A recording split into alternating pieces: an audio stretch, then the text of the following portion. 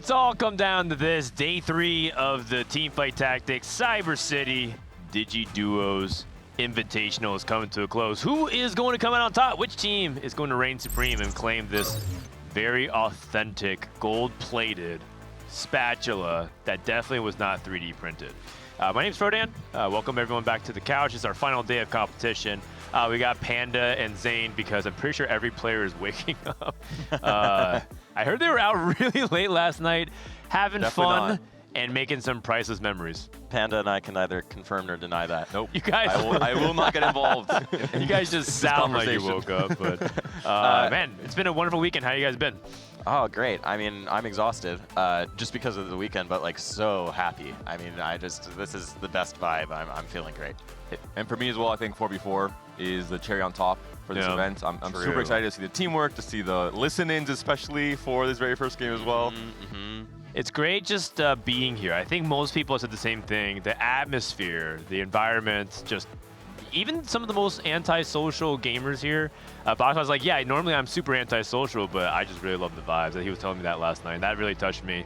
But perhaps most importantly is just some of the banter, which I believe we have a couple of clips that we wanted to show you guys of the players talking to each other. Wait, do we? I'm not sure we do have that. So I think I heard someone say listen-ins. So I was like, oh, okay, we have. All right, well, in that case, no, we don't. No, we don't. Together. Maybe we'll put that. Look at that, Dan. You spoke it into I think I heard existence. producers talking to each other as opposed to me. yeah. We're bantering. Awkward. I just like sat there. I held for a long time. My bad. Yeah, the vibes are great. We're talking about the vibes. My bad. We locked in right with you. That's the goal of the event, right? Like that's what I've been trying to do is make sure that the vibes are good. So it means a lot to hear that from someone like Albert and just from people in general to say that the vibes are really good. Yeah, we've had a lot of side events. I mean, if you guys haven't, obviously we're about to get into competition, but you should go back and check the VODs of that. We had a skit go up. We'll have 2 more content pieces coming out later today. I do have bad news. You guys are -1 couch leg. I think I broke it. Oh, okay. So. Do we have the replay of that? No, we don't. I haven't seen it yet. I want to see it, actually. I think we sub-walled it. You can't, you no. can't watch it. There's no shot. You just can't get total authority over here. We can't get anything by this guy. Wait, so we have a clip, so take a look at this. Good comms. Bro, I got a fart, bro. It's bad. Wait, just do it, man. Well, if you think about it, if you fart, 2 of them have to smell it, only one of That's optimal. That's optimal, bro. Good comms. Wow. This is the thing, though. This Alex guy, I'm going to give a bit of behind the scenes here. I don't want to blow up his spot too much, but he's so, great content creator. Like, he's so TikTok brain. You think that looks so natural? It's all scripted, you guys. Him and Ray, they are not planning strategy at all. All they do in between breaks is Alex is like, we got to do this bit. We're gonna run it. we're gonna play rock paper scissors, and we're gonna throw rock 30 times. Keep count 30. I'm not gonna say it, and then we're gonna. I mean, it's a TikTok generation for sure. If you guys don't know, Alex is like a very, very viral TikTok guy who always does the over/under. Like, can I finish this burrito in 1.5 bites? Can I finish this quesadilla all in my mouth? And he does like a bunch of food stunts. He's just as crazy in real life. He's the guy who more than anyone has gotten, can I get a photo with you this weekend? It's happened many times where people just in and around Seattle have been like, oh my God, you're the one bite guy. Yeah, I love it. Alex, he's a local, so me and him are probably going to hang out after this event. But that's not the only clip that we have, so hopefully I'm not wrong again. Check this clip out. Is Gold Collector Samira good? Yeah, it's fine. How about Gold Collector Brand? Awesome. Terrible. Awesome. Like, why are you asking me those questions? You know the answer. You know the answer to that. Well, I don't hit a Samira or Jinx. It's just giga fun, bro. I'm gonna kill you, Keith. Actually. Kill him in game, of course. Great. Why are you even asking me these questions? You know the answer to it. What was I saying? No. So just it was a clip where Emily kept asking you, "Is Gold Collector good on X? Is Gold Collector good on Y?" And you're just like, "Why are you even asking me these questions? You know the answer to that." Oh yeah, like I don't know, like she's pretending like she doesn't know that Gold Collector Jinx is pretty good. I was like, I mean, yeah, it's good. You're a challenger player. Like I don't understand. Yeah, and then she's like, and then Kyun is on the other side, like, no, Gold Collector Brand's actually pretty good. And she just like, shut up. I actually do see Emily like asking you a ton of questions, yes. and you're trying to play your own game. Is it how distracting is it? No, it's chill. I'm down to answer like the actual hard questions, but it's like, it's the random ones that like I feel like it just clutters the comms. like ideally you just trust your partner to like do the right thing anyways, and I feel like she can. How are you feeling about having? You're gonna have to do comms with not just Emily, but also Cutie and Saikuno in just a few minutes. We'll see. We'll see how that goes. Yeah, I don't really have that much to say about that. You were telling me that you think your chances of winning out today from the first series all the way to the last is 3%, like single digits. Yeah. 3%. Is that really true, or are you just saying that because set expectations low? No, I think like actually winning the whole tournament's 3%. Oh no. Okay, I think we have a really good chance of the first series. I think we have a shot at the second series. I think the last series is very unlikely for us to win a best of 5. Yeah, but that's also what you said when you won the world championship, because I mean you won with like 0 reroll. You're like, I'm not winning this game, and then you end up winning it. So perhaps when the back is against the wall and against all odds, the PP shall rise again. Can we get the bracket up actually, so we can see why Dissoap is saying that he's feeling that way? We can see like where everyone is at in the bracket. Oh yeah. Let's go ahead and pull it up in a second. if we had an opportunity. We'll give CG a time to grab that, but I think. Oh, there we go. Yeah, Dissoap needs to go ready. Good luck today in your upcoming match. Yeah, you need to sit down. I think he's stalling. I think he's like he knows the inevitable. Team So Lucky and Bad. AK Slab, Jet Lag Diff. That's going to be our first quarterfinals. This is the 3rd and 4th seed after 2 games of group stages. Then the winner of that will play Geriatric Gamers, who is our 2nd seed in the semifinals, and the winner of that will play Skate Parks. That's the reward for being the 1st seed, for doing the best in group stages. So Skate Parks, they're not even here at the venue. I think they're sleeping still. That was the I wonder why. I mean, we've been saying all weekend, like, oh, you get instant $5,000 if you get to finals because you're 2nd guaranteed. But the true reward is you get an extra hour of sleep, which it's a big deal. Granted, how. Anyways, it's valuable. That's all right. High value. High value. And the format is best of 3, best of 3, best of 5 for the final, right? Yeah. Yes. Single elimination, so no second chances. And it's 4v4, which is different than double up, so you guys get to see the 4v4 experience. I know a lot of people have maybe never even watched 4v4. We'll explain all the nuances later when we actually see the games. But for now, we do have... what's up, Sam? Oh, no, I'm just saying there's one other really important thing about the format, which is that seed 3 in the first match in the quarterfinals. Oh, you're right. Gets tiebreaker advantage for 1 game. For one game, which we'll talk about a little bit. I guess right now we throw up the rules. So in 4v4, every single game is self-contained. There's no point rollover, right? In other TFT tournaments, you're used to saying like, okay, I got 5 points this game. Next game, I'll go for like 8 points. Okay, I have to go first this game. No points carry over. Every game is self-contained. The way you win that game is by racking up the most points. So getting first gets you 8 points, second going 7 points, so on and so forth. The team that has the most points scores a point, and you play a best of 3 because you reset it for each game. And so sometimes you end up in a tie, because if you go first, second, and then 7th and 8th, you'll tie the team that also goes 2, 3, 4, 5, 6. Yes. Or sorry, 3, 4, 5, 6. And so the tiebreaker advantage would go to the 3rd place team. So thank you for clarifying that. It is important. It's very often teams are tied, so usually the tiebreaker is the win-out player, which is why it's so important for every team to have one player that has a spot from 2-1 that they can potentially win the entire game from. Despite this, of course, we'll have a different tiebreaker for that first game at the very least. Well, it might sound a little confusing if you've never heard of it, but we'll walk you through. Trust me, it's really fun. There's a reason why players all love it. In the meantime, speaking of people we love, we got CLE with a special guest to chat up a little bit while we stall for time, because we're starting games in about 20 minutes. You say special guest, but I say special guest. I have the entirety of Team Jetlag, and they're not even tired. They're ready to roll today. They're so adjusted. I interrupted their breakfast meeting, though. What were you guys talking about before I got up here? Yeah, hello, everyone. We are talking about our strategy, and we are talking about last night, that we finally got a good sleep, and there is no jet lag diff anymore. We are ready to fight. And the good news is you guys have a lot of fight left in you, but Unit, as the team captain, as the highest seed in the tournament, you want to leak all your strategies? So we play only 4 comps, okay? 1 TF, one Marksman, 1 Street Demon, and the other one Vex, okay. That's it. So that's it. You just... Are you rotating who's playing those, or is it just like no matter what. But he's one of the TF brothers. How do you feel about being on something that's not TF?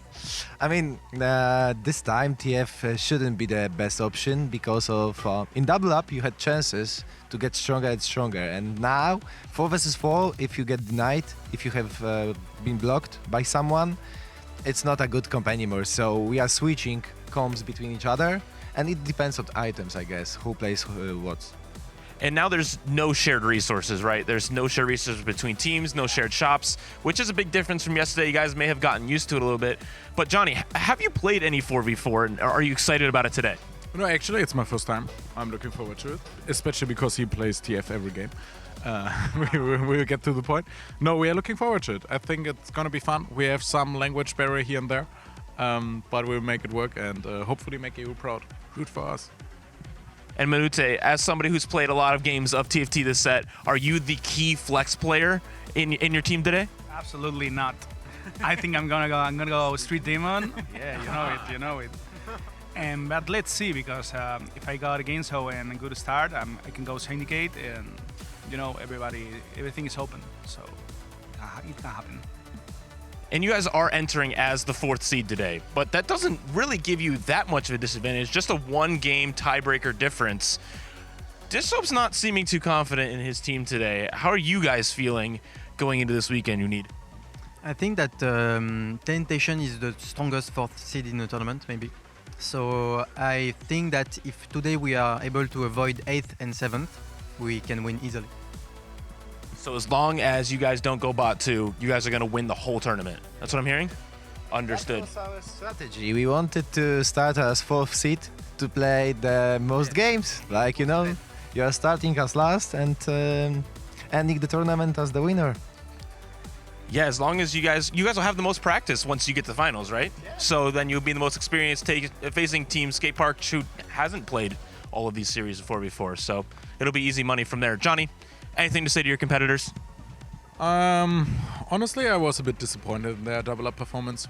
I was also disappointed at my own double up performance. But I think we can all play better. Let's hope we bring it on today. And 7 games to victory. Easy. 7 games to victory. You heard it here first. Team Jetlag, no longer jet lagged, but ready to go. So we'll be sending it back to the desk, get ready for game. You guys are up first, so we got to get you to your PCs. Let's do it. Awesome. We'll send it right back to the couch. Thank you, CLA. You guys have been awesome. In fact, I actually think Panda has bonded a lot with Bartosz and Tentacion, because you live in Warsaw as well. It's been awesome to see them because, I mean, they're very jet-lagged and very tired all the time. We were on the same flight coming here, but we just didn't know we were on the same flight, so we found out later. Okay. But the flight back, I think, will be quite fun, hopefully. It'll be fun. And we'll meet there in Warsaw as well, so very excited. I am worried about the confidence and the communication. Johnny mentioned a little bit. We talked last night during a very normal dinner at normal hours, and Johnny told me that you need, as the captain of the team, does not like or is not able to play and communicate at the same time. Oh, and you need to immediately tell especially Johnny, in your second language. Yeah, it's really, really he told hard. Johnny, That hey, is hard. I cannot be the coach. You'll be the coach tomorrow. And Johnny is worried about the language barriers. So I'm curious to see how they try and fix that in this game 1. The odds are stacked against them. They have communication barriers. They're exhausted, not playing anywhere near their usual time zone. And also, they're down a tiebreaker advantage. So if they win out, I think they've truly earned it this tournament because 100%. Everything is stacked against them. 100%. They've been ramping up. I do love, like, we really bonded with them last night, too. I think that was when the EU players really got a chance to talk to everyone. And I think they're just really appreciative of being here. Johnny and I were talking about, like, novels and stuff. It was great, and I've loved seeing them come together too, because, you know, a lot of the other teams in the event like do know each other beforehand. I don't think that's as true for EU. Like, they're just bonded by region, and so seeing them actually coalesce has been so cool. That's a beautiful sight. The reason why they are, of course, the lowest seed, as we are about to show you guys, is the scoring of what happened.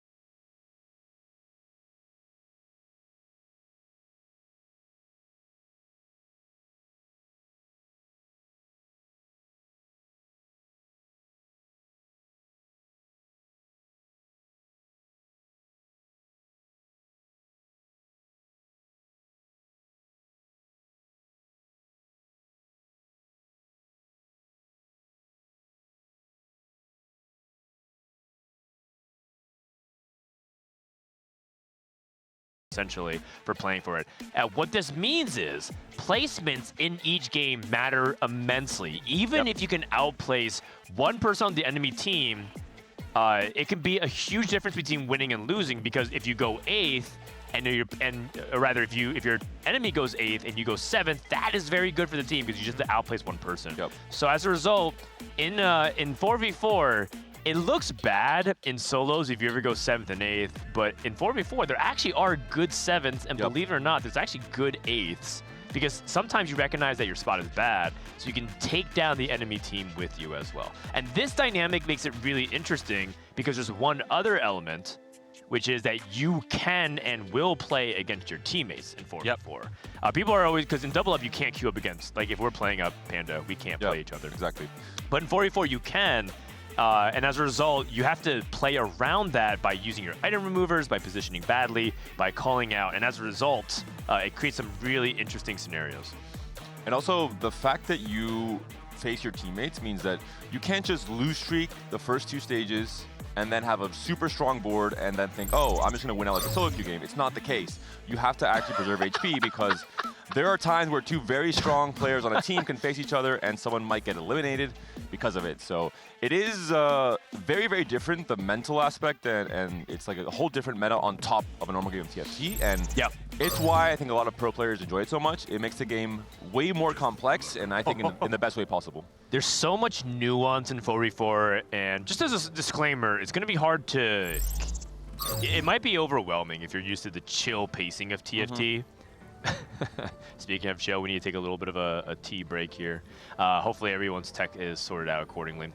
Yeah, the idea is that, because some people say playing your own teammates, isn't that kind of weird? That's like counterintuitive. You don't want to hit your teammates, but it's what allows tempo strategies to evolve. Can't just hyper greed, right, and play for that Cypher cash out, because then all the players on one team would just make it so that way they can play for the win out, and you as a result can win by playing for the win streak, which is really, really powerful. And then also communication is going to be really important. If you are a player that needs the lives, you need to communicate with your teammate and save your item remover. How you manage your removers is really important, because you're going to see people remove their items, slam it later than usual. The play patterns of 4v4 changes pretty dramatically, which is going to be really interesting to watch. It is very interesting too. There's a lot of situations where ties happen in 4v4. It's very common that both teams will have the same amount of points at the end, and because of Team Slab being the 3rd seed, they get to have a free tiebreaker and claim that spot. Oh my goodness! Talk about Cypher. Disop already has double Draven. That's pretty big. How important do you think Cypher is for 4v4? I think it's important to have at least one player that has the angle to win out, that has the potential to win out, so it's always going to be the play. It is much harder to have a full loss streak with Cypher. You have so many more players trying to grief you, and talking about griefing, this is one of, maybe the most important thing in 4v4. You don't only have one player manipulating shot balls, you have the power of 4 different players doing something in unison, which is so much more powerful. If you're playing a 3-cost reroll, good luck. You will most likely never hit, because everyone will be sacrificing 10 to 20 gold to hold, as many copies as they need to deny your strategy. Yeah, so Scarra was like, oh, can I play Fiddlesticks tomorrow? Can I play? And the team's like, you can't, because 18 copies, if everyone on the enemy team holds 2, you're really, really unlikely to hit, if not just basically impossible. So we'll see what lanes people are taking. So usually what ends up happening in 4v4 is that the first player that declares their spot, everyone fills around. So Emily says, okay, I think I'm Street Demon, which means that on Disop's end, Disop's like, okay, well, I'm probably going to play Cypher into something else, maybe into Marksman Vanguard. Cutie Pie will try not to contest his teammate, because that would also be bad. And then Sykkuno, we know, is very likely to be Twisted Fate. And what is that going to cause him to take? Because he can't really take something like Caretaker's Ally. Okay, pumping up it is. Over to Emily Wang. Delayed start. Delayed start. Oh my goodness. Zyra 2 and Mundo 2, so she almost certainly is. Wait, that's a Draven 2? Wait, what? This is it, the Dish So Special. He duped it. Oh, he duped it with team tempo building. Draven, we saw it at the start of this, had a lot with the Nitro board you played in stage 3. Maybe it'll be the same angle again. Okay, and then Cutie with Component Buffet and early Morgana Bruiser might be trying to angle for Vex because he has this Morgana pair to play around and he can manipulate his items. Component Buffet is a really good augment in 4v4. In general, item manipulation is really good because that makes you agnostic to the carousel because a lot of times in the carousel, you'll see a lot of people deny each other. One thing to mention with TF as well for Sykkuno, it's not wrong for him to play it every game. I think it's even correct. Even if the other team knows to hold TFs and you're not hitting your 3-star, it doesn't really matter. As long as Sykkuno knows he has to play tempo. His whole game plan is not winning out with a 3-star TF and 3-star Braum. It's staying very healthy and strong in stage 3, taxing the opponent's team's HP as much as possible, and then maybe bleeding out to a 6 or 7, and that's his job, basically. Yep. In the meantime, and you can see no reinforcements here, just standard 4v4 fights. Take a look at what's happening on Team Jetlag. We'll see if they can set their macro. Branching out into Divinicore emblem. And so a lot of people are probably thinking Vex because of Divinicore. We saw Unita actually was one of the few people willing to play Zed, like Divinicore Zed. But the issue with that is if the enemy team catches wind of that, if you target the Zed, then he might be in kind of trouble. So I'm not sure about that. Let's take a look at Johnny. Johnny is he the Twisted Fate player, you think? If he has to, I think yesterday they cooked a bit too much, Johnny and XN, and they regretted that a little bit. So I think they might be playing a bit more standard today, and this could be one of the lines for sure. We'll see. He's using his first bow for Twisted Fate on Shiv, which is not a bad choice, but some people say you need that first bow to go to Rageblade. And it did look like XN was also playing that. He has that Pandora's Bench here early. You're right. And so that would be something that would play very well into his play style. But it looks like he's got 1 cost on there right now, not 2 costs. We're making gold, so. And Minute also has item manipulation too, Pandora's to keep himself. That puts him in a power position. So at the very beginning carousel, he can take whatever he wants, or even let Exentession take what he wants and then say, oh, I'll just Pandora's and transform these items anyway, so don't worry about me. He also sort of declared on the interview, I'm playing Street Demon, so I'm going to keep my plan really basic. So I'm actually really curious how comms are going to sound on the carousel, because we'll see how they work together, and maybe you can get a little glimpse of that.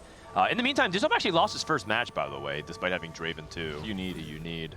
Just to show you. The fact that he has the Divinicore emblem, I'm happy it's him. I think he is the most,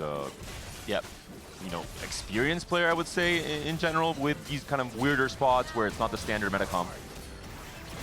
Yeah. Okay, Draven getting a win over Exentession. That should be pretty easy. So many upgrades, though, for Dish. It's just going to be really hard for him to lose any more fights throughout the stage. Losing that first one's not too bad. Yep. But once he gets Cypher in, obviously as soon as possible. Okay. Let's go ahead and listen into one of these teams and see what they're saying. If there's a tier when we're picking, can I have it? Oh, there's a when we're picking, sure. You have the component. Yeah, Look at Emily and Cutie. I really need the staff. Never mind, he took it. There's another one. Yeah, you can I really want this boo. Can I have the staff? I'm gonna take the rod. Oh wait, you should just. I'm at 100 HP. I'm Oh, probably wait, not I'm getting just gonna anything. take It's fine. Yeah, just take whatever. I'm not gonna really be able to choose.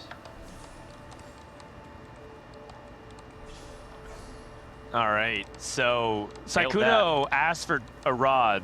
There were 2 rods. One of the enemies took it, and he said, I really need this rod, and then Cutie just took it anyways. And he's like, you know, it's fine, I don't need it. I think Dishop's mental is going to slowly deteriorate as each carousel comes through just from listening to that one. Players want to cash out. Veg. Okay, you need still looking good in the driver's seat.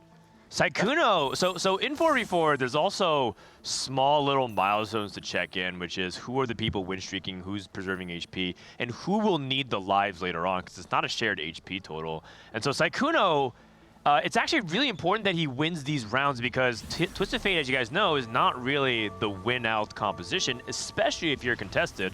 So these rounds that Sykkuno can win, he will be the HP mule that is storing up for his teammates. But that does require a little bit of coordination on their end. So he's put in a really important position to win now and trade HP for his team later. And it'll really help to have someone like Dishop or Emily on the comms telling him, hey, you have to roll now. This is the tempo spot where you have to really start pushing and pressuring the opponents in stage 3. And he'll know to roll on 6 at 3-2 and maybe go 7 on 4-1 and roll deep and not just play greedy like we saw in the first 2 days. Yep. Dishop did not push levels there and did take another loss, so not playing extremely from ahead this time, but instead will go for that mixed streak here.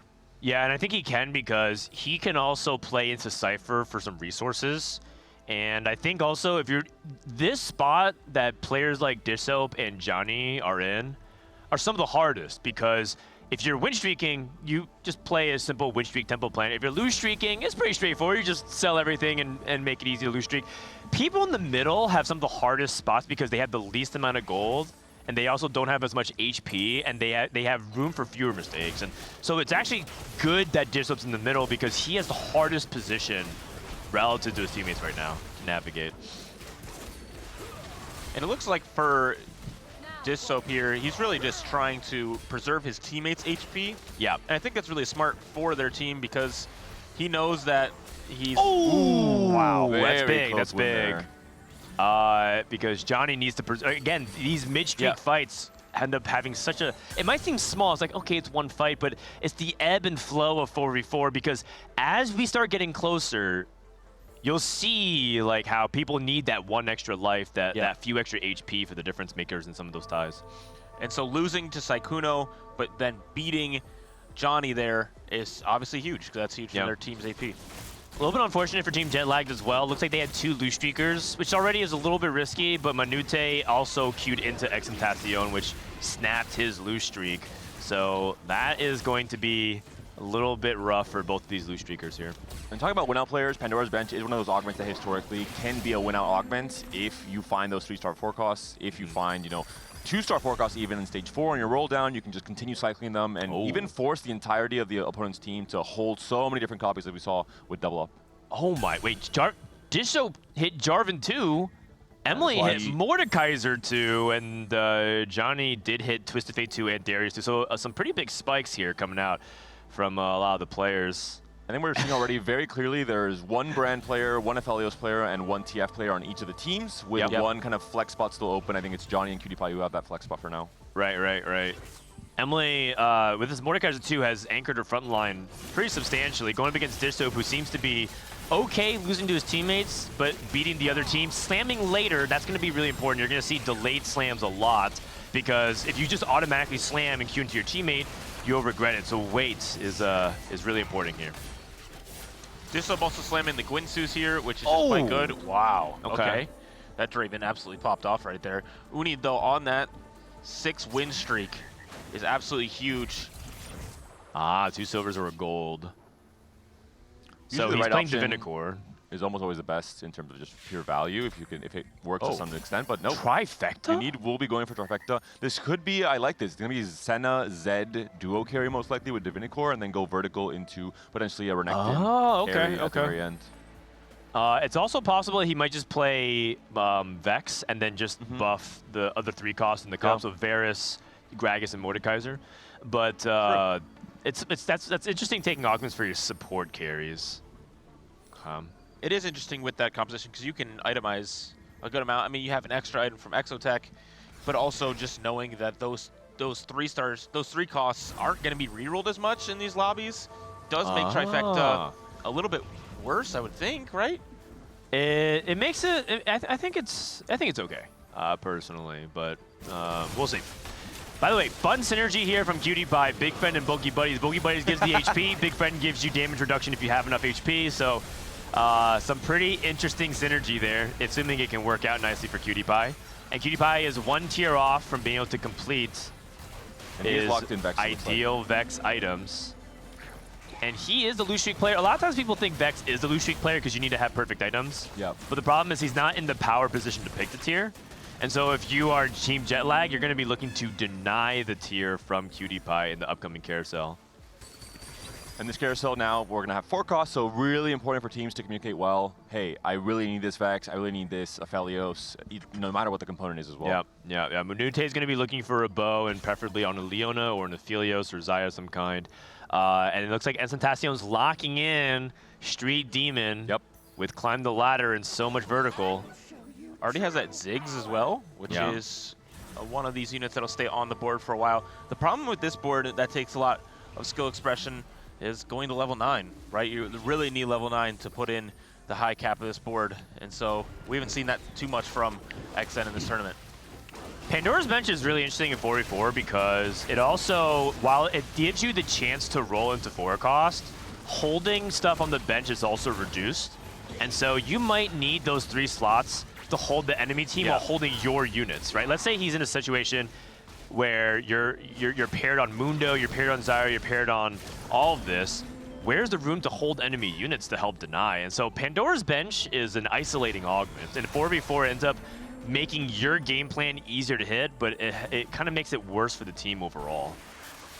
Oh, and Nico with a tier. Ooh, 2 pants. Holy, and a spatula as well. The Nico with the tier is so big because Invitational can take it, and he denies the tier away from Cutie Pie, so he can't get blue buff. Yep. Wow. He Sure is going to have does. now 2 tiers, though, so can't really slam a Shojin, doesn't want a blue buff on a brand. Who's taking the pants? I'll take his Braum as well. We can just Wait, if Unid gets that Zed? Oh no. Okay, Sykkuno takes the belt. Pan's left on the carousel. Pan's in general, much more of a solo queue type of pickup you would go for. Like, you know, rapid fire, or if you can turn it to Boombot. Also, not much comms going on from Team Slab as well. I'd love to see who Unid lost his streak to. Unid lost his streak to a Cutie Pie. Wow, okay, that's big. Huge. Johnny with the Gragas too. And Sykkuno holding strong. And this is, a lot of people are going to look at some of the weak links and be like, can we target him? But this is what Sykkuno needs to do. He needs to be strong. He needs to get these wins. And most importantly, he needs to try and keep that lead as high as possible to trade HP for his teammate later on. And this is exactly what is happening right now. And if you get to win here over Cutie Pie, that's actually good for the team. I think Slab would prefer Sykkuno to win here. And Cutie Pie really at the mercy of this next PvE round coming up and the components he gets. He needs that blue buff very, very badly. He has the gunblade already at the very least, and the red buff for the various later on. Oh, don't look now. Disob's also win streaking. Unid getting a big win as well over Emily Wang. And the items do look more Vex-oriented for the comm instead of the Senna, it looks like. Yeah, I think it's got to be Vex. I'm a little concerned about XN's. His health is pretty low here. Yeah, We're really rich, though. So here's the thing. So if you're playing 4v4 and you're on Team Slab, what you have to identify now is, okay, can we pressure XNtacion and make his life difficult? If you're Dish Soap and you leveled in fast states, you're looking for Vanguard Marksman, but also he's going to look and hold Brandon Nico's, because if XNtacion can't hit, then it doesn't matter that you lose streaking, he's just going to go 8th. And one of the big markers for 4v4 is if 3 of your teammates go either bot 4 or top 4, 3 going bot 4, you automatically lose. 3 go top 4, you automatically win. And so sending someone out in 8th place really, really helps your chances of that happening. Yeah. Mathematically, you just can't come back if 3 players in the bot 4. There's no variation of placements that can get you enough points to win the game. And XNtacion's on a 10 loss, and Minute is also not the healthiest. It's looking dicey for Team Jetlag. If Emily if you lose this fight, it's a big deal. Wow. He does lose it. The other thing is if XN dies, that means Emily, who is on Straight Demon, will have a lot more resources in the pool. So if I'm Team Slab, we have the econ lead, we have the streak. Disop has to hold the brands. Obviously, Emily has to go for it. Cutie Pie needs to contribute as well and hold the brands. They need to target XNtacion and send him 8th to get the first blood of this game, which would be huge for Team Slab. I wonder if XN rolls on 4-1 here. He'd have one more turn of Pandora's bench, trying to trigger some brands and Nico's on the roll if he finds 4 costs, but not that much gold to work with, really. Yeah, the difficulty is he doesn't have turns, right? The value of Pandora is the more turns you get, the more chances. The more value, yeah. But he doesn't have much gold to work with. If he levels a Shojin, 8, has, I believe, a guard breaker, so the items are good here. Yeah, the items are good. Maybe going for Rengar 3 as a side carry. Does go 8, does start rolling, and to buy every 4 costs possible. Yeah, the problem is if you hold the 4 cost, then you're not rolling, right? So like, he could keep 12 gold on your bench, or you could roll 12 gold to hit Nico too. Oh, there's a brand at least, so he can fit 7 Street Demon already. Yeah. We have Nico as well. You can't really roll the 5 costs either. He needs to win these fights. And his matchmaking pool is Cutie Pie, Minute, and Sykkuno. Sykkuno, he's matched up against Cutie Pie. If Cutie Pie can potentially find a way to still be competitive, this would be huge.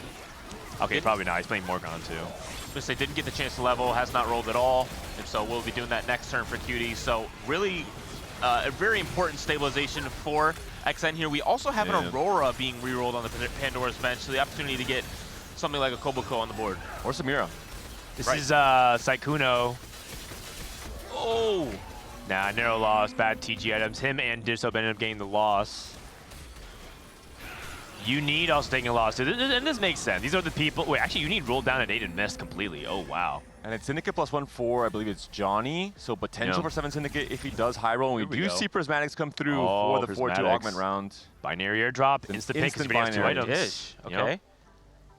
And this allows you to itemize Jarvan as well, which is kind of nice in the Marksman Vanguard line. And the quicker itemization for both Zaya and the Aphelios. J43 would be nasty. Ooh, nice chop. Okay. No Zayas. You have to, or sorry, 1 Zaya, excuse me. Yeah, it's okay, I guess. Ooh, Blaster. I love Don't that. know if Aphelios is oh, a bit Cutie sad. Pie hit Sejuani too, but no Vexes. Uh-oh. Oh, Renekton. Okay. So he's gonna have to just stay on this for now. How's Emily doing? Emily, 1 Brand Samira pair, but remember, there's not double up. You can't send anything. And she also has a Street Demon emblem. And Cyber Uplink is a great augment. Yes. I do worry that she doesn't have enough damage here. Going up against her teammate Cutie Pie, but how's Exentacion doing? Going up against his teammate as well. Yeah, Manute's spot looks really good. The items are quite good for him, but the upgrades are not there at all. Yeah. And so the contesting between Dishop and Manute. But XN does need to win these rounds. But now Manute is in a similar spot where he's at a few lives left. Okay. And this is the kind of the problem with like the double lose streak, right? Manute and Exentacion both being low, feeling like they both have to play the strongest boards. And you can't really like sack for your teammate because you just have to be as aggressive as possible. It's also important to communicate well with roll timings. If you have a brand in your shop, you should either buy it and sell it if your team's looking for it, or say, hey, I have a brand here, don't roll yet, wait, let the opposing team roll, and then buy and sell and allow your team to do so. So there's a lot of very critical stuff, and min-max team can do in 4v4. Johnny has Syndicate Emblem on a Zac. This actually has really, really high cap. Fighting a Zac on 7 for Twisted Fate can actually be really good, but the problem is he's very far away. And so now Saikuno, his role in the game is really important because now he has to be very aggressive to deny what Johnny is trying to do, and Johnny's rolling very aggressively as well himself. And Saikuno does have that HP lead, which obviously will be a huge part of if Johnny can die before him, he can maybe even still hit and stabilize and grab a few more placements. Wait, Cutie's still winning despite carrying Morgana 2. Hyperfang's on Varus is really good, and Manute takes a critical loss as well. It's looking good for Team Slab right now. 1.5 item TF, who got double stunned by Sejuani as well, so maybe not an ideal fight there. Samira. There's a brand. On the carousel. They need to deny that away from Emily. They need. There also is a brand, and XN's going to be taking it. He has a rod, I believe, open, but he had one reforged still. Cutie probably leaving it open to his teammate, see what Emily wants to pick. Kabuko. And maybe one of the not so likely win-out players on Team Jetlag for XN, who has now got Nico 2 and Brand 2. Yeah. And that's enough. In 4v4, you cap lower because there's so many people trying to, counterplay you. Oh, Samira. It's a Samira. This is huge. Yeah, And that's the really brand big. upgrade. If he reforges the rolling still. tier, I assume, try to hit maybe a Morello. It's tough. He needs both utility sources. He needs Shred and Anti-Heal, so you could justify either. It also feels bad doing it because you might miss the other half. He could wait. I mean, Blazing Soul climbed the ladder, Brand 2 already. He should be stable for the next 2 fights. And then if I'm Slab, now our Crosshairs moves over. Exentacion looks stable. If you can send Manute 8th, he looks like he's the most vulnerable player as well. We did hit Aphelios too with nearly his best in slot, but the problem is these frontline items are so bad. We just have an Even Shroud and Open Belt. Yeah, just Even Shroud. And it's kind of a shame because he does have Pandora's, but at least he gets a win here. This is what the Twisted Fate player's role is, right? Johnny's trading his HP. He knows he's weak. Lets his teammate gets the kill. Finally a Vex for Cutie Pie. Oh. Good loss. Good loss. Nice. Good. Perfect loss. Perfect loss. That's what you want. You want to get perfect loss to your teammates. You want to win by 1 or lose by 1, and you want to crush your enemy team. Dishop is looking good, though. Very strong, very stable. Binary airdrop, bulky buddies, very good combo here. Fiona 2. Yeah, and I mean, Sykkuno has triple Rage Blade. Oh, he took anger issues. Oh, I like it. That's actually really good for this comp. With pumping up as well, it's just gonna scale so fast in these fights. Yeah, that's right. Chat is spamming PP. I think they're talking about Sykkuno, right? Yep. They're talking about Emily Wang to FPP. This is Minute versus Emily. Emily needs to do big damage here to Minute. If she can get the win here, this would put the win percentage chance really high. Minute trying to hang in. It's Ziggs no Cyber Boss. Does he do enough? Can the Aphelios win this? Close! Oh, just And barely the diff. Gunblade. And they need that to hang in there because Exentacion, look at him, he's winning out. Cutie Pie gets a win versus Uni, which is really huge. But Exentacion's board is stable, right? And now he can even roll for the 5 costs. He's hit almost everything in his board. He just needs utility. Another thing too now though is John. So this is the HP preservation that's really tough.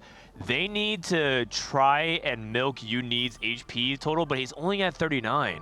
So that puts it at a really tough position. There's just not much HP to work with here. It is doable. Jetlag can make the comeback, but they're in a tough spot. No matter the board strength, at a certain point in time, you just add up the total HP per team coming to stage 5, and just with the matchmaking panning out in certain ways, it could spell doom for the entire team. Yeah. And then the only player that's currently in threat right now is Cutie Pie because he hasn't hit Vex 2, but that's okay. If Cutie misses and goes 6, that's really good for the team because that means he's outplacing 2 members from the enemy. Emily Wang hits Samir 2. Jarvan 3. Oh my goodness. Uni just Vex 2 as well. And Dishop hit Jarvan 3. Wow. Zaya 2 for Minute. Everyone's spiked. You want to have binary on the Jarvan for sure here. Yeah. But he's removing because he's making sure that he's queuing up his teammate. Slam first. He's queuing up into Johnny. He needs to get his items quickly, and it's hard because it's binary. Okay. All but one. All but one. And if Dishop gets the win here, I think that puts Team Jetlag in guaranteed 8th zone. And it looks like he's gonna do it because his Leona's unkillable. Lost. Wait, XN lost to who? I believe it was Emily. Oh my goodness, Oh, this goodness. is crushing victory here across the board. On our Johnny first game? lost to Dish Soap. Exentacion lost to Emily Wang. It might be a 1, 2, 3, 4, and Jetlag might go 5, 6, 7, 8.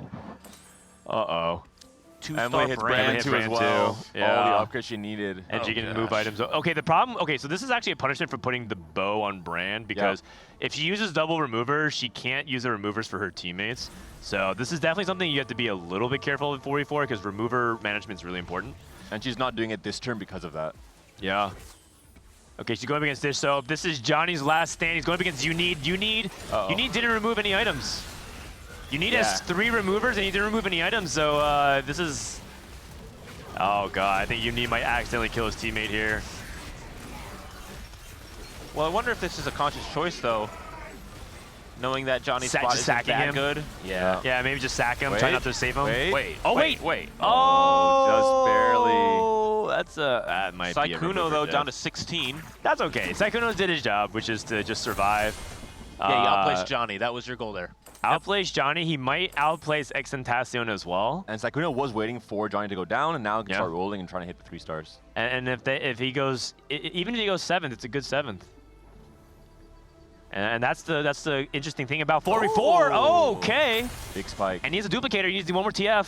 Yeah. One more TF it is. 3-star TF. The APM. Do it. Bro, you have duplicator. Wait, who's he facing? Who's he facing? Oh, you're right, I guess. Oh, XN though. Oh, I think he forgot. I think he forgot. Because he kept rolling. Yeah, whatever, win anyways. Yeah. It's interesting because we said, 3-cost reroll wouldn't be as popular. No one saw the Draven coming though. Again, no Braum. We're not close to Braum at all. That's all good. 1 HP. Okay. And Minute also takes a loss to Dish Soap. Cutie Pie gets the win versus the Ghost, and I think that just basically means it's almost impossible here. Is there any other last-minute things? Sykkuno can just grieve anybody's item here because he has anger issues. He needs to deny Minute. Okay. Or even keep open to what his teammates want. So he can pick last even. Well, Minute had reactive shell, so getting a Vanguard emblem's quite good. Yeah. Okay. A little. I mean, you don't really have any other frontline that wants to use a Vanguard emblem because you're just stuck on 4 Vanguard for Marksman. Yep. And Disso takes another offensive item for his backline. See, the matchmaking now is going to be so important.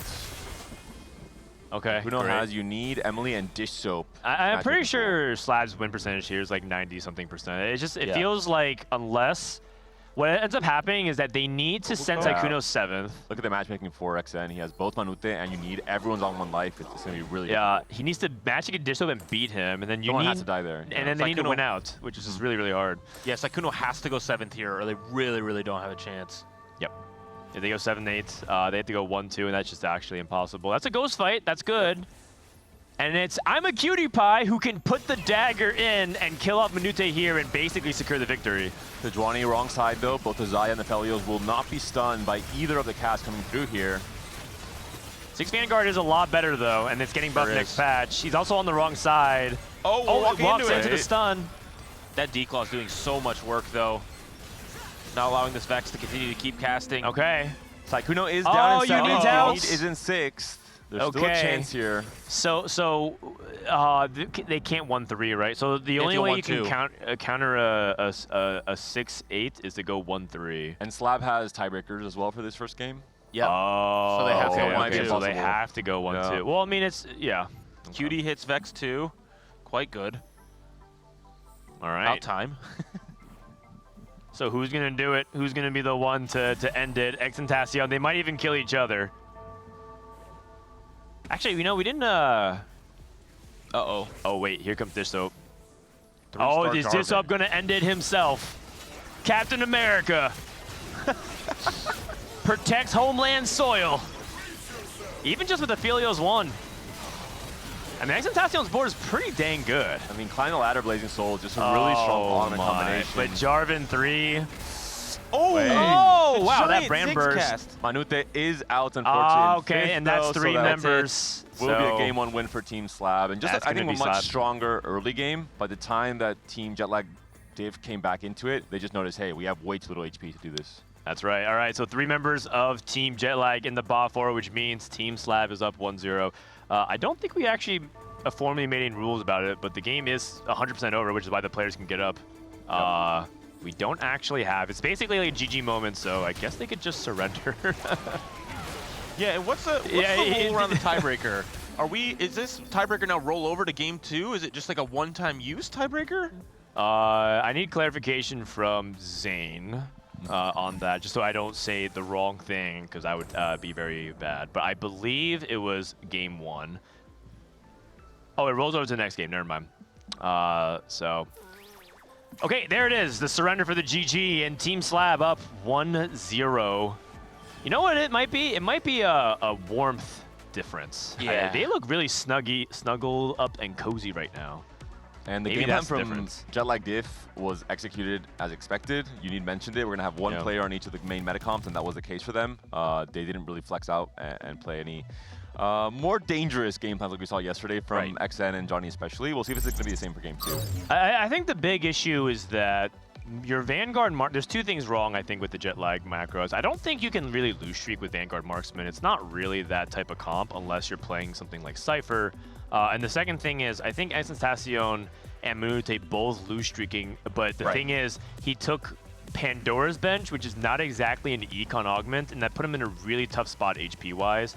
And I think they just didn't have the HP to work with. And that's why playing your teammates is important in 4v4, because you can't just greed, you have to play against your teammates. Yep. Let's go ahead and play a clip of Team Slab talking about Braum, apparently.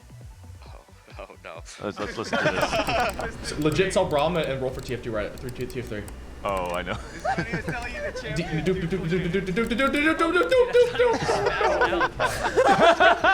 you have it. Rolling down for TF3, and then he sees that I was one away, and he just saying. spams so Sorry, hard. sorry, Like, sorry. is he It's all alright right. over I there? didn't know what you were And I think saying. he was saying I had a duplicator, and I thought he was just passing out. Yeah, Sykkuno. I promise you, I'm not that crazy. I'm not that crazy. So how was your first 4v4 game, Sykkuno? I feel like you actually played your role really well, preserved HP, win streak early, trade for your teammates, and fall off. How was it on your end? I got pretty lucky, yeah. It went pretty good. Yeah? Yeah, I think it went well. Oh, here comes what do you Bartosz, what do you have to say? Dude, you didn't go TF that game. I didn't go TF because my teammates said probably that. had a better position, or? Nah, this game I didn't have even a single ball, so I decided to skip the Twisted Fate. Yeah. But my duo partner said he's gonna try it. And I said, be careful, Sykkuno is the Twisted Fate master. You did pretty good. Yeah. You did pretty Yeah. good. You did pretty good. Maybe you go back to Tuesday next game. I think you have some Maybe, some beef. This game I tried my best playing Street Demons, and it went fine, but playing Pandora bench into so big lose streak because I lost 10 in a row made me some nervous because, you know, I wanted to have a chill game, roll on Pandora, but finally I had to roll anyway by using the typical rolls. So, and also I was surprised because when I was looking for Brand, you had already Samira 2-star, so yeah, that was kind of problematic when you're playing Street Demons, right?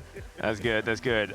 Cutie, how was your first 4v4 game? I'm just curious. Wait, this wasn't my first 4v4 game. I played in a tournament. Oh, you played an EDW qualifier. Player. Oh, that's right, that's Yeah, right. and I dominated. I made it to the second game and then we lost. But all right. Yeah, I mean, it was fun. I mean, Dish Soap is like the mastermind. And he's just telling us what to do. So I was on briefing duty. I basically took nothing I wanted and held everyone's units. But Perfect, you know perfect. what? I'm So just- happy with that. All right, sounds good. This is Emily Wang, who apparently is a Samira Whisperer. Samira 218, what was that? No, I hit on 9. I hit on 9. Oh, you hit on 9? Oh, okay. Someone said you hit on 8s. And looking good so far. You guys look also really snug, like cozy. You guys are wearing some. Do you guys bring some outfits for? Yeah, no, I mean, they provided that. They got some insane fits at this facility. So shout out to Riot Games. Insane fits. All right. Shout out to Riot Games. Good catering and sick fits. All right. I think we should get them ready for the game number 2. Yeah. Yeah. Okay. Good luck, guys. Good luck. Also, you guys still have the tiebreaker, so I think you guys are in a really good spot. All right. Hopefully for Jetlag Diff, I think they maybe realized with their first experience in 4v4 what they did wrong. Because it was not really a comp selection, it was not an item slam selection, it was not positioning, it was just the macro, you mentioned it. Yeah, from macro. the beginning, end of stage 3, we already kind of knew that they were doomed because of the way it panned out. I think Johnny, we saw coming into, I think it was like after the stage 4 carousel, he only had a Shiv and a bow on a TF2, and that was his game plan. You have to be pressuring so much more with TF. That's the main role for the comp in 4v4. And the other thing too is in 4v4, I think a lot of people might have the impression like, oh, you know, we should have like one, like you see how each team is trying to keep it simple. They say, let's have a TF player, let's have a Street Demon player, let's have a Vex player.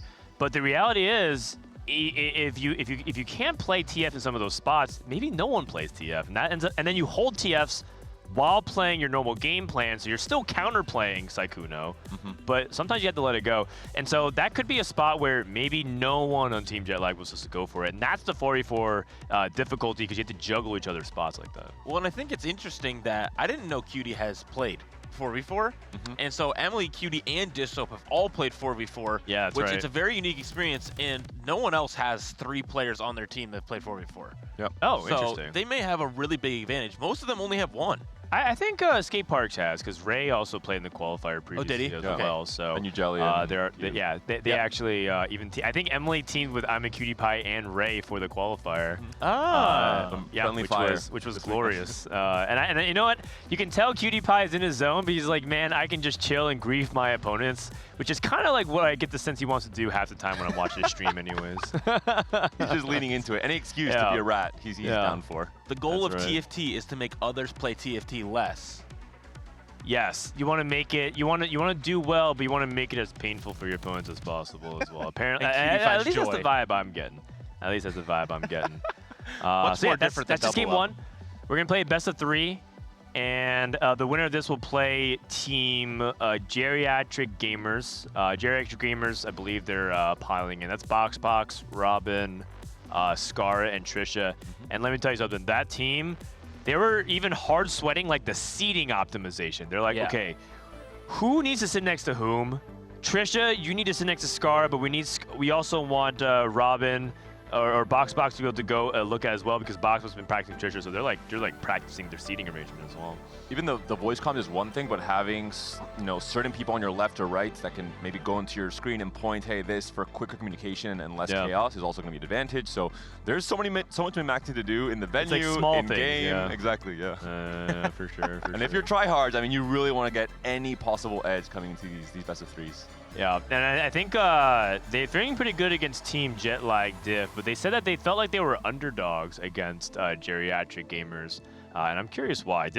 It might be the classic Dissoap downplay, because also the week heading into set 13 into the Arcane World, Dissoap also told me that he was like, yeah, we'll see what happens, and maybe I'll do well, maybe I won't.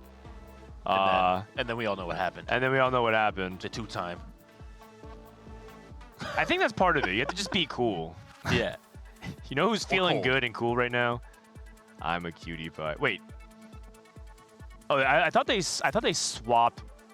They swapped capes.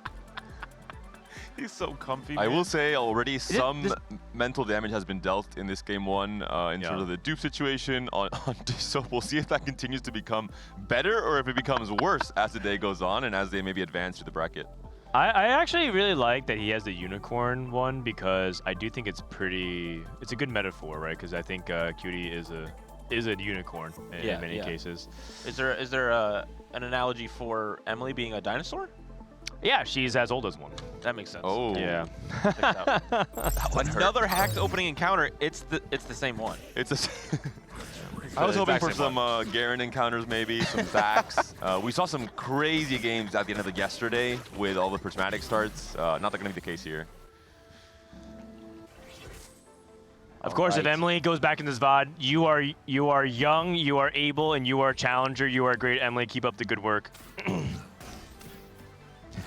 Surely, I don't think Emily is the type that ego watches a VOD to hear what the commentators say, but just in case, you gotta cover your bases.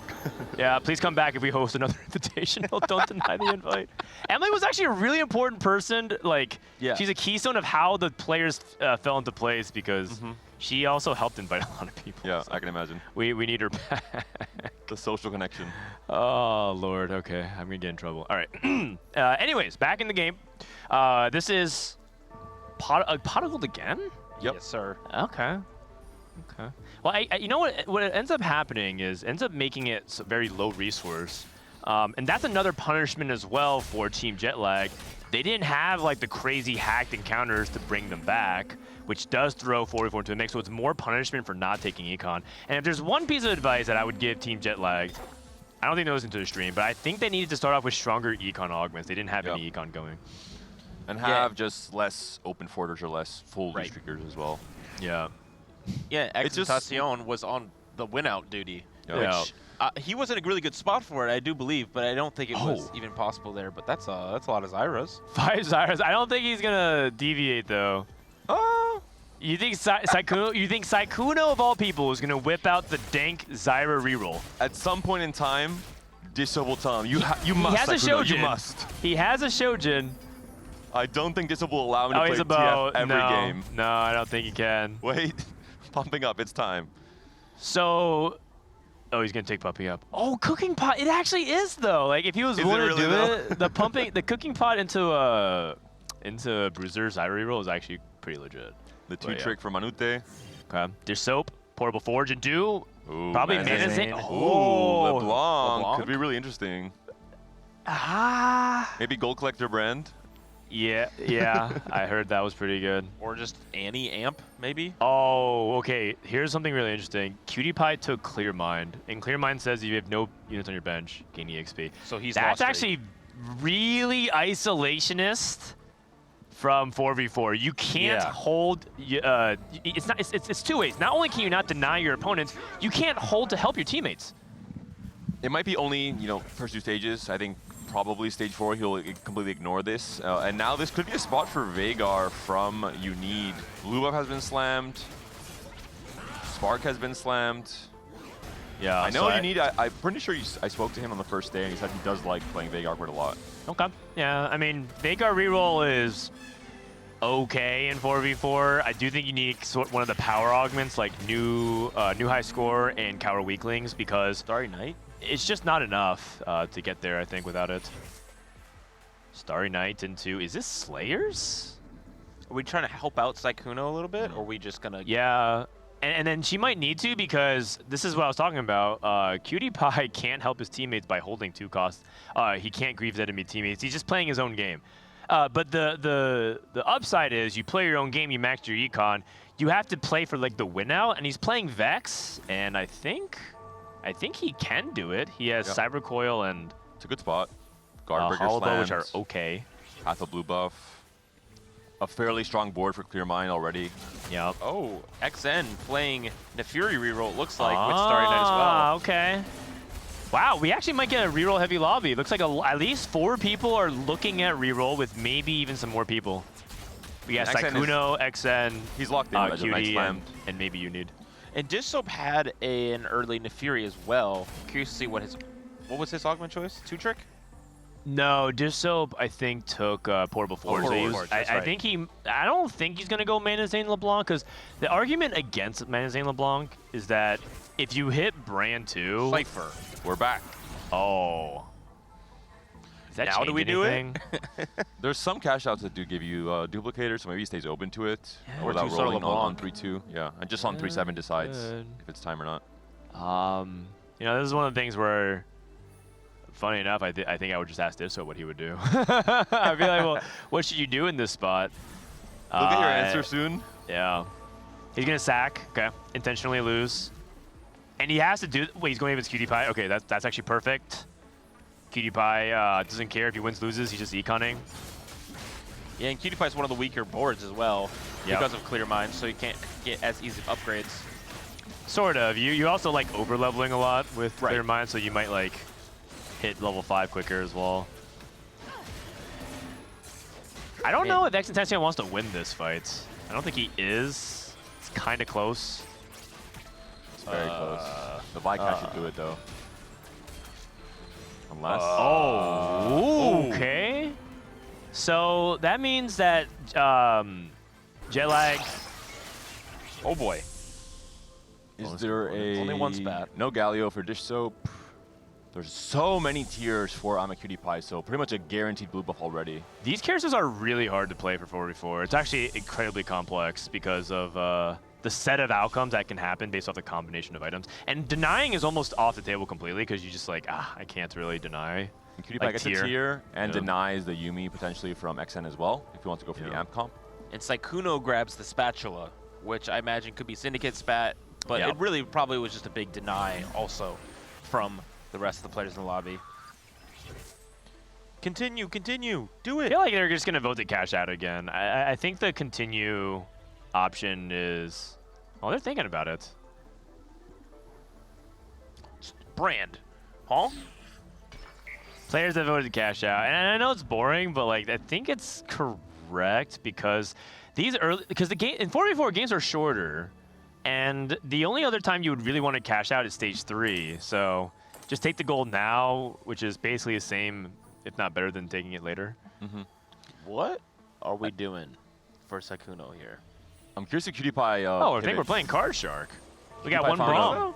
Found a we got one Braum and Shaco too. Okay, understood. It will be Sykkuno versus Emily here. Emily should win this with a Rage Blade Slam, and no items really slammed for Sykkuno. Look at the HP totals, much better starts, I would say, for Jetlag. Diff, a lot more HP overall coming out of stage 2. But there will be a reroll heavy stage 3, and that could definitely change with so many players crushing the lobby. It's going to be really in the hands of the RNG of Starry Night for, multiple of our players in this lobby. Johnny, though, back much on better TF. 3 items already, fully completed instead of just 1.5 in stage 4. Yeah.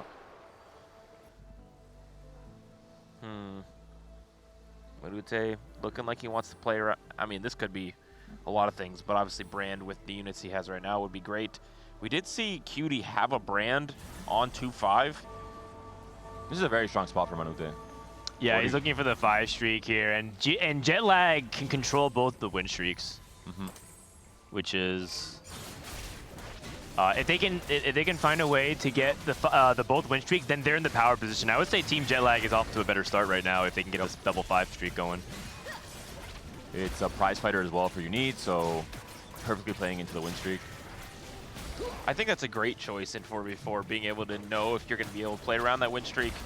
Your teammates can sack for you even sometimes if they're not really caring about their streak. Okay, wow, they did it. They got it. They got it. That's right, basically. Yeah, and they're 1-2-3. So Team Jetlag is looking better right now in terms of the HP counts. Taking a look at the macro, PewDiePie does have the blue buff, clear mind. Okay, like everything's working out fine. I guess it comes down to the rerolls then. Can Saikuno preserve HP? Oh, we're back. And can Emily? Emily's one of these X factors. I don't know how good the Slayer reroll potential is from her. I think Emily and XN might be the 2 X factors on either team. Right. XN can really pull off the Neferi comp. Maybe he's learned from Gangly or Alex this weekend. I mean, assuming that Emily is playing Slayers, I don't think there's any other thing I'm missing with Starry Night. Shaco too. Okay. Ooh, it could be Shaco actually. A little bit late. What?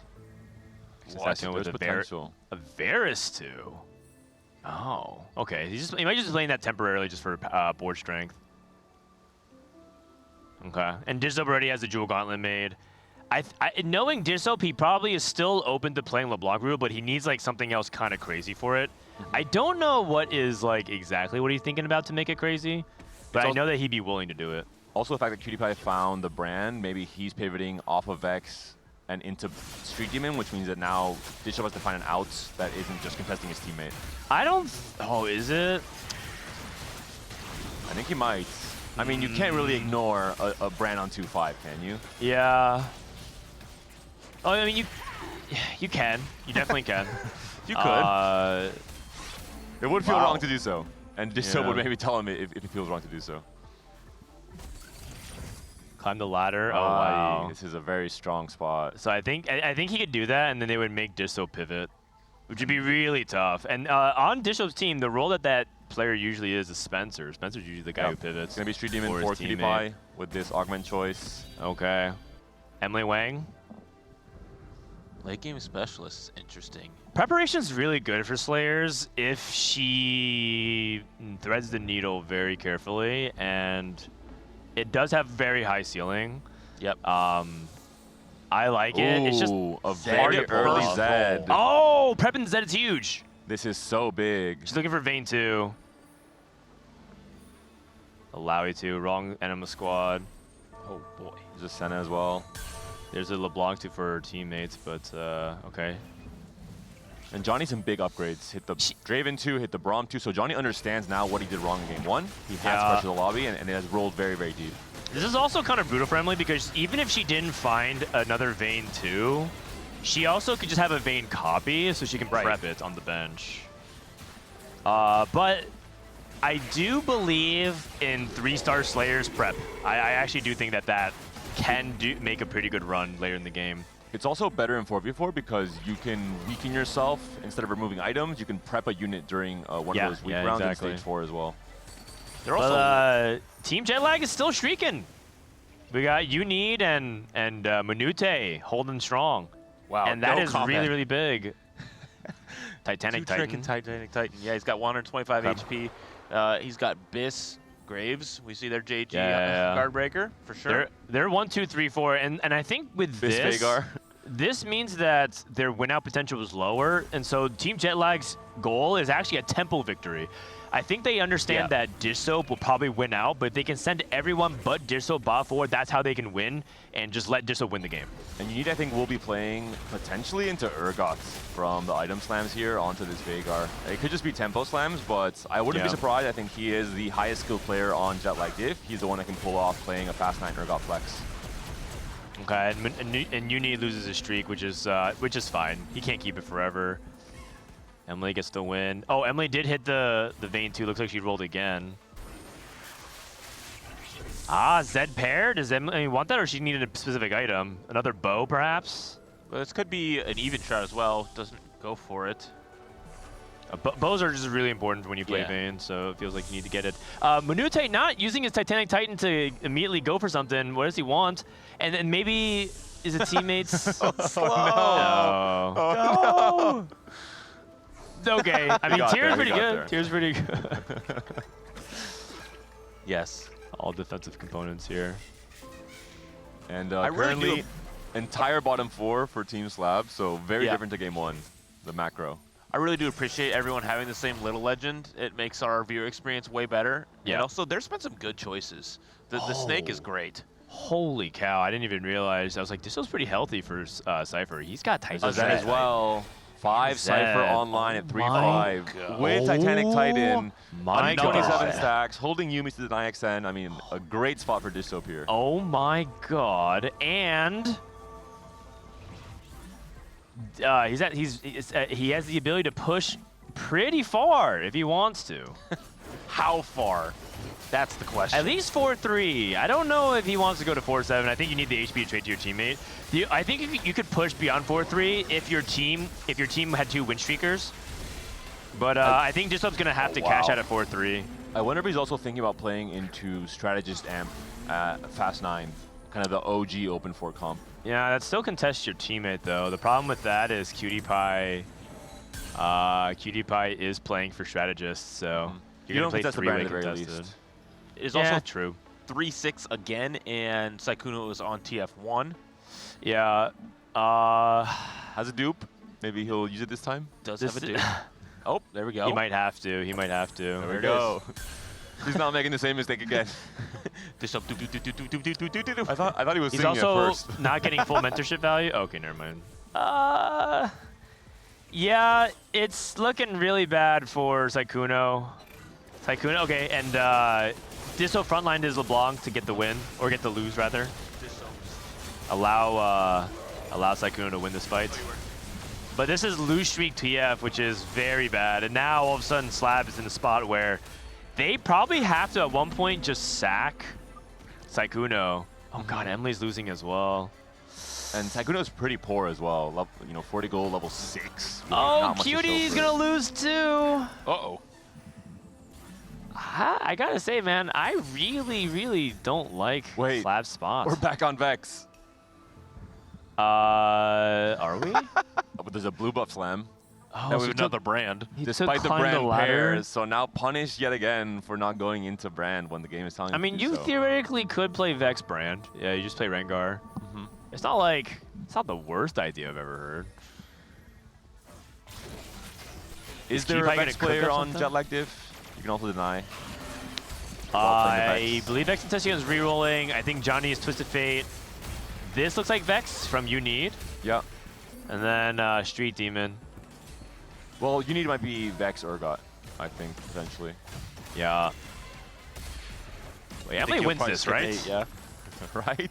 Okay, yeah, I think These so. are some beefy units. I think Emily wins. Emily? Oh, okay. No, not okay, even close. Not even okay. close. That was a little scary. Cutie Pie roll down potentially. When they come through. Dissop's rolling. Oh, Dissop's going for LeBlanc. He's going for LeBlanc. He actually has 5 LeBlancs. He's going for it. He needs blue buff then. Jarvan for Johnny. I am a Cutie Pie hit Vex too. Yep. And now he's transitioning. Yeah, you know what? I didn't want to play Brand anyways. I like it. He was just griefing just much earlier into the game. He now has 2 brands and an eco.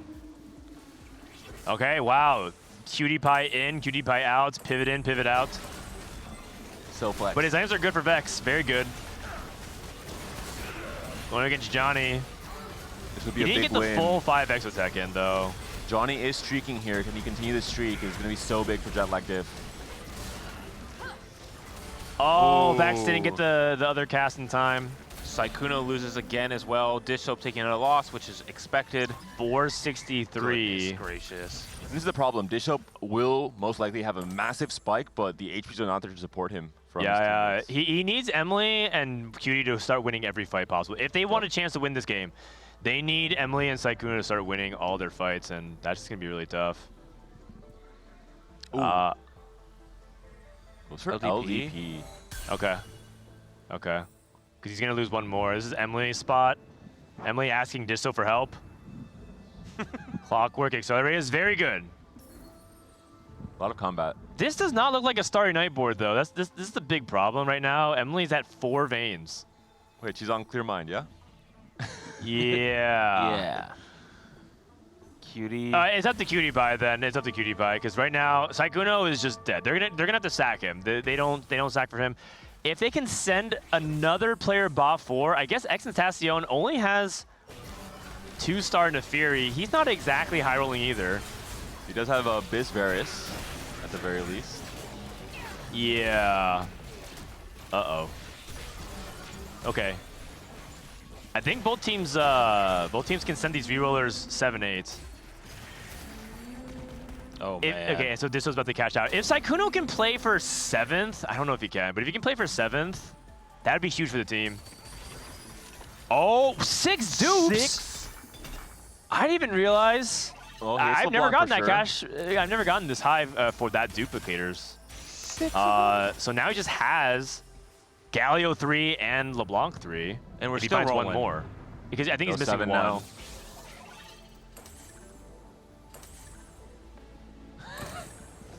LeBlanc 3. He's missing one Galio for the Galio 3 as well. Holy cow. And then he can like Hodge. Oh no, he needs a tier for blue buff. Oh, he still doesn't have blue buff. Yeah. He's going against Cutie Pie, and this is actually rough because both of them need to win. I guess they would want to sack Dishsoap. Dishsoap would lose here. It's better for Dishsoap to lose because he's going to win out. Or at least they have to play for the win out. I don't know if he will win out. And Cutie Pie. One more LeBlanc cast. Yeah, this is not good. Morgana. Oh, good loss though. Good loss. Good loss. Sykkuno though he's a goner. Yeah, the HP difference is just so big. Jet lag diff. 101 for Manute. Oh, blue 90 for Johnny and Unid. Oh, we're not going blue buff. Is it Nico for No, Dishsoap? I think he is. I think he is. He just has a Titanic Titan, so he has to get there. Exentacion didn't deny him. Oh, he's going for Samira as why. Very slow snake.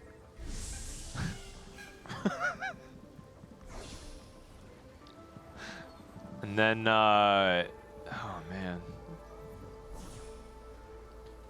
If your team slab here, yeah, right. It has to be Cutie and Dishsoap winning out.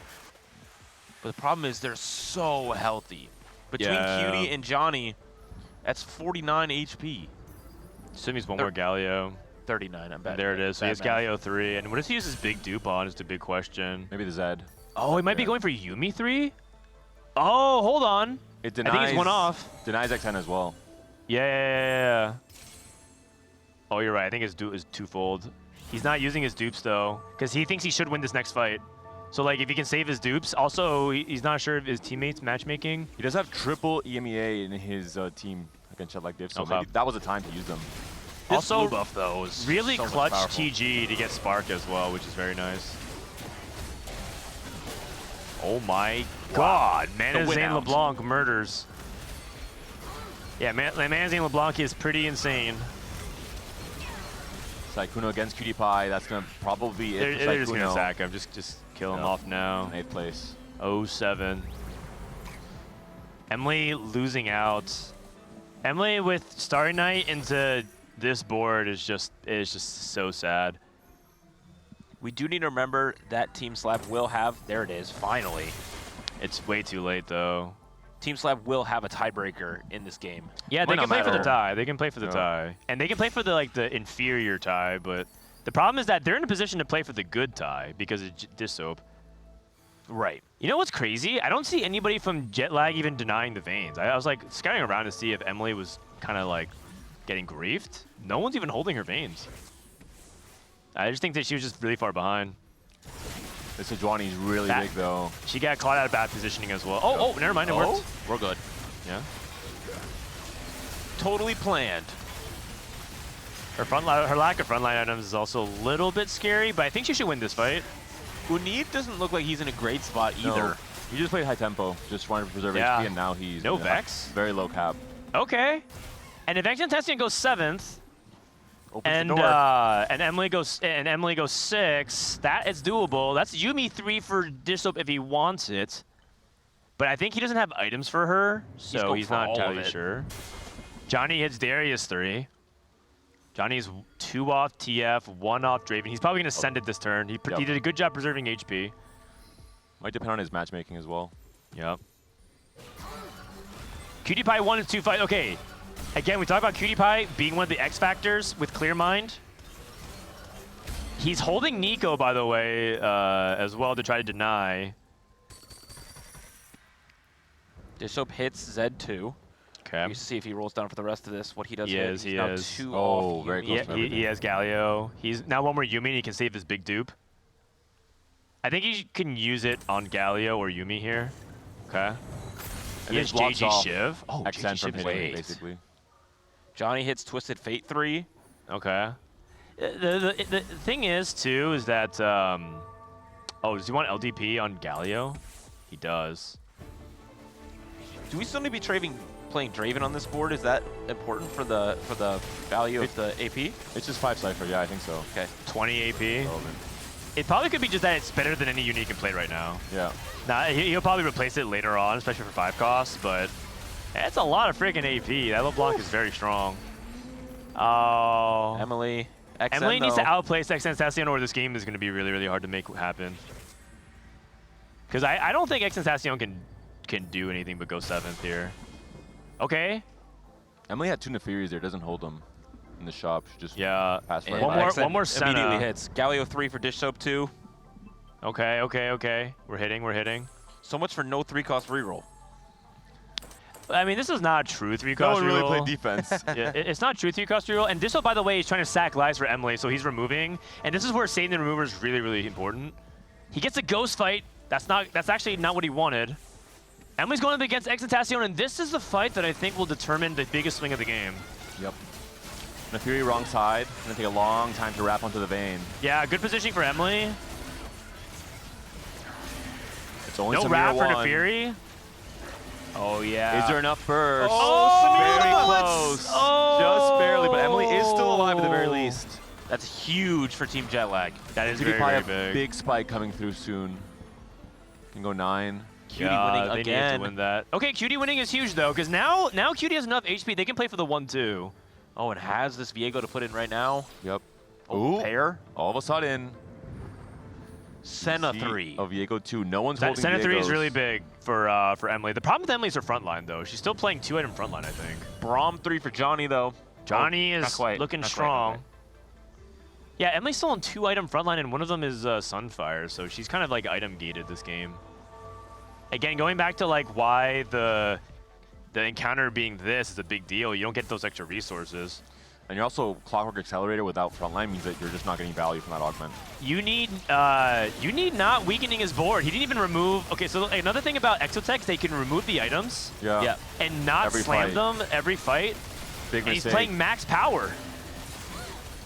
Doesn't matter. Nefiri's still up. Samira's still up. Yeah, maybe they're confident Nefiri 3 is just that much better because of the 5 amp now. Okay, gets the win. Dishsoap loses. The Cutie Pie. That's fine. That's fine. He sacked his entire his bench. He benched his items. Viego 2 for Cutie Pie. Street Demon +1 as well. Yeah, but he's 3rd pick. Does Jetlag Dip know to deny? Emily's to deny. She needs a frontline item, so she takes Crown Guard.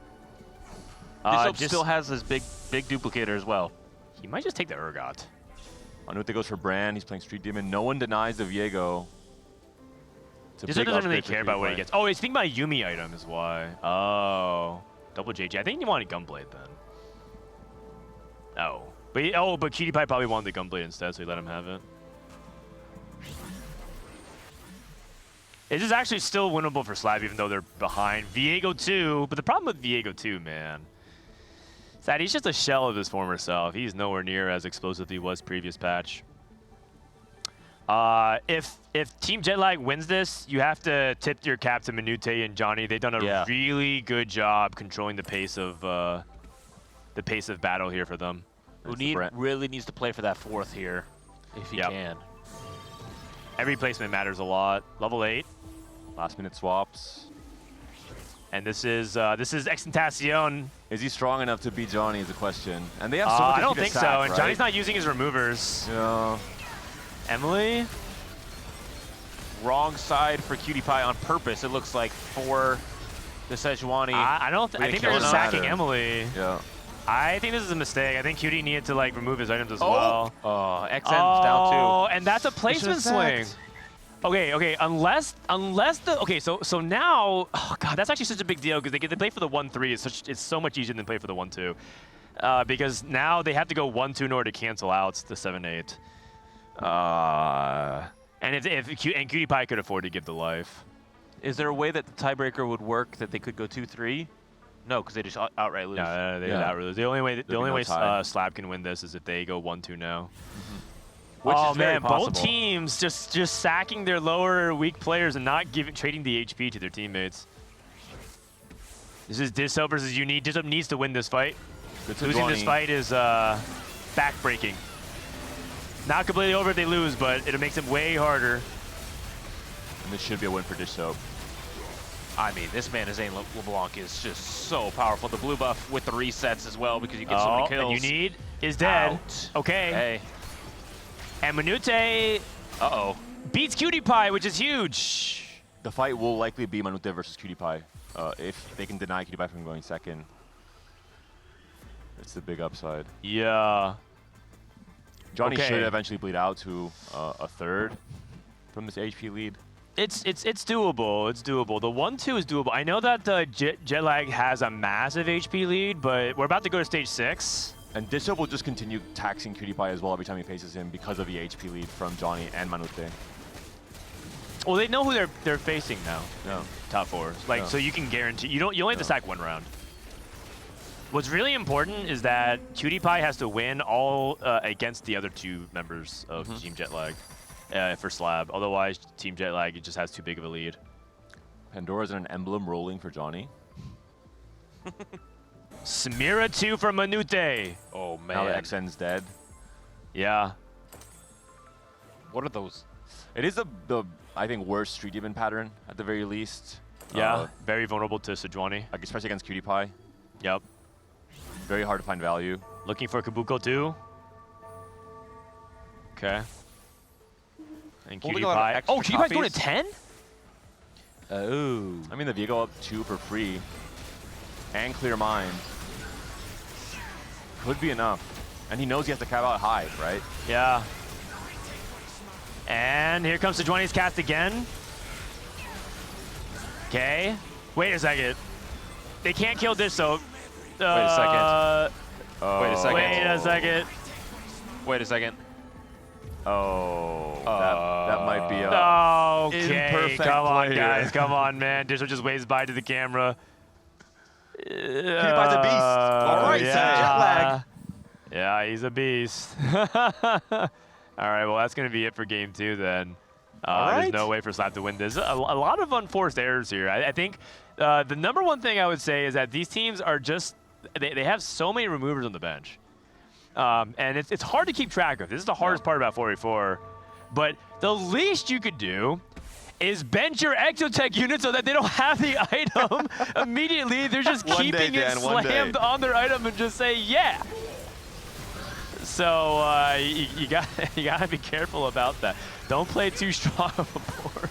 I want a player cam reaction from Jetlag Diff seeing Disso die. Like, wait a minute, what happened here? Hold on. I think they're confused because they're like, wait, that wasn't supposed to happen. Personally, I'm really excited. We're going to game 3. Yeah, we would like to see it. I think we saw some great growth from Jetlag Diff. They corrected all their mistakes, the macro mistakes from game 1, and now I think it's going to be a close game 3, to be honest, despite the tiebreaker. Should be interesting close game 3 here. Still have the tiebreaker though, which is incredibly important. They do. All right, 1-1. Kiyun is on the couch, by the way. He finally woke up.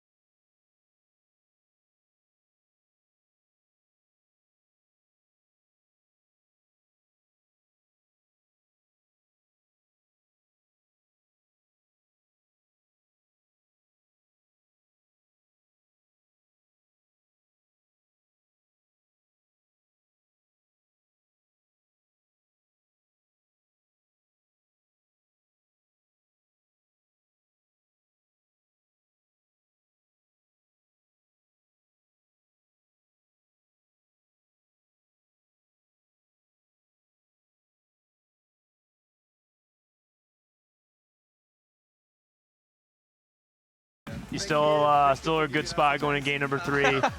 Johnny, hello. MVP of that game. Johnny, what went right? What felt like better for you that game? Of course, besides hitting. Having a Rage Blade, kind of important in Twisted Fate. Like last time I didn't have one until stage 4, I think. Yeah. And I picked Pandora's and I got like perfect items 3 rounds later.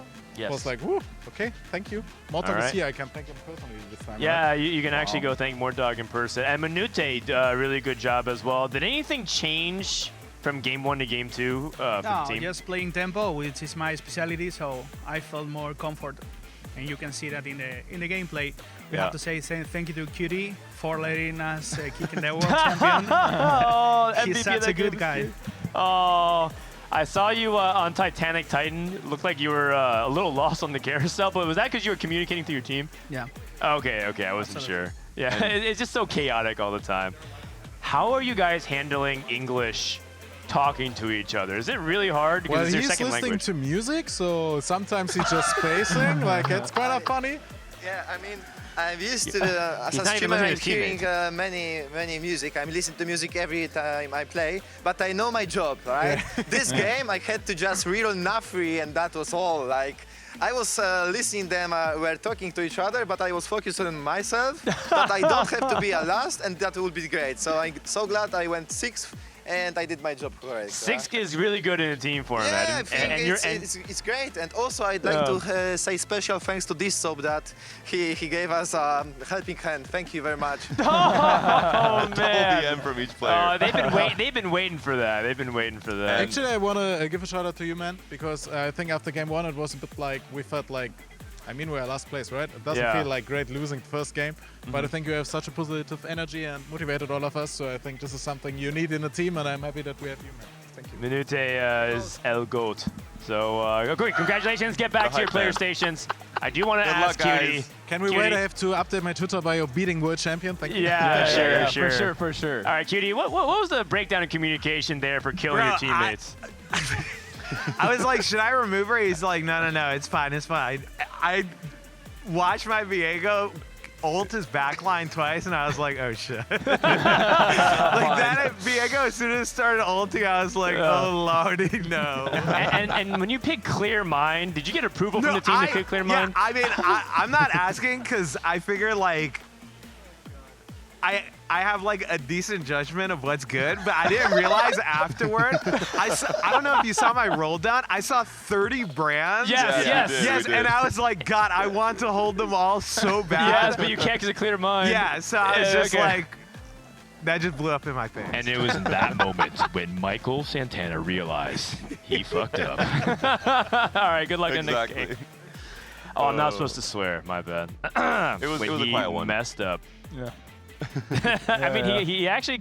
The funny thing too is that he was like, you would also want to hold both because he hit Brand and Vex, and so he can hold it to grieve his teammate or play into Brand. He was flip-flopping between Street Demon and then Vex again, and Street Demon and then Vex again. Hello. What's up? I just wanted to clarify something because I know you guys had a question. Yes. Tiebreaker is the first time it applies. So the tiebreaker advantage is still in effect for Game 3. So they're still in a good spot. Yeah, it wasn't just for Game 1. It is for the first tiebreaker. In this series or just the entire So now they need a clear victory. Team Jetlag needs a clear victory for Yeah, points. it's just because they got higher seeding. So seed 3, which is Slab, has tiebreaker advantage in this last game. Still a pretty big advantage. The other thing that I just want to clarify is like what we've told players is you can forfeit when the game is mathematically sided. You don't have to. If you want to play it out, that's fine. You know, make the casters fill some space. Make them earn their keep. Okay, that's it. That's right. That's right. Thank you, Zane. Also, it doesn't roll over to the next series. It's not like they have that tiebreaker going into it. It's only just to differentiate the first match, seed 3 versus seed 4. Yep. I'm excited, man. I hope people feel like they're getting a good sense of 44. We haven't had like the close tiebreaker scenario yet, but we'll see if that happens next game. In the meantime, I think we caught a funny clip. I think they wanted to show you guys. I don't even know what it is, so let's take a look. Yeah, don't worry. Sakuna is going every game Twisted Fate. Like, it cannot work every time, right? I have 5 Zyras. What do I do? What do I do? Send them over to me. I can't. I have 5 Zyras. What do I do? Play TF, bro. Just get back on the TF. Bro actually said put the fries in the bag. Oh, God. Nah, dish soap is fucking cold. Aw, so poor you were right, Saikuno. Dan. He is just going to play TF every game. No, the thing is, Saikuno wants to play other comps. And Dish doesn't let him. Soap won't let him. Takes the whip out. No, back to TF. Executive order from the president. You're not allowed to play anything but Twisted Fate.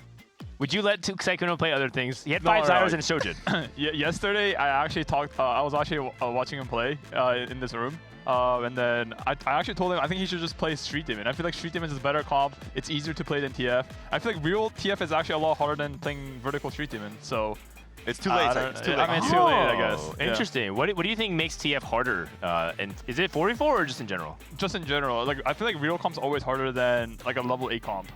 If you're like only playing one comp. Because like level 8 comp is like it's very straightforward. Like you could just play pretty much like nothing, lose streak, and then you just level to 8 on 4-1 and just send it, and then you only click the same units over and over again. Whereas like a real comp, it's like there's like I don't know, like sometimes you just need to know like 4 strength, your itemization, stuff like that. Yeah, exactly.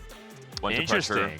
That's actually kind of an unpopular take. I think a lot of people actually view level 8 comps to be quite harder, right? And that's why they hate reroll metas, because it feels like reroll is like, well, you just press D and roll for the same units. Yeah. I feel like level 8 verticals are easier. Oh yeah, that's the difference. Level 8 vertical is easier. All right. We also have another clip, by the way, that they want to show you that they got. I wonder what this moment's like. You should have gone TF. I don't know why you didn't. Probably should have just gone TF. Should have gone TF, and I'll open up TFT Academy and try and play Street Demons or something. God. This couldn't have been that hard, right? I mean, the man's not wrong. Is he wrong? Not wrong. He's not. He's wrong. right. I think he's right. I think he's right. He's right. He's right. Yeah. And we allow people to open up a second monitor if they want to. No one's really like exercise. People using second monitor listen to YouTube videos to like to get the music ambiance. But he had. Not only did he add TFT Academy available to him, he also had the founder of TFT Academy right like 2 seats over to ask him other questions. You don't even That's all need the I'm saying, second man. monitor. Dish soap's right there. Guys, time to unleash. Time to unleash the beast. If I'm Dish Soap, I'm approving Saikuno, giving the green light. That was a good Street Demon setup, 100%. It really was. He's capable of doing it at least. I would really like for this last game to have a more exciting encounter. I think that would maybe push players out of their comfort zone, force Saikuno maybe out of TF, for example. It's been low resource encounters, almost, and that's almost in itself kind of weird because you're just so used to playing the higher. Like Emily had Sunfire Redemption in stage 5 for her tank on 3-star frontline Vanguard, which is like, I think she was expecting more resources. But she got the minimum amount of items, and so she was just like, I'm playing Ross with Redemption. That's my tank, and she just couldn't hold. Even though her setup is good, right? Preparation, 3-star Vayne, 3-star Senna with like really good items, and she has double combat, right? And that setup for Slayers should at least be competitive beginning of stage 5, but she kept losing because her frontline was completely exposed. Maybe a Garen encounter would be very exciting in terms Oh of really forcing players out. Oh, Have we seen oh, Sykkuno? no. We did see him, right? Day 1, I think. If you want maximum shenanigans. But he still played TF, no? He did. I think he Just got a rapid ignored. fire from his trainer bullet. exactly. Like, it wasn't even that bad. Yeah, exactly. Okay. Happy Mother's Day. Oh, that's right. Again, anybody, in case we said at the very beginning, but happy Mother's Day. Keen, did you call your mom? Oh, I didn't. I'll call her after. Yep. Yeah, me too. Yep. As in, no, I mean, I'm not going to call Kiyun's mom, but I'm going to call, I mean, maybe I will. Yeah. Maybe I will. Not going to ask any questions. Yeah. Miss Yoon, or Mrs. Yoon, I presume. Happy Mother's Day. Happy Mother's Day. Yeah, that's right. Is that how you're supposed to wear headphones? In Spain, yeah. It's a vibe. Does it prevent the dent? Yeah. It's traditional in Spain to wear Is it like actually? Oh. Yep. Like legitimately or like as a joke? I feel like you're trolling us. No, but he's trolling us. He has to be Panda trolling is from us. Spain. I'm a very serious professional caster who would never troll my fellow co-casters. I suppose. As we all know. I think your headphones are on wrong. I'm half Spanish only, that's why. Doesn't apply. You have to be full Spanish or else For sure. disqualified. We're getting the players settled in here. And it looks like the players are warmed up. No more snuggly onesies for them to wear. We're loading into game. Keen, you had a little bit of a late last night. What was your favorite? Did you have any fun stories? Was there any funny moments last night from hanging out with the players? I heard that you guys were hanging out with the EU players a lot. Yesterday the group we had a big group. We split into half. Like half the group went to like bar hopping. Half the group stayed in the hotel. I stayed in the hotel with like Albert, Cutie. Everyone just in my room. We're just we all hooked up an HDMI cable to the TV with a laptop, and we were just jamming TFT games. Wait, what? I asked if you guys were playing games, and no one said anything. So I thought there was no hangout, so I went to bed. Oh yeah. Oh, you can just come to my room every time. Like every night. I literally every night, asked. There's like people with like 5 laptops, and we're just playing TFT. It's like a LAN. It's like a mini LAN in my bedroom. Yeah, there was 2 I different asked plans Emily, yesterday. I said, "Are you guys hanging out and playing games?" And she said, "Oh, wait, what did she say?" I have to look it up now. Donna Walls. So after the TFT LAN, you guys made your own TFT LAN to play more TFT. Yep. She said maybe, and then didn't say anything. And so I was like, oh, okay, I guess they're just like not. Okay. Awkward. I think this encounter is Aurora. The 4th augment is prismatic, I believe. I'm not sure, right? I see you're dodging the questions that are happening. Oh no, you're asking the wrong person. Emily is like the most unreliable person to be asking. She's okay, Emily always describes herself as a female female dish soap. She's actually female K3 soju. Most inconsistent with time, most inconsistent with like whatever, like setting up like meeting time and whatever. I see. Like the K3 soju of females. Or female K3 soju, yeah. Yes, okay. Thank you, Kiyun, for that great explanation. Kiyun's words, not mine. Yeah. I know. I mean, I can kind of back up. And they both tend to go influencer mode very, very often. But she's gonna need to pick it up. She has Cypher early, Galio, and Vi. That's okay. No, I actually needed to sleep though. Unironically, I actually slept 8 hours for the first time in like 4 months. I actually looked at my sleep chart. It's kind of funny. I actually sleep better at events than I do. I think this is triple prismatic game, right? It's prismatic prelude. So it's one guaranteed prismatic, but it can be part of it. Yeah. No, I think the last one is prismatic. No, it's finale. Sure. It's finale. Yeah, it is finale. It was a finale. Yeah. Oh, is it finale? Yep, it is. And I think it's. Oh, you're right. You're right. I think it's coin flip. It could be like triple prismatic or like maybe prismatic gold prismatic. Oh, these are. Whereas Pirate's like fine, right? Oh, Tactician's Kitchen is also good too. Yeah, because the 2 gold actually does matter. Executioner. Uh-oh. This one's not bad to play Street Team in. It's like Kuno got Living Forge into TF. That's really good. Okay, what is he gonna pop? Pop it. This is my favorite argument by far. Ambler's Blade can be good. Unending, Moguls, a lot of good hits. Okay. He's gonna wait to see maybe who he's facing. And then we'll yeah. All right. Light Shield Crest is pretty good. Yep. Back in the day, people used to put Silvermere Dawn on Darius at the very beginning of the set. Oh, I actually like Silvermere Dawn on Darius. I think it's actually really good. Still, yeah, it still has a good delta. Like Silvermere Dawn, BT, Sterak, Darius 3 with Syndicate Hat on the Darius actually does a lot of damage. Yeah. Unfortunately, we did not write that in the guide, and I don't think Sykkuno's aware of it. But and no Silvermere Graves. Yeah. So Silvermere Graves works too. I think Living Forge is like one of my favorite augment. I think all the Ornn items are like really fun. And I think that's like one of the best changes they made in the recent like year. Yeah. Yeah. Yeah. A lot of expected and unexpectedness, by the way, from Team Jetlagged. Oh, wait. The augment is abbreviated EU. The EU team took it. Yeah. Time. It looks like they both got gold, though. So Emily really looks like she's too going for much. Vex Yep. from what we saw with a Gunblade Slam, not Street Demon. Manute on Frost, tempo. Vayne, Vagar. So we have to play Slayers if you're Yep. Extentacion. And I'm not sure how familiar he is with this, because he has no bows. But it does work well together. The He must have Vanguards and played Vayne. the last patch, a lot of Slayers, with how meta Okay. it was. Okay. And I he has a do lot of think- games actually this set, so. Obviously, this is something that loses early, so you'll be able to get the items that you want off Carousel. So I don't think it's a bad spot, especially because you have a comp that actually makes sense. Because sometimes you get something like we saw a couple days ago, where you have, you have Darius and Jhin. That was an interesting one. Jelly made it work. There is the problem with Slayers though is that it is a tempo reroll comp, very similar to TF. You actually want to play it from ahead, and which is why it's so seldomly played, because TF is much more likely to start a win streak, but Slayers right now are not. So it's very tricky to actually get the win streak going here, and that just puts Slayers in the tough. Remember what happened with Emily? She lose streaked. She was lose streaking early with Slayers last game.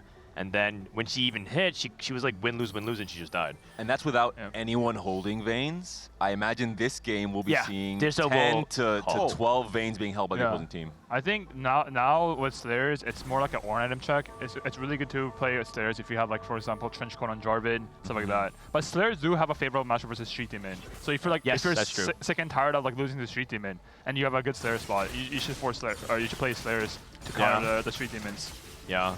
It's because Brand can't burst the 3-star backliners very quickly, and then you heal it all back up. Yeah. Cutie took Flexible. He took Flexible. What are your thoughts on Flexible in 4-4? Are you a fan or not? I it's think really Flexible, hard. I think Flexible is a very strong prismatic, or not very strong, but it's like a strong prismatic. It has very high highs. Like you could go +2. I mean, it's kind of hard to go for +2 because obviously like you need level 10. But like even if you can't really use the spat items, it's still 20 HP for your whole board, and the late game it ends up becoming like 100 HP for your whole board, and you get a lot of like reforgers throughout the game nowadays. So you could definitely make it more use of Flexible. And QtPie seems very comfortable playing Vex. I think Vex is one of the best comps for Flexible because there's so many different +1s that you can use effectively. Yeah. I think this game, Cutie he did not take tier though.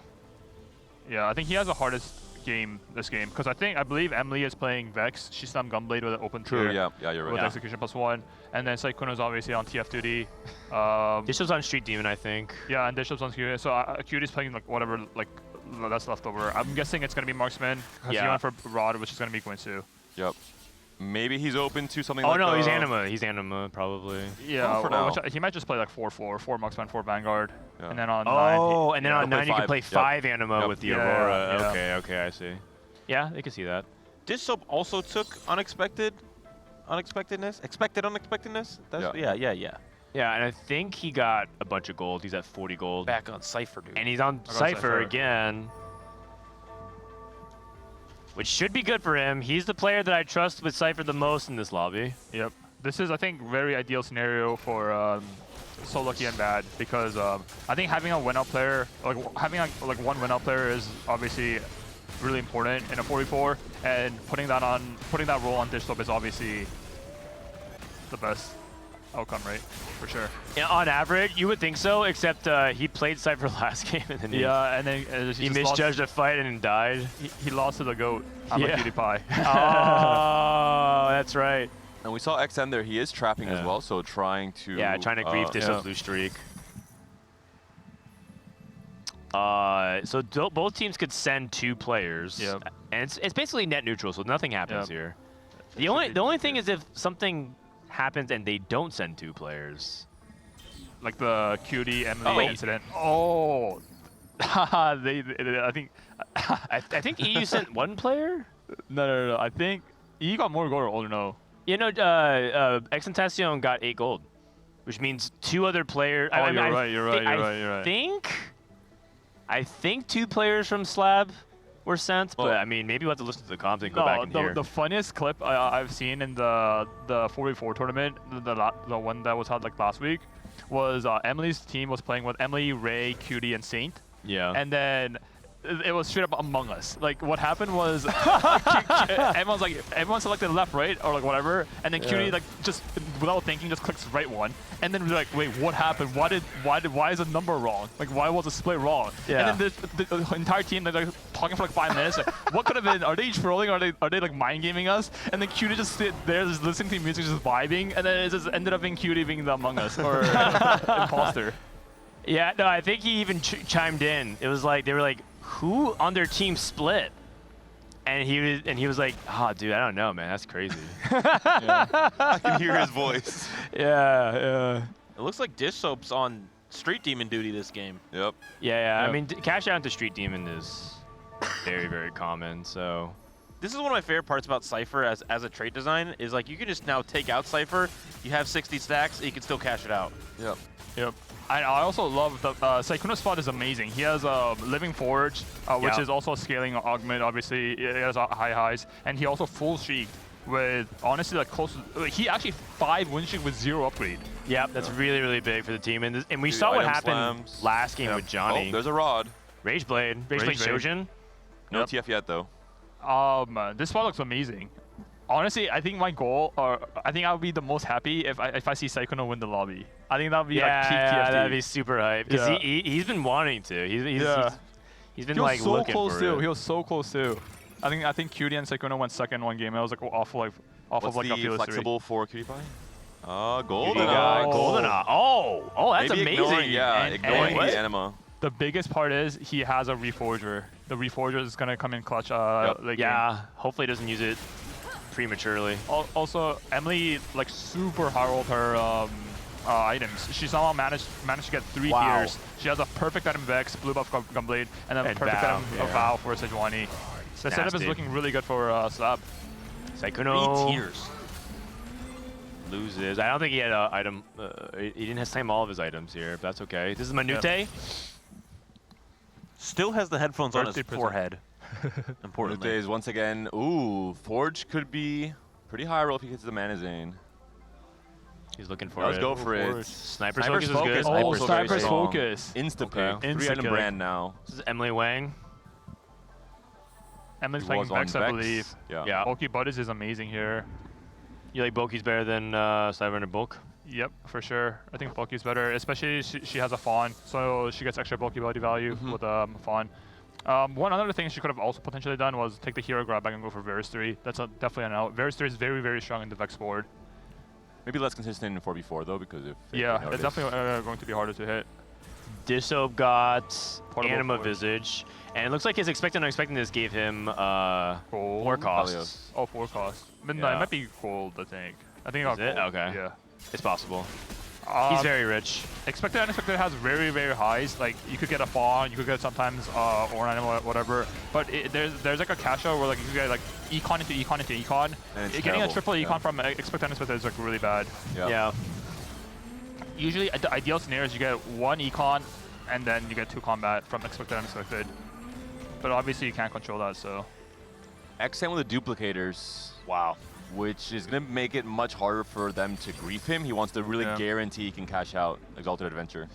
He is pretty far off still. I mean, we're only on. He does have three copies with 3. He's gonna have 4 smaller Nikos at stage 4-1. So he's definitely probably going to spike out 4-1 is my guess. What's more important is I think denying the items. I think Disob denying a rod to stop Vayne from ever having a Rage Blade puts his life in really difficult spot.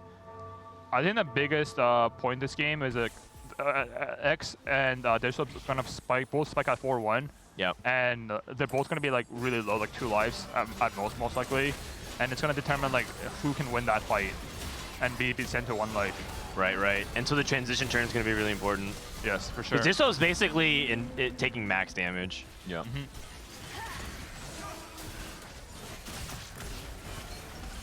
And Manute, once again, the hero for Jetlag Div, still streaking all of his stage 3. Yep. Birthday present, playing that really well. Obviously hoping to go level 9, level 10 to get those 5 costs. Johnny is really rich. Yeah, he is. Level 7, 60 already. I think he probably got gold as well. one good thing about playing TF in a 4v4 is that Sykkuno being this healthy with a good board means that he could always like use the Syndicate hat trick on his teammates and like give his HP to his teammates. And hopefully like Digital and his team taught Sykkuno that he's able to hat trick. The fact you said Syndicate hat trick makes you think of football. Like oh yeah. I'm like, what is he talking about? Oh yeah. I don't know this tech.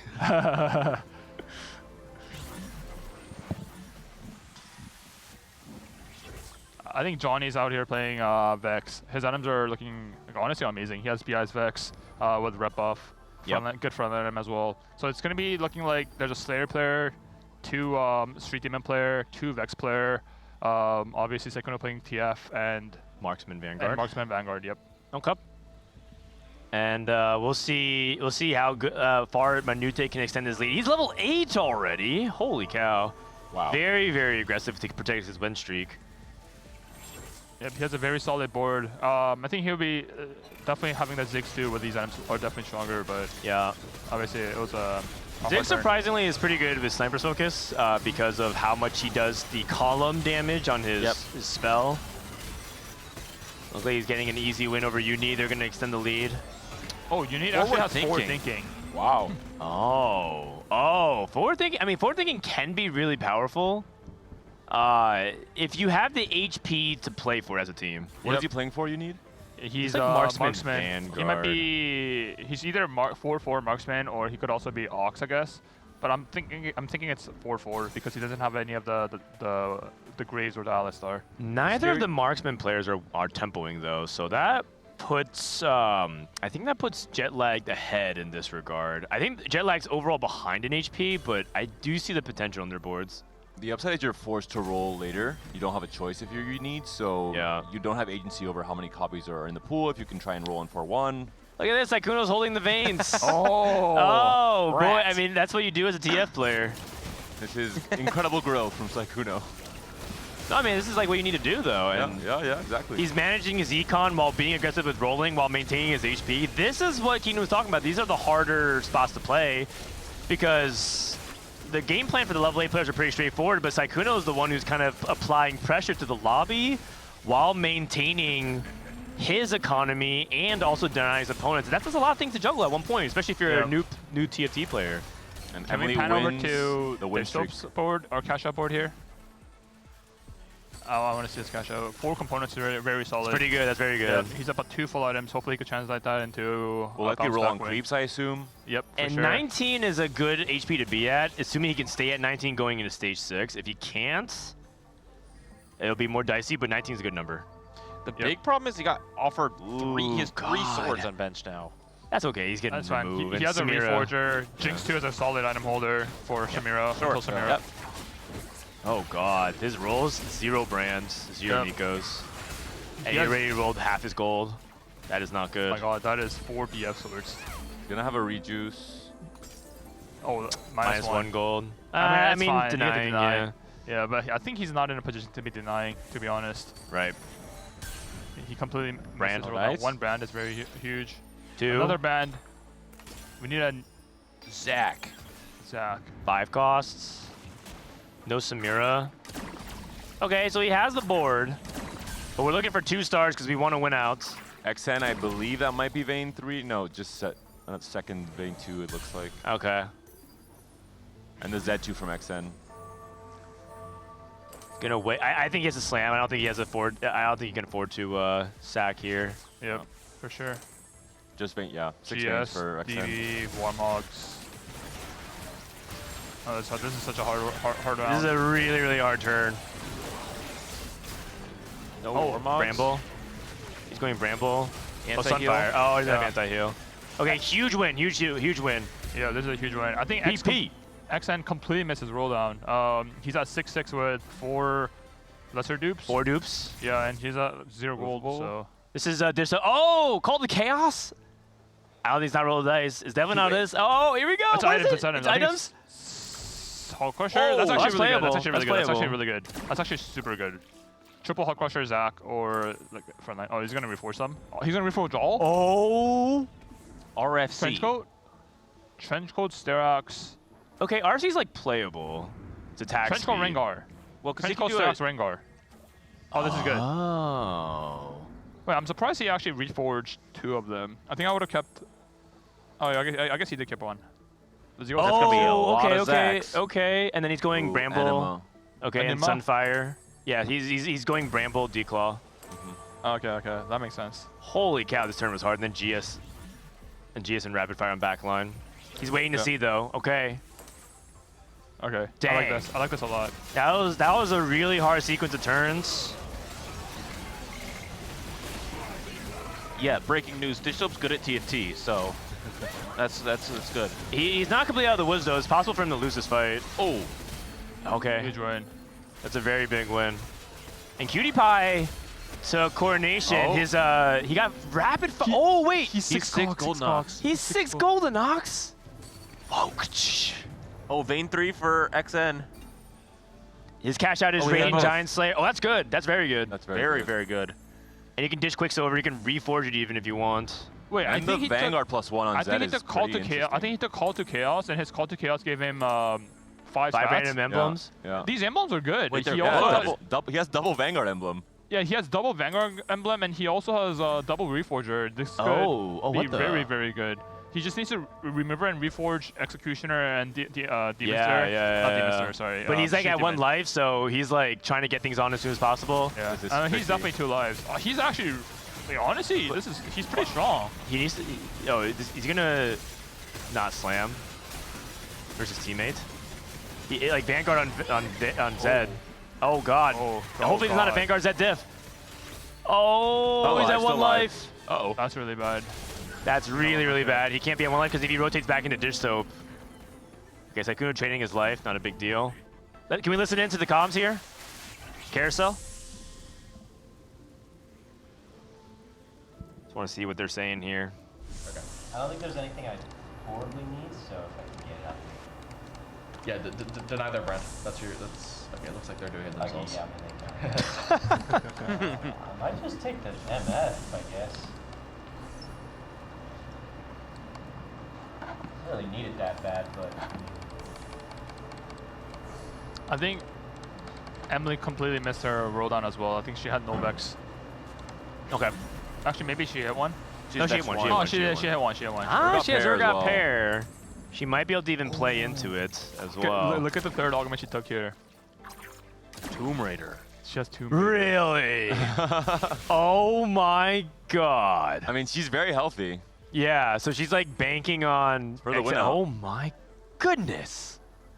I've never seen this taken in 44 ever. Wait, her setup is actually like looking amazing. Assuming she hits like a more frontline upgrade. She has a Fawn, she has Executioner +1, and she already has an Urgot which can farm and make her snowball. This is gonna be a very important fight. I don't think she's gonna win though. Yeah, She doesn't have X2. She doesn't have DPS. She did high roll the Viego OTG for sure though. Yeah. She has no anti-heal and she got a Morello, so that's massive. If she does somehow win though, she not only gets the 8th on the board for the enemy team, she also gets the item from Tomb Raider. But there's just no way. She doesn't have damage. Yeah. We did slam all of the items for XN here. Now having Edge of Night as well is quite good. Yeah. She actually could have won if she had Vex too. And XN will have a big spike on 7 for the 6 Vanguard. Yeah. Yep, for sure. You need hitting double 4 cost. That's really Aurora big. too as well. His augments are amazing as well. He has Zeke's augment, which is one of the best for marksman. If You have also IE. see that he's at level 9. He actually took forward thinking into fast 9. Yeah. He must have gotten triple econ off expect and unexpectedness and had to do something. Yep. I think he's definitely going to be bouncing back from this game. Cutie's playing for the win out. His spot looks pretty good. Why does it feel like everyone on Slab is playing for the win out except for Sykkuno? Disho's playing Cypher, Lustri. We have 6 Golden Ox, and Emily's playing Tomb Raider. That's good. That's honestly having multiple win out players is very good, and having the one player just anchor down the team, aka Sykkuno with the TF. That's the role of the TF player, by the way, in 44. Yeah. They're kind of like a. Are we supposed to be killing Dish Soap though? No. Never mind. It's a good loss. This is a good loss. Yes.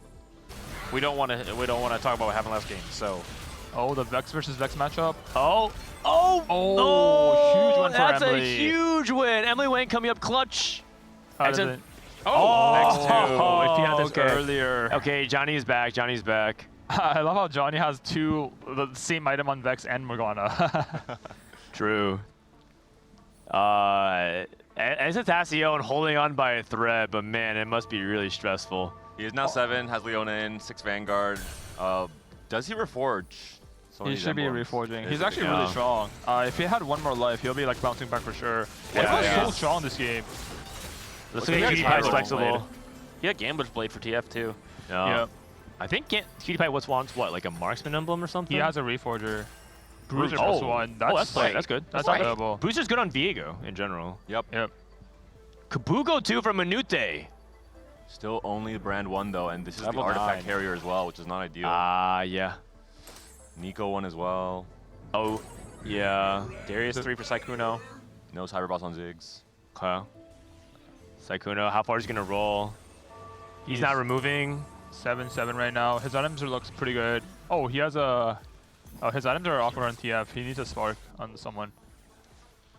It's I'm fine. guessing he He's didn't roll sacking for here. Disto. Yeah, because he has like maybe 2 teammates in his rotation.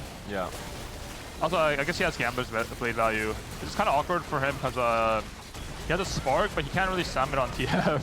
And he can't really put it on a frontliner because all his frontliner has TGs. I think this is a good loss for Sykkuno though. Yeah. Not bad. Like 4-unit loss is not bad. That trench coat Exitacion. Oh! Oh, cutie! Almost clutching it. Tibbers? No. No, I don't think Tibbers can win this. Big win for Team Jetlag. That trench coat Zach just stalls for so long. It does. There's so many things in the front line. Johnny also hits Sejuani 2. Disto's at level 9. Ziggs 2. XN went 8, I think, added in the Vex. 13 blobs. Executioner Emblem plus Divinity Core. Okay. Yeah. Oh, wow. XN's strong. strong. Setup here. He's strong. He's really strong. He's very strong. I feel he only had one extra life. He'll be actually so stable. Yeah, and if you're just tuning in, they're 1-1. The winner of this game moves on to play in the semifinals. PewDiePie needs to start picking up the wins here. This is a big matchup. This is huge. This is huge. Against Johnny, this is everything. Sejuani's very good here. Viego gets the cast in the back line. Sejuani stuns our back corners, but Aphelios is away. Second stun does come through. Oh, but the rapid fire Aphelios is actually so big here. Yep. Wow. Oh, PewDiePie, massive win. Sykkuno down to 1 life. Oh my God, who goes 8th and 7th has such massive implications. I know Sykkuno had tricked for his teammate. He's literally. Oh, he's sacking. They're sacking him. They're sacking him. Okay, that's yeah. pretty good though. That's pretty good. Oh, okay, and we're still online. Above 30 gold here, pretty much. Yep. So So yeah. The Sykkuno. Yeah, I mean. He's sacking the Gambler's Blade. Yeah, he's only for MF too, Yeah. but I think at this point he's He completely missed on TF this game. Draven, no? Yeah. Yep. It's okay. And the next Exitacion.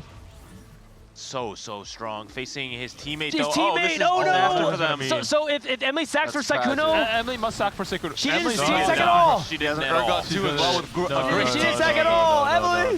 Look at It's this okay. It's okay. TG on Sykkuno clutches Urgot. this. Sykkuno clutches anyways. Braum 3. No gunblade. Oh. This Braum 3 is quite strong and it's standing. No. Oh, Sykkuno definitely won 7 Oh, this wait, game. the negatives. Minus 11, minus 9. Emily could have definitely benched the Exotech items. Yeah, you That would've have to, been huge. because Yeah. that was 2 unit difference. Yeah. It could have been a swing the opposite way.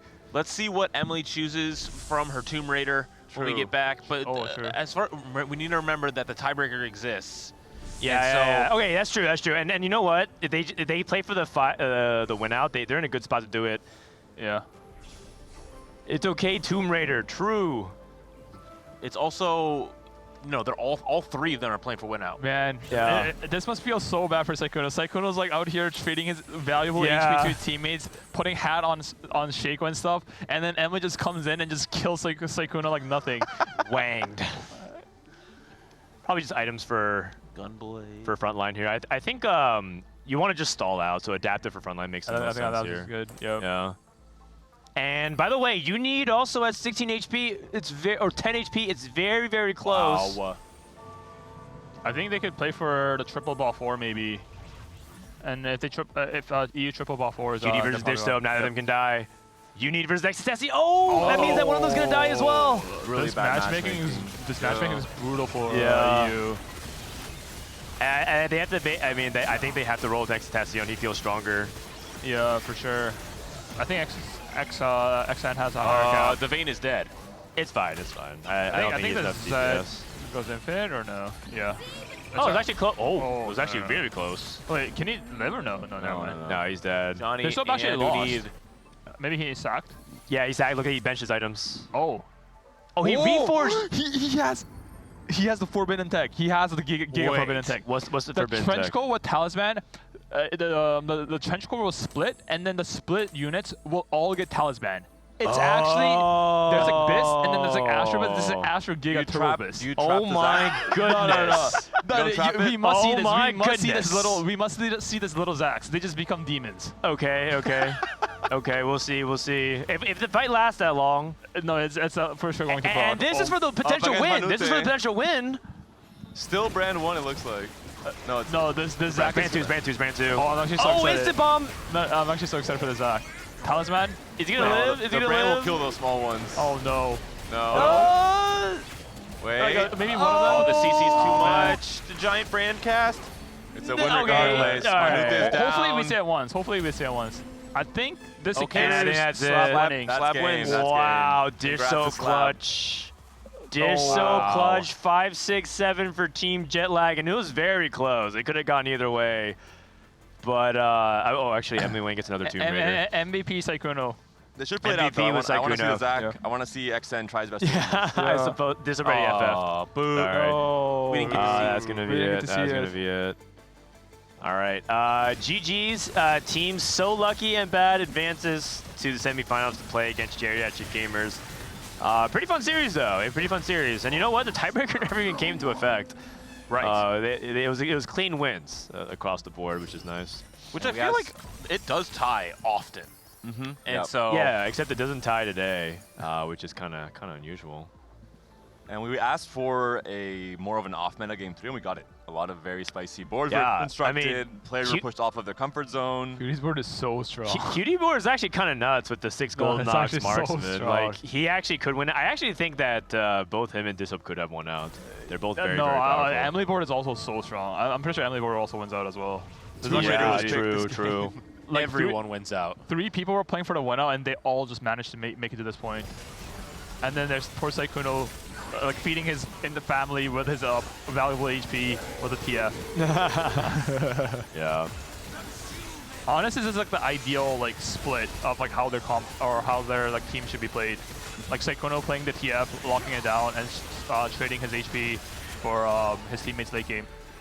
Yeah, I agree. I think when things go well early game for Saikuno, things really line up well for Slab. Yep, for sure. Are they? Can we listen in? Why are they still playing? I think Emily and Cutie Pie need to settle the score. Let's go ahead and listen in. I think both I think both think they're the stronger side. That's why. like no meme. Like, do you agree? Yes. I agree. Agree on what? Emily, you must lose. No, you must lose. You must lose. I'm just gonna leave. I mean, somebody's losing. He's right. Saikuno's right. Beat me? Somebody's losing. I think I printed like 30 items on my first stage with 6 golden ox. To the interview, boys. Good job, everybody. Do I really not beat you? There's no way. That was close. I think Cutie is stronger. It was more close. Cutie is looking a lot stronger. It's really close. Oh wait, actually, never mind. Oh my God. Oh. Beat me. I'm flexible. Look at my board. So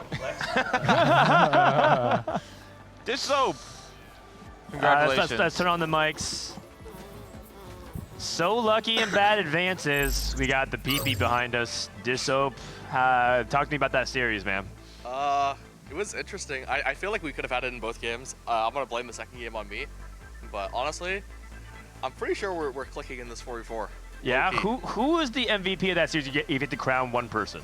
Probably Cutie Pie. He was playing some really weird spots every game, and like always ended up with a like super strong board. He was like stable every game. All right, Cutie Pie, up on the mic. Disup just crowned you the MVP of that series. Do you agree with him? I'm pretty sure I'm like griefing my team because I didn't realize like how important it is to have like set comps. And I'm just like clicking anything. Like, I thought flexible would be like a really strong augment, and then like they asked me what I'm planning on playing, and I said I'm just gonna wait and see. Oh no! Yeah, 4v4, that's really dangerous. But you figured it out, man. You put together a pretty good Golden Ox board. Was there like a bet going on? Like, why'd you guys stay in the game for so long? No, it's because she was telling me to FF, but I told her I'm like 99% sure I outcapped her. And I did. Oh, I see. Because I'm the I see. superior player. I see. Emily, do you agree with Cutie Pie this MVP that series? I think. Yeah, I think Cutie did pretty well. I think. No, I mean, it's probably Dish Soap, but like Cutie did well too. Yeah, Dish Soap is doing an insane amount for us. Like he's basically micromanaging us, and we're just peons. What does that look like? How's that? I mean, I basically ask him like what he thinks is stronger, like because I wasn't sure what items to put on what, so I'm just like asking for his feedback. Like I don't know if it's like 4 marksmen or like something else. Like right. Yeah. Sykkuno, I have a question. With Dish Soap right there, is TFT Academy still open? Oh, no, I don't even need it anymore. Oh. Wow. Because it made me such a good player. And you guys can do that too. If you use TFT Academy, eventually you might grow to not need it. But if you haven't used it yet, it's probably one of the best things to learn. I swear I didn't pay him. Second only to watching my goat Frodan stream. Shut up, dude. Sykkuno queues up. Every single game is solo queue. Yeah, no matter what, he opens up the chat and just types, thanks to TFT Academy. Only if I'm top 4. Yeah. Thanks so much to TFT Academy for teaching me how to play. He does this every single solo queue in chat, and everyone's just so pissed off and deafened afterwards. Yeah, but they go to the website after. Oh my If I get a God. first, they go after.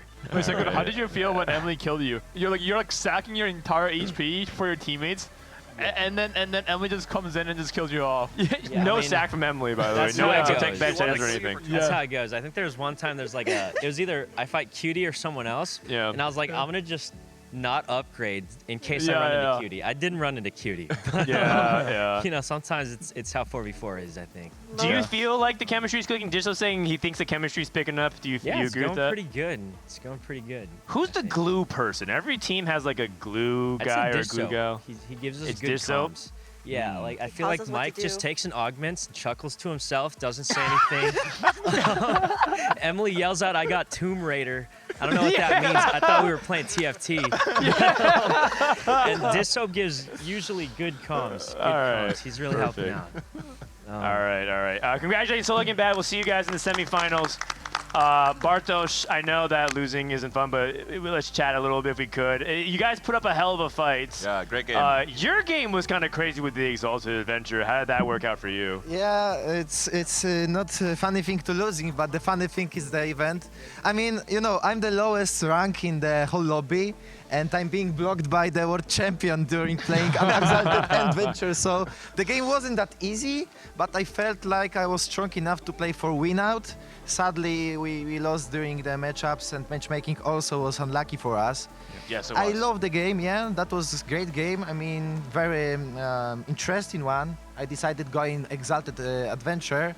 That was cool to play. It was. But I'm sad that we lost because I want to play more games. Yeah. Like, okay, we are last, but doesn't matter. I have so much fun. So.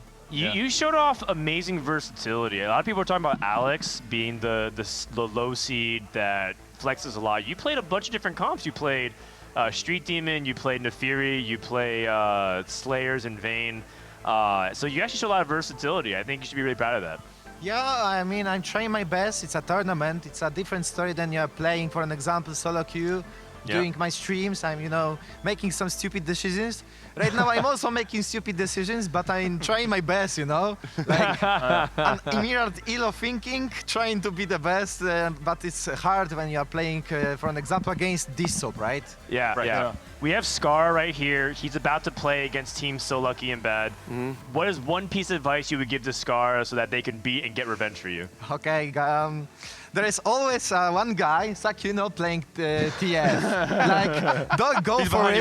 Let him play his game. Like, let him play Twisted He's right behind you.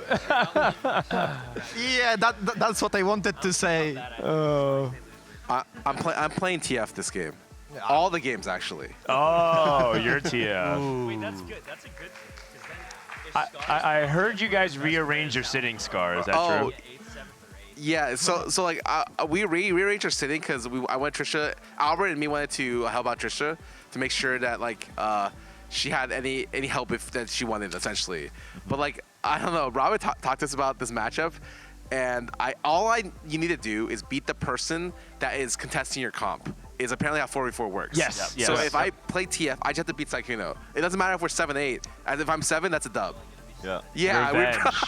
but you have to consider you're the 3rd seed and the second is the 4th seed though. No. There's nothing. Robin told me that. I'll just trust him. Like I think Robin and Albert are pretty good, and they have Emily, so it's not gonna be that bad.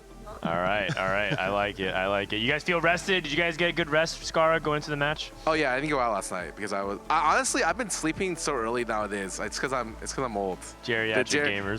The name of the team is actually Truth. All right. Well, that's just our first best of 3. That's our quarterfinals. Coming next, we have the semifinals. We also have some fun content pieces throughout the day. The first one is going to be called Telestrations. It's going to be really fun. They're going to be drawn. Wait, Panda actually hosted it. It's really fun. Is it coming after the break or right now? After the break? Okay, so we're going to take a few minutes. When we come back, we're going to show you guys a new content piece. Then we're going to get the semifinals underway between Geriatric Gamers and So Lucky Is Bad. Don't go anywhere. More action from the Digi Duos Invitational right after this. Thank you.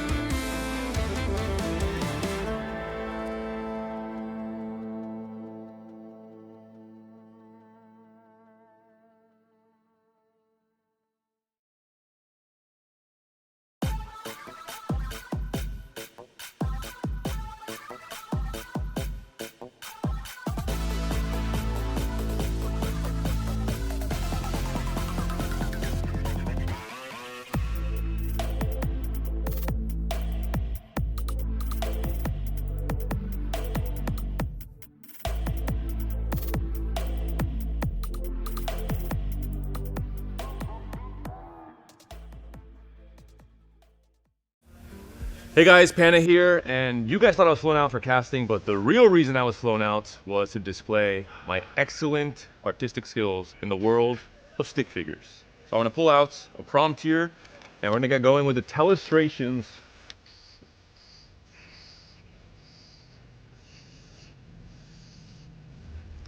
This is clearly, oh, it's an animal, I think.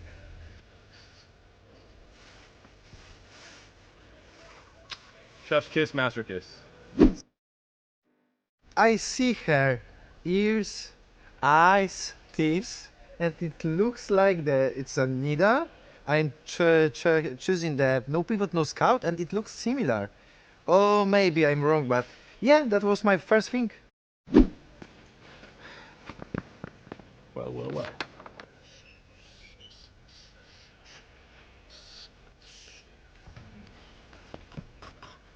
Pivot.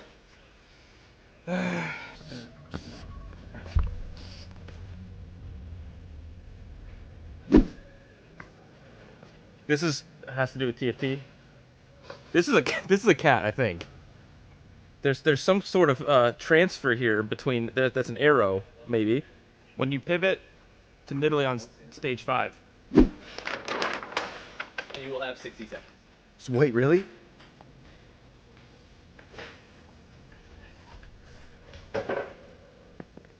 That's an IE. That's Hodge. This is Samira. This is good. Right? Alright, I think it was Emily Wang going 5 amps with Infinity Edge on Nidalee. So this is Emily Wang right here. She's choosing the item, and there's a green thing on what looks like an Infinity Edge, maybe? And this is probably Nidalee, and it says 5 amp. I don't know what this is, man. This is... You know, I forgot to add this in. I should add this in. What is that? It looks like a spaceship or something, right? But I think this is pretty close. No, take your time. I'll come through. Okay, yeah, thank you. Who wrote this?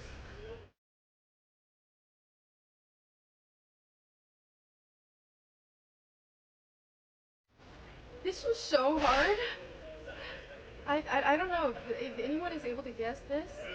I would think that either they cheated or they're an absolute genius or nuts or both. All right. I want to hear some justifications for what went down. Do you want me to grab Alex or John?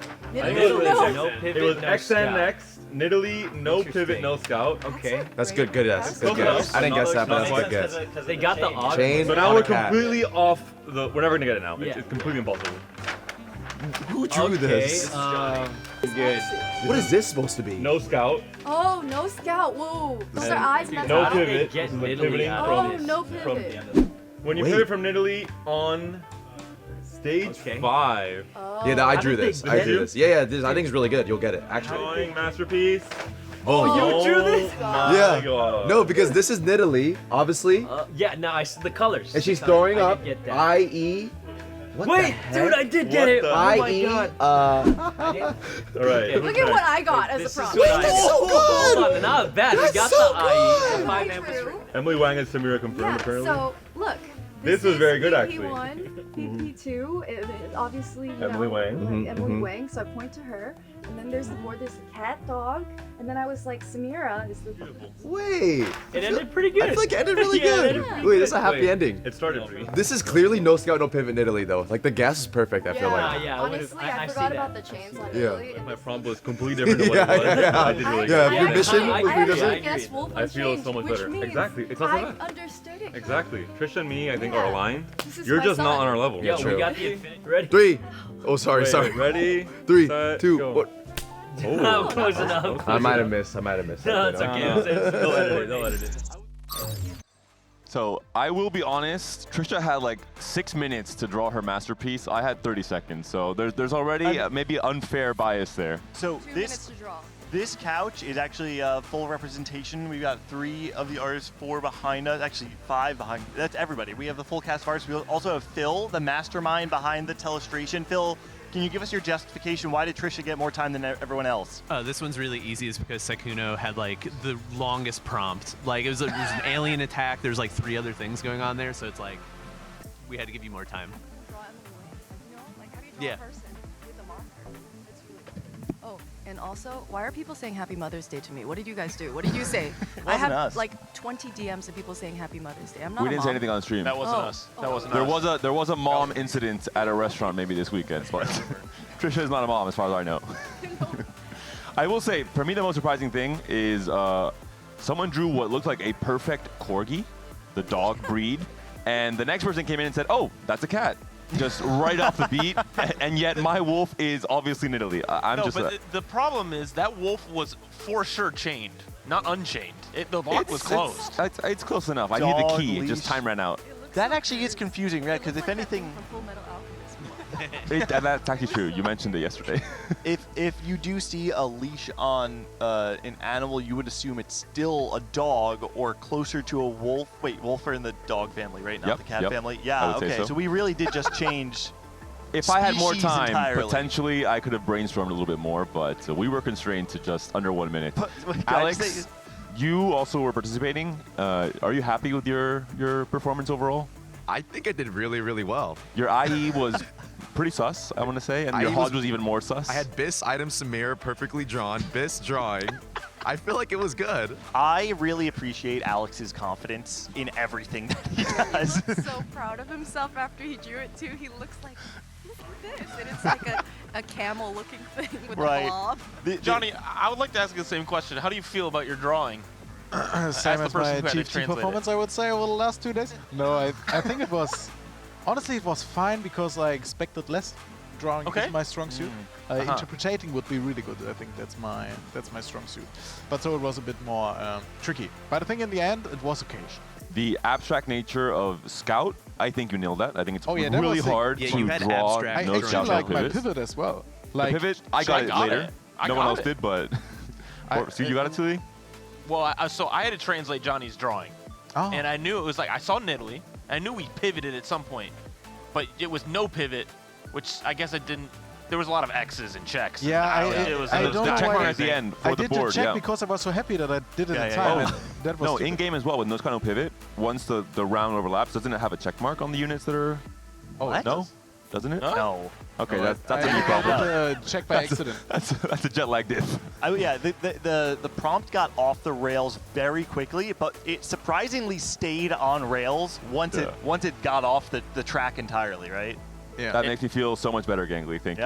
It I'm has a little just bit a of problem, everything. apparently. And we have a lot of team skate parks here. Are you guys just like bored? Just like standing around waiting for your matchup?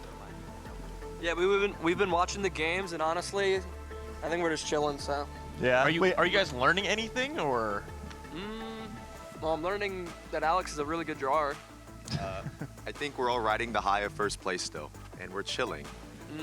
Do we have predictions from Skate Park on who you'll be seeing in the finals?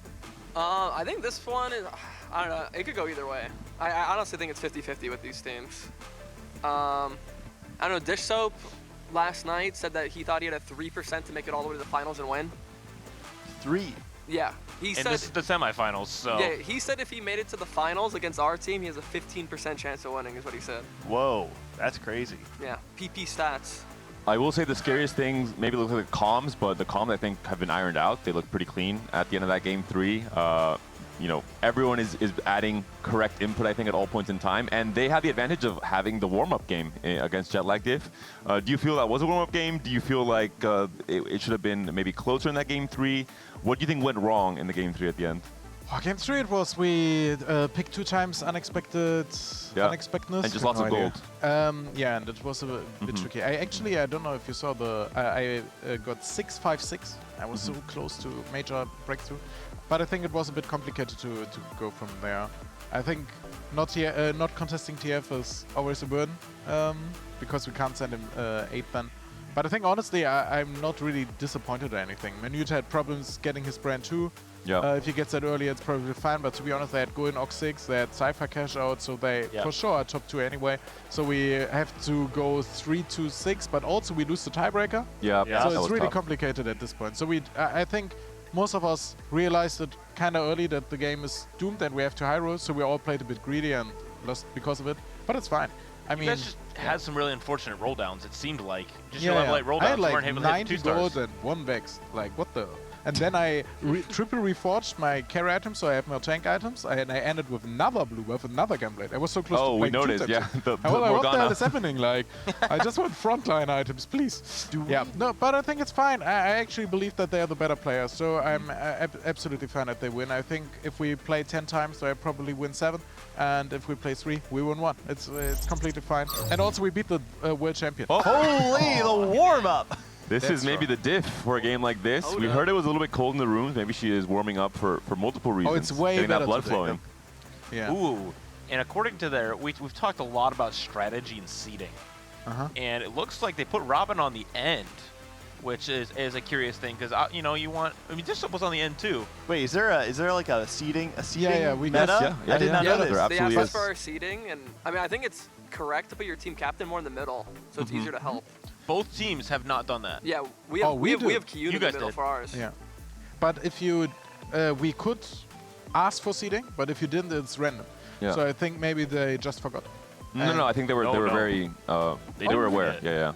I do say Robin on day 1 or yesterday, he had the chance to go help Trisha, and Trisha complained that Robin did not help at all.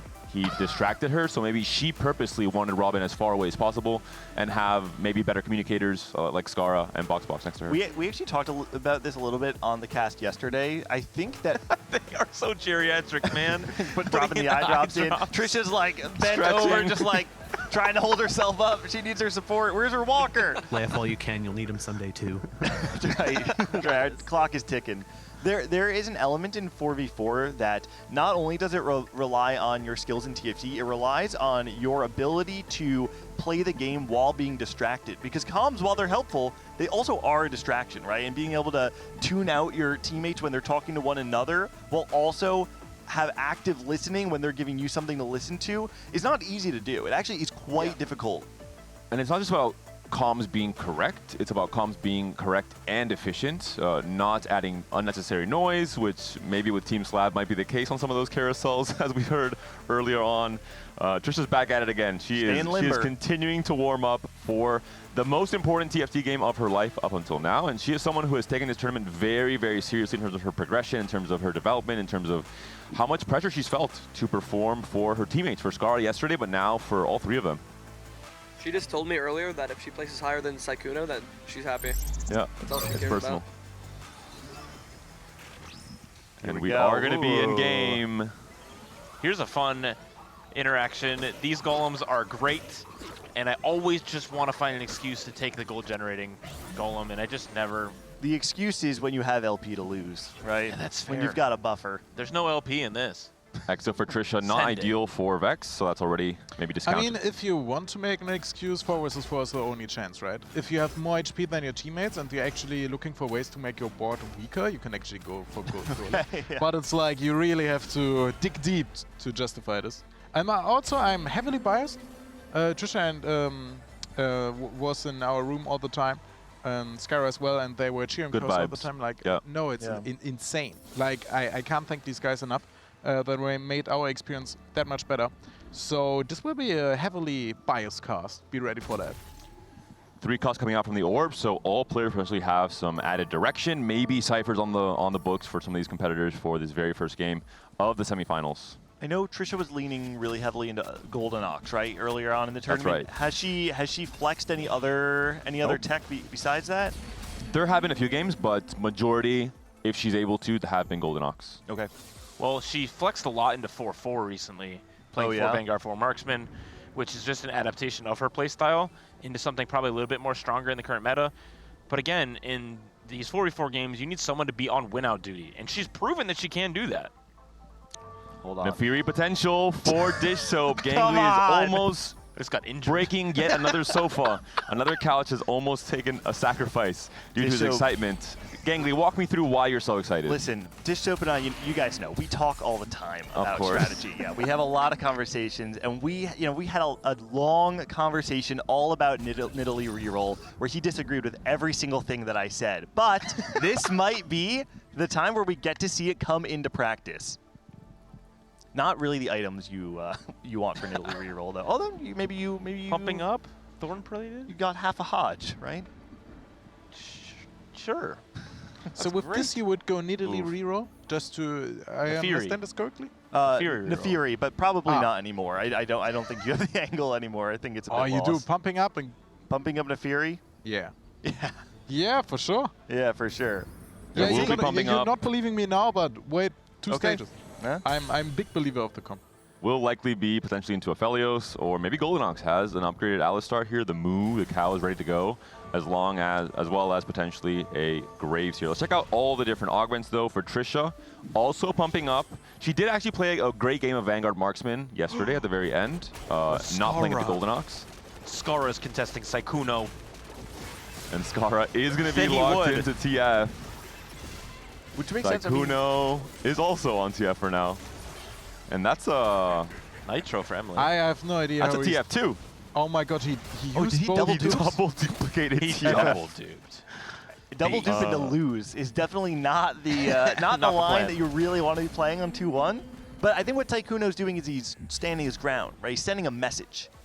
He's No, not the trying to message win, is he's trying to send a clear. message.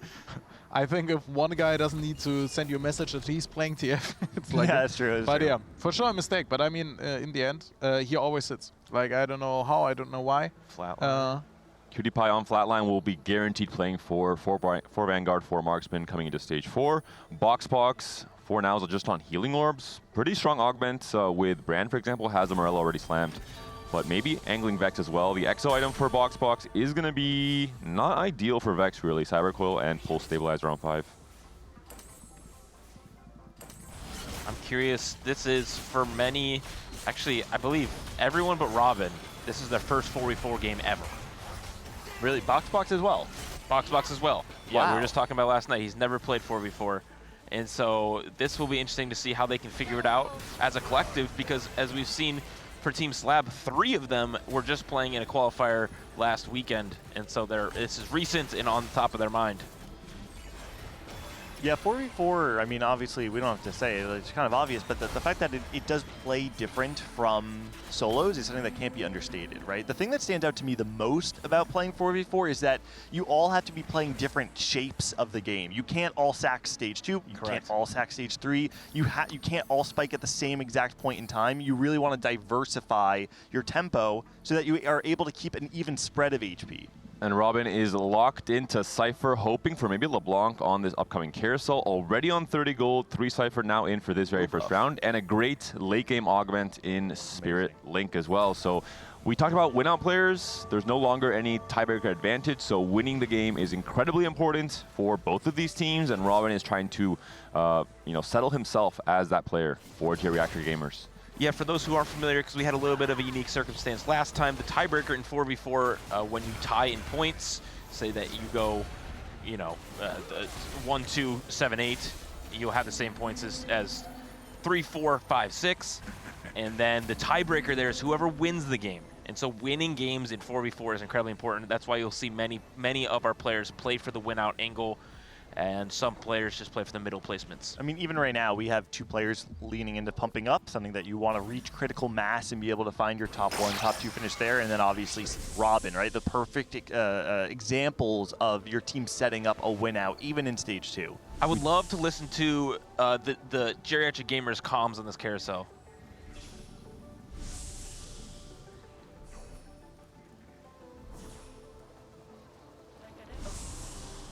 It's fine. You can just wait till the bow turns into a rod. And then Yeah. I purposely am keeping this thing to flip.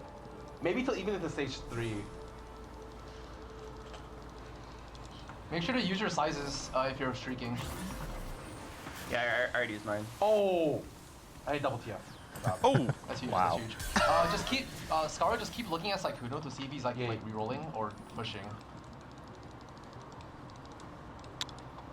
Some great Just make coaching sure to beat happening me. here.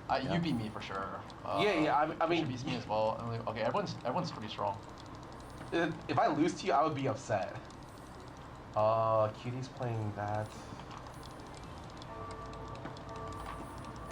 And overall, some very good comms. Robin has a lot of experience on 4v4. He has qualified to the closed qualifiers in North America, or in the Americas region for AWC. And we can tell already he's giving very clean information, very efficiently, helping out his teams. Just reminders all the time about things they should be thinking about. I'm impressed. he's also leveraging the fact that he's playing Cypher right now, right? So other players, even in stage 2 where your decisions are more limited, there are still a lot of things you have to think about. You're trying to set up your line for stage 3. You're trying to figure out exactly the direction. Robin right now has the bandwidth to instead use his mental energy to scout the rest of the game and give direction to his teammates. I loved the comms there to Scarra saying, hey, make sure that you're watching Sykkuno so that you can match his tempo. I think it's a beautiful example of just what in-game leadership looks like in 4v4. But also, I think like what I like about the tournament in general is like that you played so much double up against and with each other that you actually know the playstyle like of your team, but also the enemies. For example, he never has to look for Rodan because he never played the Rodan the whole tournament. He goes level 7 and he rotates on 50 gold until 4-2. So I think this is something you normally don't get, at least at my level, because obviously you face some players more often, but not that often that you actually know what they do. I love it. It's a really, really cool experience I never had before. And Sykkuno did turn around the minor mishap in the very first round loss after duplicating, which is a very high tempo option where you're sacrificing your scaling for immediate strength, and now has that 4 win streak. And Robin also locks in that 5 loss streak with Cypher. With Sykkuno and Scarra contesting each other, I imagine that Sykkuno, it wouldn't surprise me if Sykkuno ends up just like slamming this Shiv on stage 3, doing anything it is to preserve HP, because Scarra knows what he's doing, right? He's not opting into contesting this line thinking that he's going to be one of the top 4 players on his team. He's doing this specifically to lower the cap of Sykkuno. If you're Sykkuno, the only thing that you can do is salvage HP on stage 3, unless, there's always room for some high roll to bail yourself out. Another TF for Scarra. He is high rolling the start of this game. But the good news is for Sykkuno, he already has TF2. I know he used a whole gold augment on it, but for him, that has been a big struggle, is stabilizing around TF2. And so already having it here early on in this game and using it to streak, he's on a 4 streak right now, is going to be quite good for him saving HP while Scarra is down below at 74. Also, we are on gold augment next one probably, like 70% chance, I think, 66. So he has like a 100% chance to hit dummy with a gun, because like it's his personal augment. I never seen this guy without it. This definitely helps as well. But jokes aside, it's actually tailored. So if you have Syndicate 3, you have a good chance. So not having it on the board here probably is a major blow. Is that because it would be great to have it in 3-1. And 2-trick. That's 2-trick, thank you. I actually have the pleasure to contest him today. And it's actually, from the mindset, it's really difficult. Because in the moment you say, yeah, I'm TF here, I'm not top 4 here.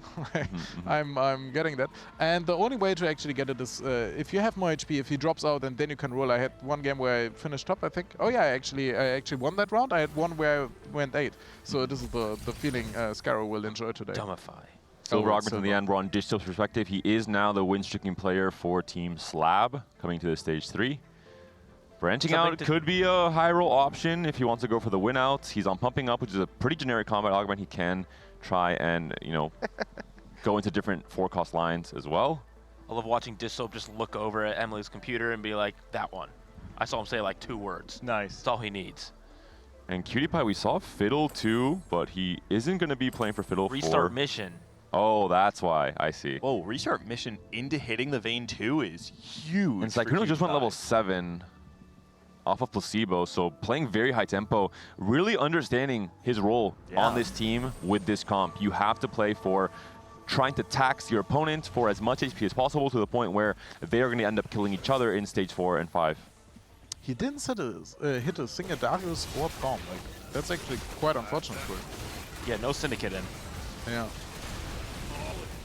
Well, I mean, you do have higher odds of hitting a Braum on 7, so maybe they're trading which 3 stars they'll go for. But for Scarra, he has a bunch of other upgrades. And for Sykkuno, he did lose his streak and obviously is losing again here to Dish Soap. So Dish Soap and Emily, we saw it a lot in the last series, are both playing fairly high tempo, keeping their HP high, but also playing around augments specifically that give them win-out options. How high is the Cypher cash out right now?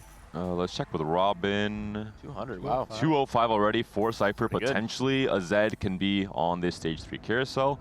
And also going to slightly contest the Dravens for the TF players as well, so maybe slowing down the natural copies that come in for Sykkuno and for his own teammate Scarra.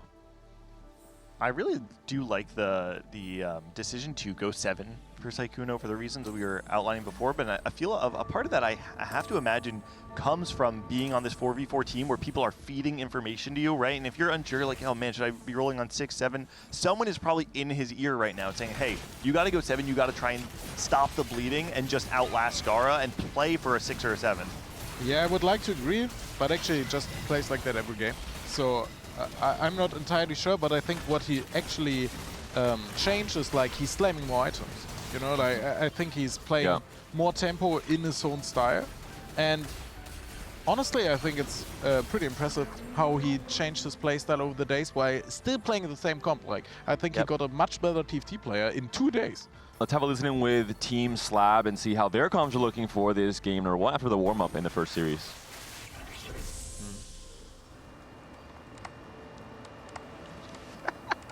Just make sure we don't give Box the choke out like this. I don't even...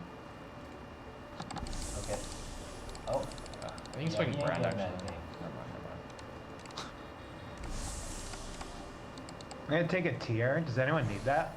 No, I need a sword. I need a. Do you need a sword? Okay, well, we should have said that. I was gonna take it. Looks like better comms than last game. Was that because you rolled a 0? Or was it bad last game? Or maybe not much comms at all. It's if you ever a little bit quiet. Roll like for Brom. Wait, can you sell that brand? Oh, thank you. Yeah. I'm pretty low. And Emily already on a copy of Brand, 50 gold, level 7, Shojin and JG Slam. Double Econ is a little bit scary, but if she can roll first, and whoa!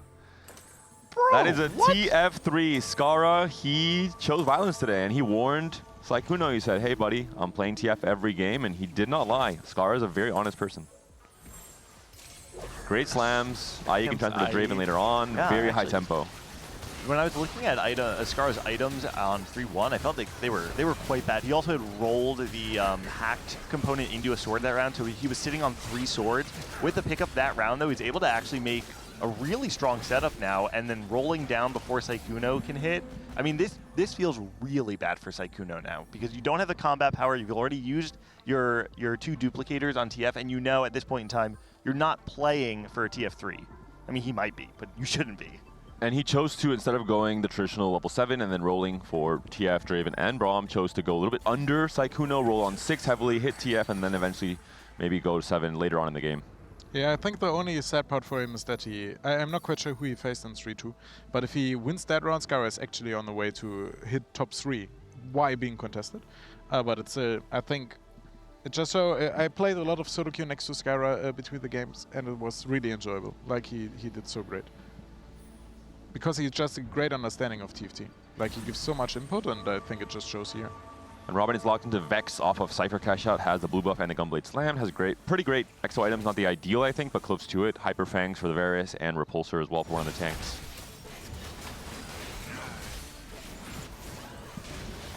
Is anyone on Team Slab playing Vex?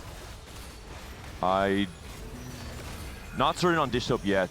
Dish Soap is on Pulse and Cyber Coil, so probably not. I mean, Robin is dangerously low though. GS Slam. It's probably just Vanguard Marksman, right? Like going Nox into something like that. Plus Big Friend makes a lot of sense for the front-to-back fights.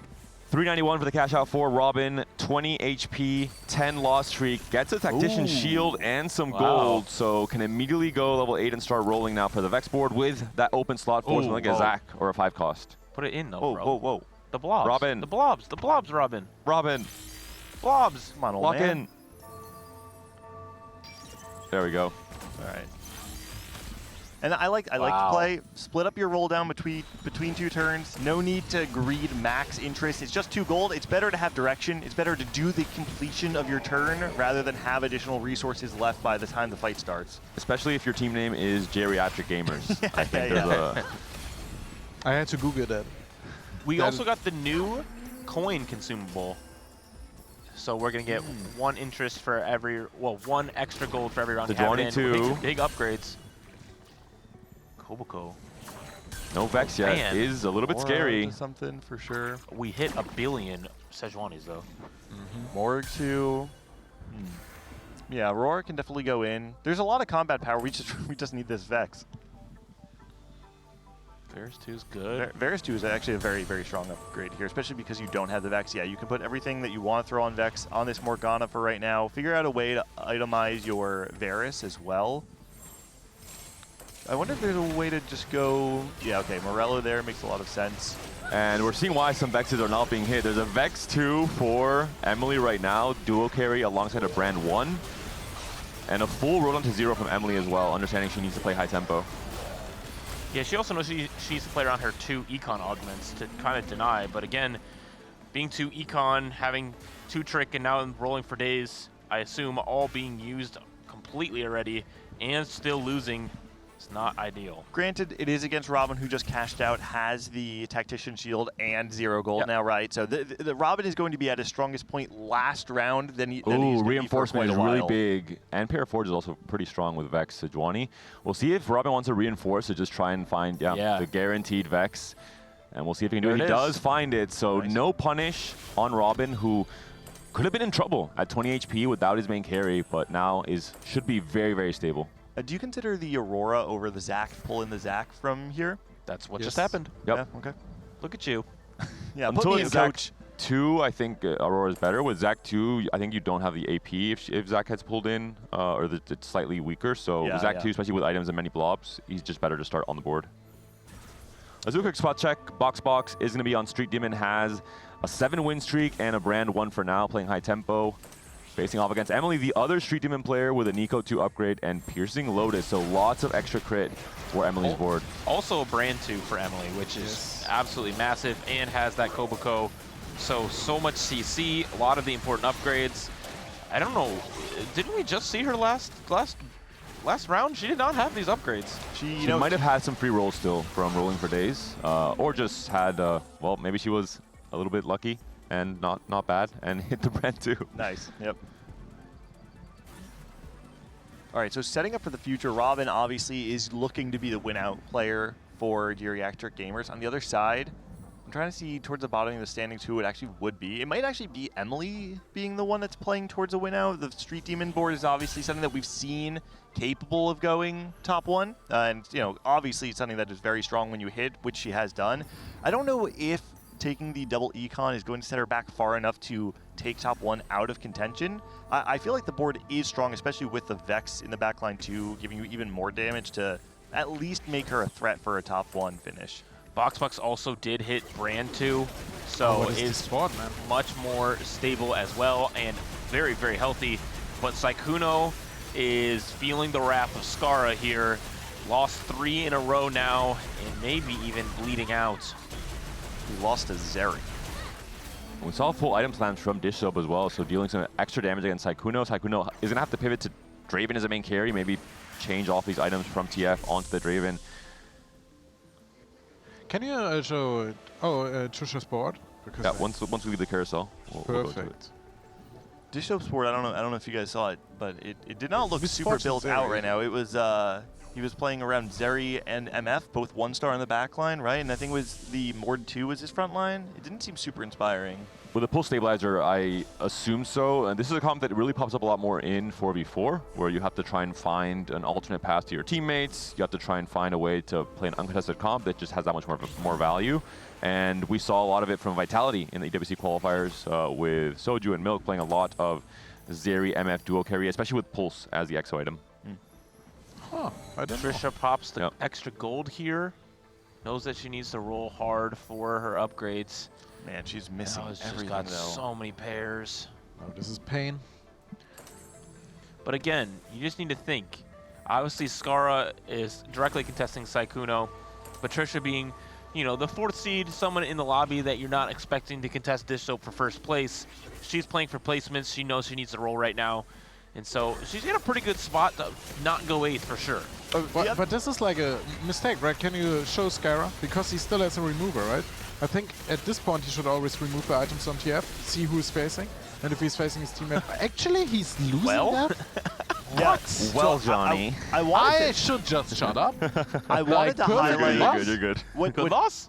I think the remover from the Leona 1 onto the Jarvan 2 is actually a very heads-up play that a lot of Big people... shop for Trisha. Leona 2 and Aphelios 2 in a single shop means she's right back into it. A lot of people can get tricked into thinking that you kind of need to keep those items on the 4-cost Vanguard, right? Because, it makes sense.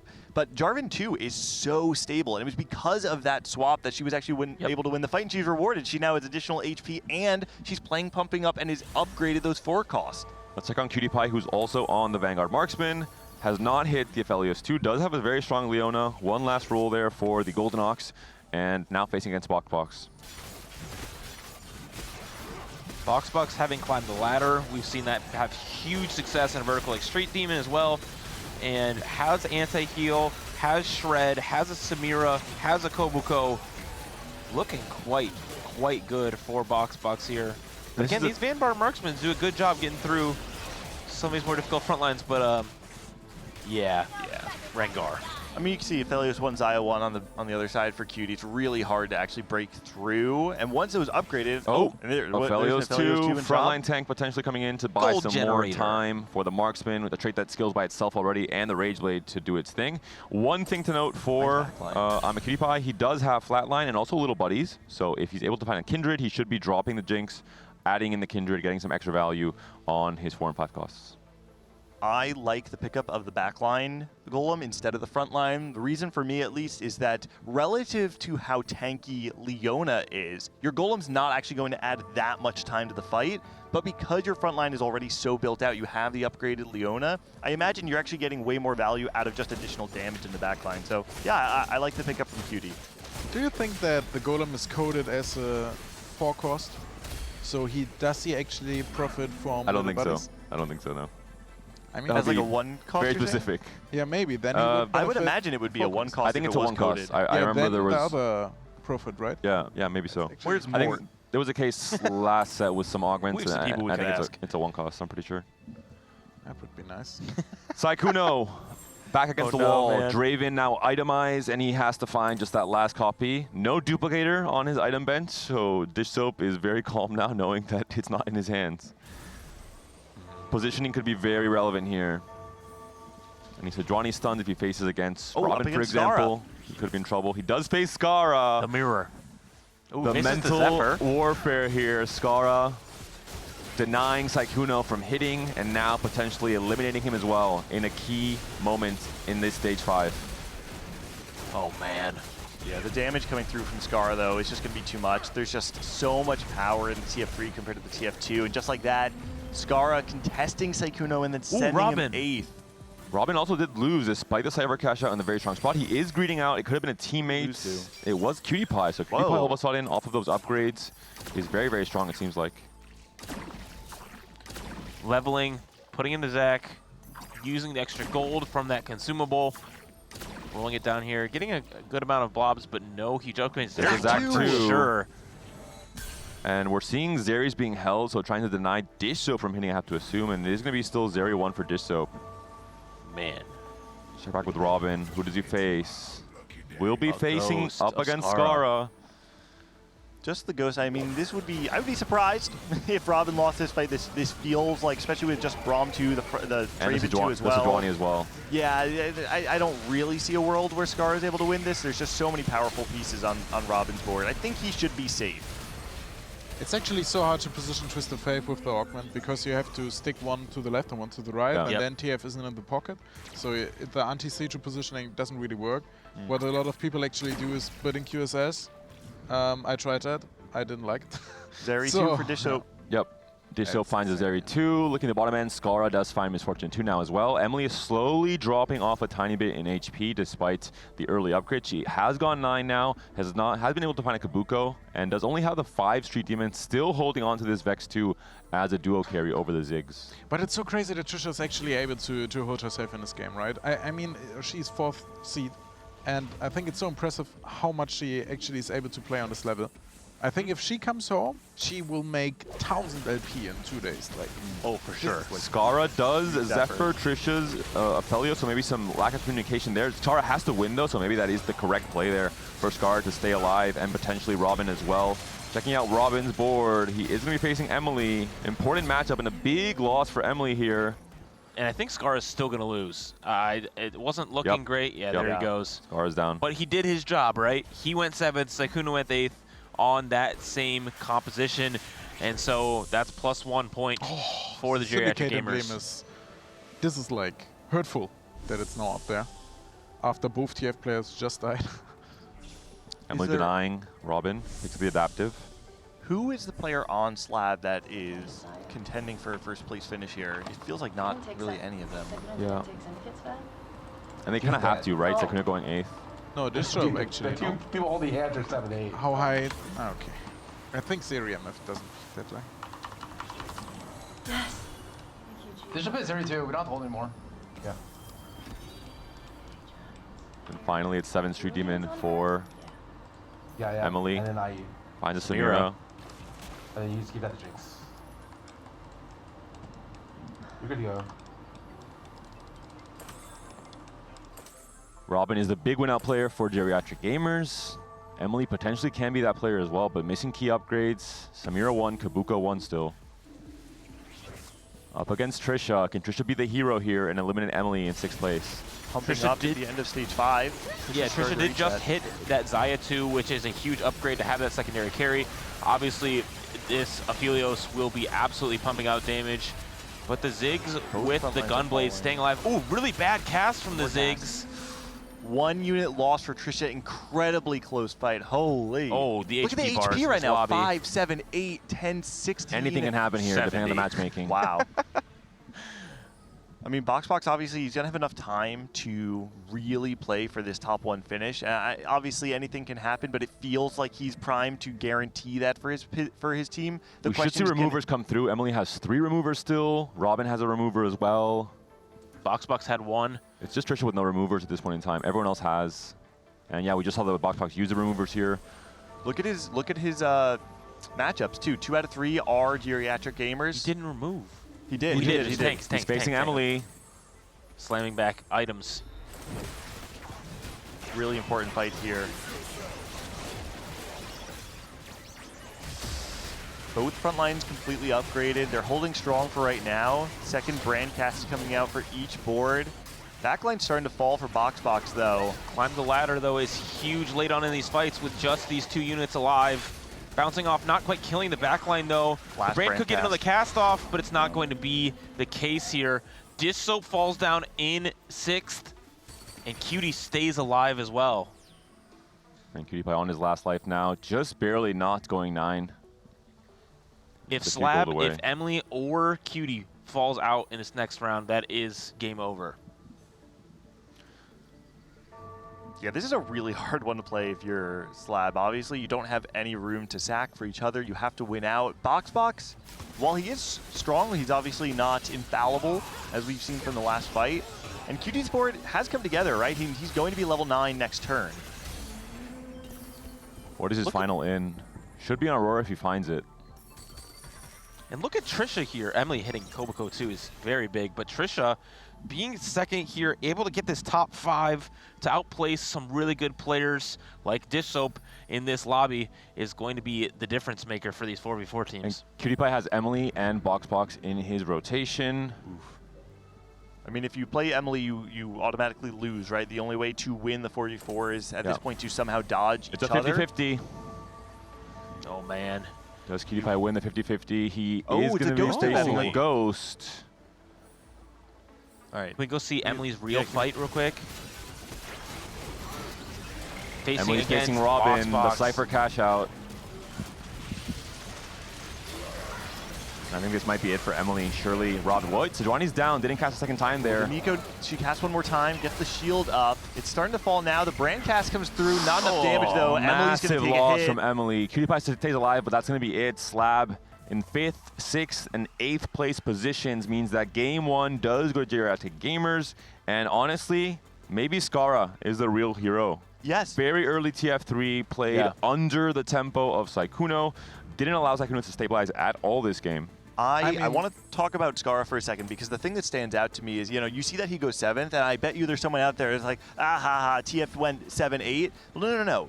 A 1-point swing in 4v4 is huge. Scarra guaranteed Sykkuno went 8th, and he was able to essentially do a heads-up matchup between him and Sykkuno, guarantee that he got 1 more point over his matchup, and set his team up for success. So yeah, I mean, I think really well played and heads-up play by Scarra.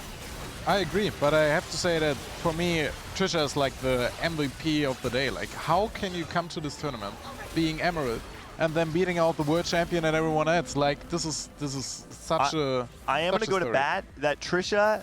Because I also thought she was just like an Emerald player. I didn't know she's a multi-time Masters player in previous sets too, right? So we got to give her some flowers. Also, she's so nervous. Like if you watch her play, like she's so stressed out all the time. And I think I mean, this game I have Spirit Link, 400 cash out. Yeah. Go now. They're trying to decide the order in They which can they FF should at this point. FF. Yeah. All right, Robin, if you win this round, I challenge you to a duel where our golems fight off. All right. Oh yeah, I'm down. That's pretty good. Next round. And the content man inside of Box is coming out to play.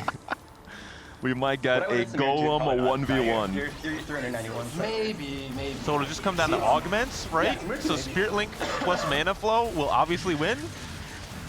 What's on the other side? Oh, it's not close.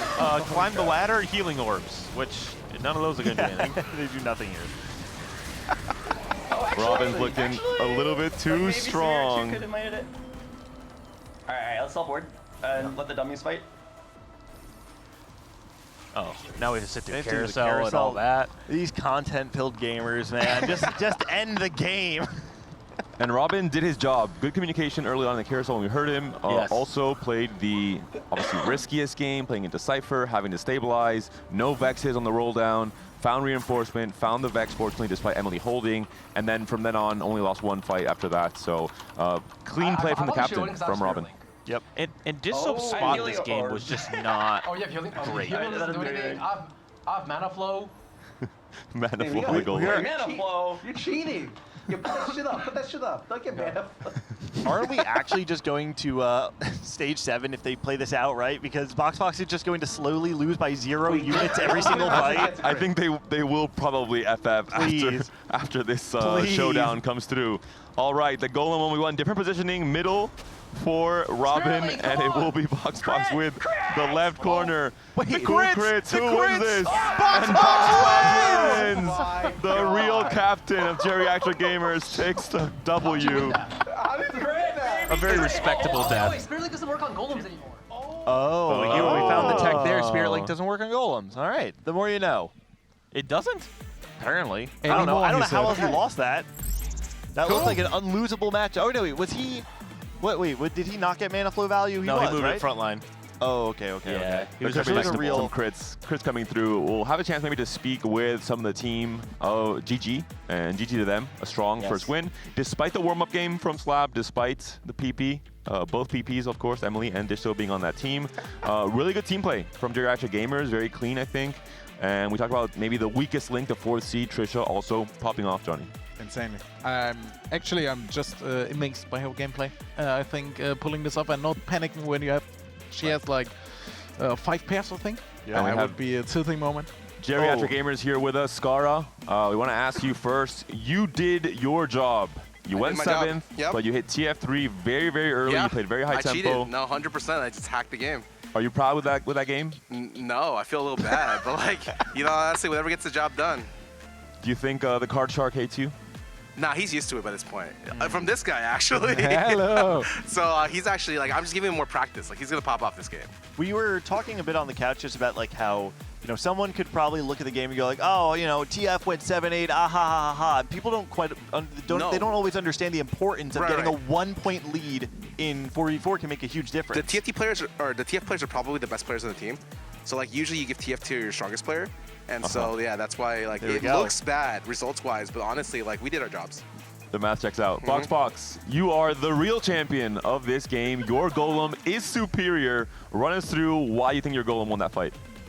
Yeah, I don't know if you guys saw, but I did a last-second positioning swap on him. We saw it. Very fast fingers. Second row, leftmost hex. I'm pretty sure I got a crit. Are you proud of your game? Are you happy with how you? There was a kind of a contest between you and Emily. You ended up the victor. What part of the game do you think was in your kind of advantage?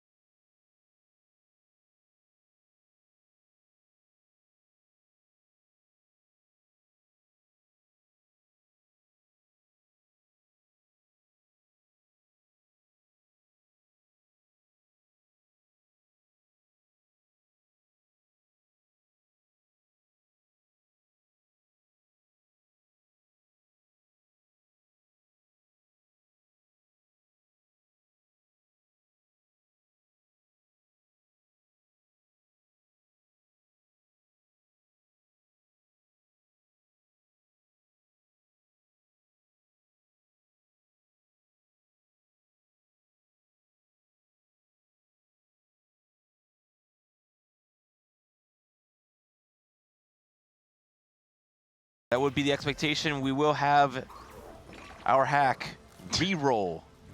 Uh-oh. Boy, Sykkuno. Everyone's like, Sykkuno was not sure what comp to play, and he's like, actually, yeah, let me play TF.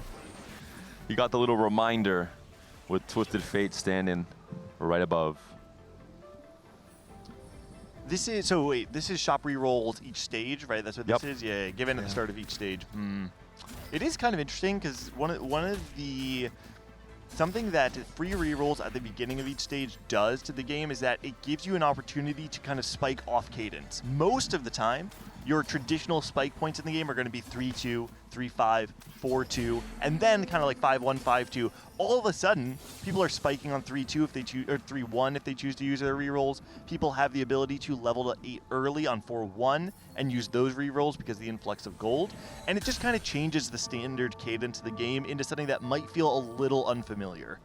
A comp like Shaco, I think, gains a lot because you're able to roll on level 3 still. So for one cost rerolls, it's kind of interesting. Morgana could potentially go as well. Yeah, that's you cool. have 4 extra rerolls on level 3 with very high odds at hitting only 1 cost. So if you have a good opener for it in terms of items and in terms of you know, the units themselves, you can go for it. Have we seen much Shaco? No. Not really in tournament, no. It also didn't perform that well when we actually had it. But I think a double up, it actually had its place because you can go to the other board and stacking. So I expected it to be a bit more played, but we didn't see it. Shaco's are being up. Oh, okay, never mind. it's just a TF player. But actually, I feel like the most important thing for these teams at the moment is Cypher, because it's so easy to get through in 4 vs 4 because you don't get griefed that much. We try to grief it every time and it didn't work because we don't face them. And it's really complicated to deny. And it's so good. Like you have, since tiebreaker is first place. Whose perspective are we on? Emily's? Emily, yep. This is Emily. Hostile Takeover is one of Dishop's favorite augments. So With Lesser Champion Duplicator is interesting too. If you can high roll another Draven there. Level and 4. free rerolls? Yeah, okay. Crowns it feels will- a little wacky though. She would like to maybe play TF with the setup. Has a Rage Blade with Crown's Will. It's a great augment for TF, extra gold as well. But of course, Sykkuno is on her team.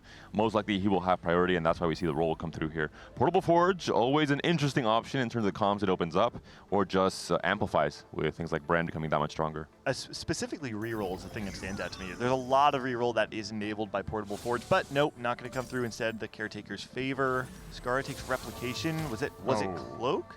I have to Looks like assume it so, was yeah. Cloak. It can only be Cloak, yeah. To have 2 at that point. Oh, yeah, you get 2 at once on 2-1, yeah? Yeah. It's No, not to have 2 of the same component, basically. Yeah. Emily's on Caretaker's favor. Sykkuno will be on Syndicate +1, of course. What? Question is, do we have any contesters? Surely someone has Box to, right? is on Bramble +1, likely going to try and play for either Vex, it looks like with the Morgana hold, or Street Demons, open to both 4-cost comps. Trisha is going to be on Clockwork Accelerator, potentially into, again, Aphelios as a main. Carry makes a lot of sense. She found her lane. I'm curious if we flip through, are we able to flip through quickly to see if anyone used rerolls on 2-1 to try and streak?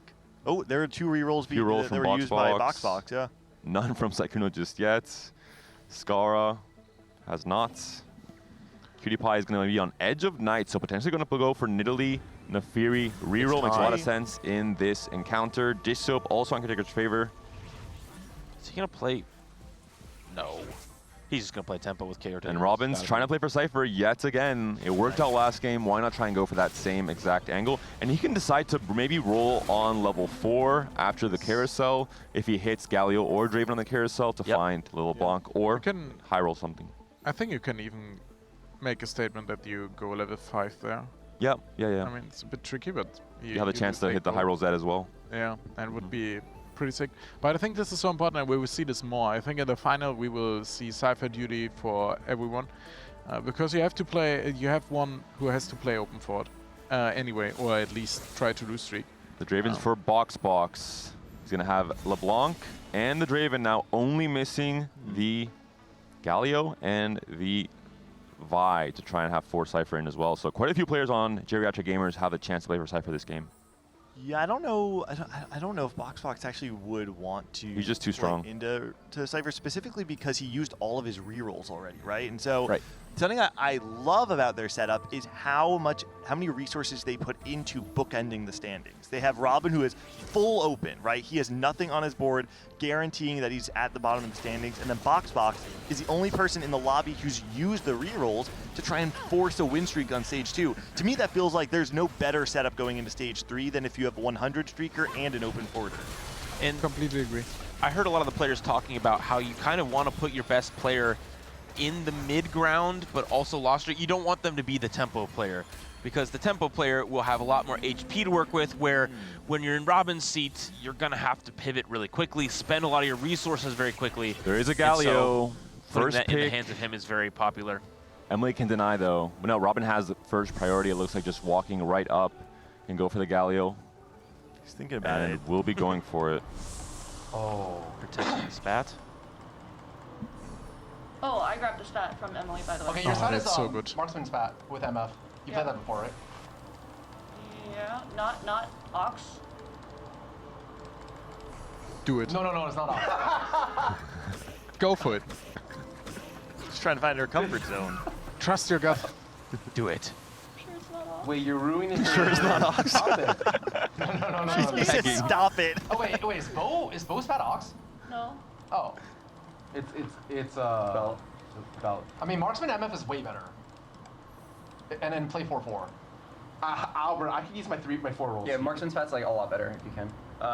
Yeah, Scar, it's fine. If you take my streak, it's all good. Also, Robin has LeBlanc and Chop. This shop has Sedge. Sedge? Dish Soap has a Sejuani already. Oh. Wait a second. Wait a second. This is Pulse Stabilizer yet again. This could, one more time, be the Zeri comp. But he would have slammed differently, right? With Spear and Guardbreaker. I was a bit confused because I think Nafiri is actually underplayed. I agree. I completely Yeah, agree. it might just be Brand. It looks like he's holding on to the Zyros Yeah. and the Mundos. Can we look at Robin real quick? Yeah, he has a Cypher online yet Okay, again. he did put the LeBlanc in. I thought he was too distracted. I wasn't sure he put Cypher in. I He was didn't want to give concerned. info because it was in the shop, so Yeah. he could make the opposing team think he didn't have Cypher yet, and they weren't in a position to grief him yet. Also, you know, as funny as the comms were, it actually was still a very great example of strong comms where you have the in-game leadership of Robin explaining how the line plays out when Trisha picks up the spat. And it's one of those things where, yeah, Trisha might be a bit more limited in the lines that she's able to play, but Robin's able to kind of augment the line for her and say, you know, this is how the line works. You play MF instead. You're still playing 4-4. You have the Marksman emblem instead. And now Trisha's back kind of on the same rail that she's been playing along the entire weekend. Also, yesterday we are playing a lot of solo queue and watching each other's monitors and stuff, and she suggested the Marksman was fortunate to me because I actually didn't know the specific of the line, and I'm thinking about, oh, it's actually strong, and it's nice that she now has the chance. And you see, if you play a comp often enough, you know the small things, and yet again, it's really nice if someone tells you, by the way, let's watch it. Yeah. Do it. And then she has a reminder and a half of the rest she can do. We also saw a Twisted Fate 2-star being completed. So I believe that's somewhere. No, then it's not him. I guess. Yep. You have two choices. I lost 50-50. I really like the setup for Geriatric Gamers going into stage 3. This is what we talked about earlier. You're bookending the standings almost entirely. You have Scarra, who was telling Boxbox even, hey, I could contest your streak right now. So we know that Scarra is primed to be able to be strong in stage 3. Boxbox streaking all the way through stage 2 gives a lot of their team room, because now Robin can safely sack the rest of stage 3, knowing that towards the late game, he's going to be able to either be very strong, or if he isn't strong enough, they have the HP leverage to use removers without fear of killing their teammates. Do we see Boxbox level to 6 here? Does he use his rolls? Is he going to play more greed from now on? He has to really try and gauge how strong his board is relative to the rest of the lobby, and decide if he wants to greed for the level 8 rolls for Brand, for example. So many upgrades on this board, as well as having Street Demon in, which obviously has been dominating this patch. Very clear line, and it looks like, I don't know how contested he is. Actually, then Dish Soap shows up, and I see that he has a lot of these Street Demons as well as nearly perfect Brand items. To be honest, I want to see... Oh, actually, it looks like Disho might have. I was going to say, I really want to see someone from Slab use their rerolls, because you can't give Boxbox the free streak through stage 3 as well, right? If he was the only person that's used his rolls up until this point in time, he's generating enough gold from the streak to get that gold back. So you really want to contest the win streaker in the same way that you're contesting anyone who's one-tricking a specific line in the game.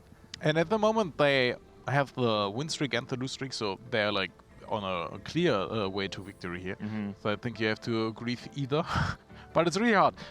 Honestly, in-game, you realize that. Like, if you play 4 vs 4, at least in our game, we were like, guys, we need to stop them, and you can't. Like, they're actually pretty good. Just beating will be really hard. Last 10 is very interesting in 4v4, but he is a high-tempo player, so kind of wants to try and defend his win streak and goes for tagging spree instead.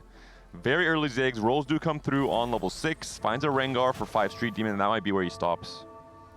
I love how aggressive Boxbox is playing this game. He's not only playing a line that can cap out very high, but he's playing it in such a way that he's giving Slab so little room to breathe. And the setup is looking pretty clean from Trisha as well. Already has the IE and the Rage Blade slammed onto the Jinx, trying to minimize how many units she loses by in this fight against Boxbox, and Boxbox will continue to dominate this stage 3. I want to check out Robin. He is once again picking very strong combat options with the Cypher, loose streak. High voltage into Inspiring Epitaph for Cypher online right now. Can you go to Cutie real quick? It's very confusing. Yeah, can you go to Cutie Pie? He took forward thinking he was playing Cypher. That's what happened. I was wondering all of a sudden if it was... I saw that Cutie had no gold and he barely beat Robin. So he actually was trying to contest Robin's loss streak there and barely won. I wonder if we see any rolls on 7 from Robin for Zed after this carousel. He's fairly poor in terms of trying to make it to 7 on 3-5 after the carousel. I think this was really, I think we have to explain again that this was like such an important fight. Yeah. If Robin would have lost that, I think they would have a way better, if he won that and loses lose streak. So I think actually it's a bit sad that PewDiePie didn't realize it in the moment, right? If he doesn't place his item, I think he will lose the fight and would be absolutely huge.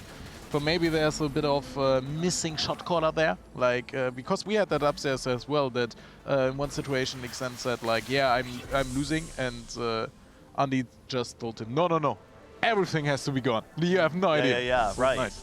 right. Yeah, Cutie might have thought that Vex for Robin right away. Doesn't have to maybe rely on reinforcement later in 4-2.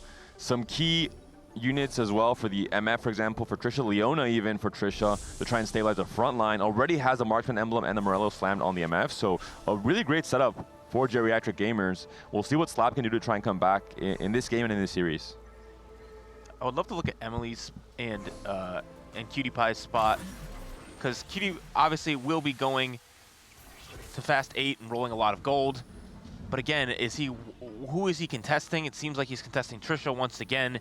And then Emily is on Vexotech duty. But is Cutie going to re-roll this composition? Because this Edge of Night is very interesting. I don't know who it's going to go on besides the Zed. It's not bad on both of Marksman and any Marksman really, because it's a scaling trait itself. So by the time the Edge of Night procs and you get that final cast off with Zaya, for example, she can usually clean up some fights that are close, 1v2 or 1v3. So it's not a bad slam really if you're playing for Marksman. And I think sadly you can't re-roll the Cypher line in with our Sykkuno, meta, yeah, because we are always two Draven players. Yeah, like we're a bit more limited. But it's nice that in a tournament like this, actually there's their own meter that just gets applied at some point. Complete dominance from Geriatric Gamers. Double win streak now. 5 win streak for Scarra, the dominant TF player, beating out Sykkuno, and for Boxbox. Almost going to have a perfect start to the game. 9 win streak for now. Can you win one more? Scarra is also keeping his friends close, but I could have sworn that him and Sykkuno were friends, and I feel like this is going to push them apart. They were friends, you're right. Yeah, they were. Yeah, Sykkuno, I mean, he's 30 HP below Scarra right now. Scarra is streaking. This feels like Sykkuno is doomed for a 7th or 8th. He's going to be just trying to get every single fight win that he can. And at that point, it's very much up to the rest of that team to try and claw back. But like we've been saying before, the fact that geriatric gamers are bookending the standings and contesting one of the players of Slab and winning on a contest, it feels like they're going to have to pull a miracle out of nowhere to win this game. Also for us, we will see a different playstyle of Scarra this time, right? Because he only has 3 TFs, so I don't... Oh, he has 4 actually, but I don't think he will roll on level 6 like he did before. But instead of that, he will go level 7 and maybe even level 8. Radiant item for Radiant Archangel. Robin. Ooh, that's Radiant. actually... And Cutie only 96, so not a really big catch up for Cutie, not really too relevant with a late Cypher pickup. What do you do with Radiant Archangels? Reforge it? No. I think it's you fine. just throw it on a three-item Varus. You could put it on the Vex if you just need a 3rd item for now too. I think it actually gives a lot of power to your board. And Robin did win that last fight against Emily, so Emily full sacked to deny some of the cash out. Still 311 for Robin, and not too bad. We'll see the roll down from both Robin and Emily. Both players are going to be playing for the Vex line. We'll stick with Robin first and then check out Emily's spots. And in 4-2 we go to forward thinking. A lot more gold for Robin. Good call. A lot of rerolls to use. He's hitting some pieces. Varus too. Very strong at stabilizing right off the bat. Quick transition. Who knew Robin was the man with the quick hands? Still a lot of pieces left, though, to get this comp fully online. No Vexes. No upgraded frontline in general. There's Mordekaiser, too. Okay, that is actually a very crucial piece Vex in your pair for Emily. point. Oh, no. So this is... And a lot of decisions to make now. Still the items on Morgana, so might just be one more loss. And then she's facing Box, one of the strongest players in the lobby. Robin has found a Vex.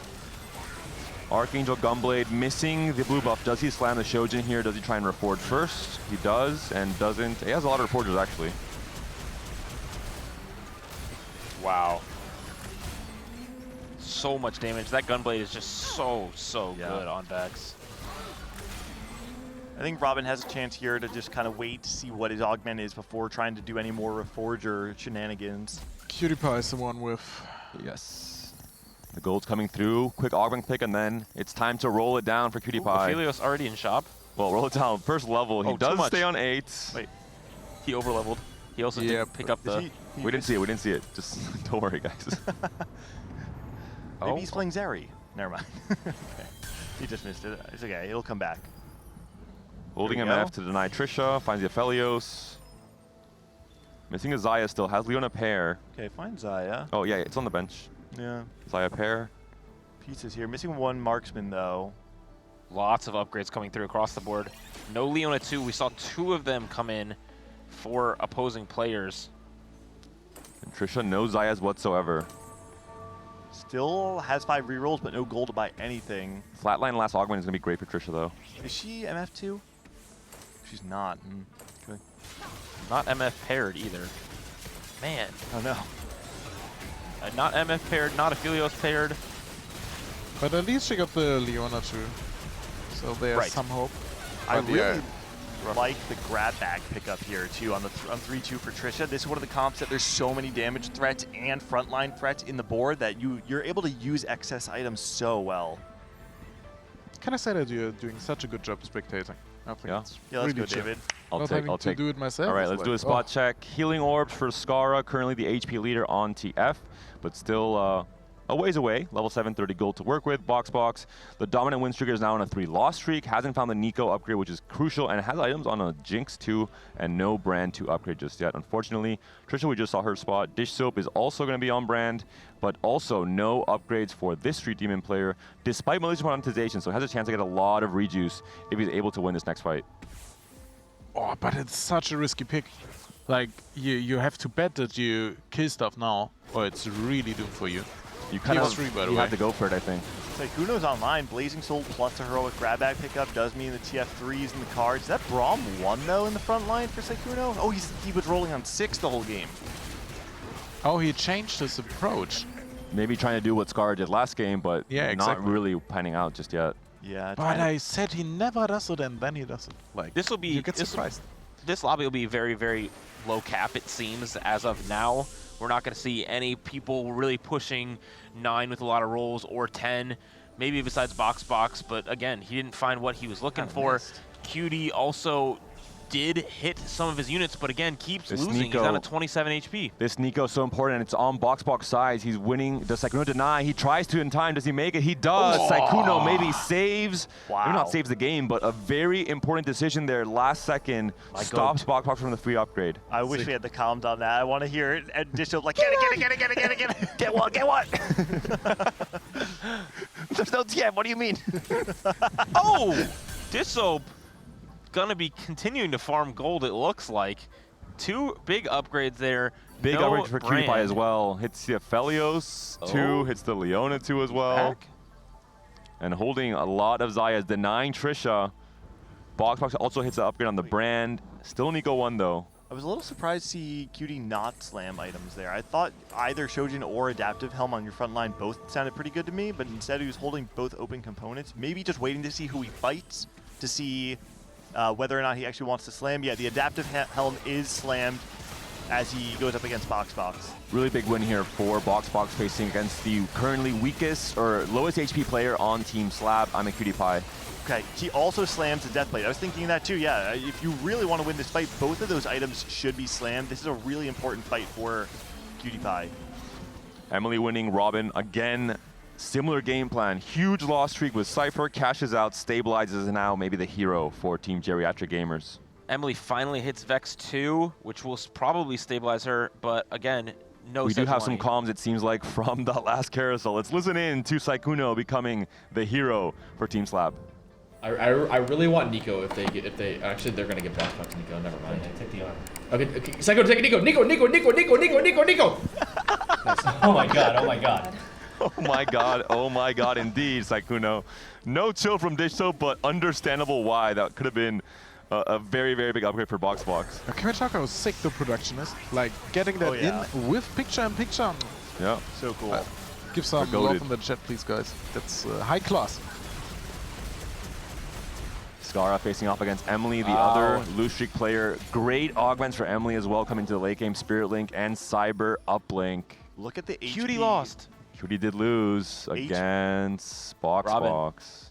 The HP of Sykkuno and Scarra is exactly the same, both at 39 HP. Sykkuno is the one that did hit the TF3, so he's currently ahead of Scarra. And so can we see the board? I have no idea what Scarra actually. Scarra? I believe he ended on TF reroll, but Sykkuno hit first because he took the heroic grab bag, I believe. One off TF for now.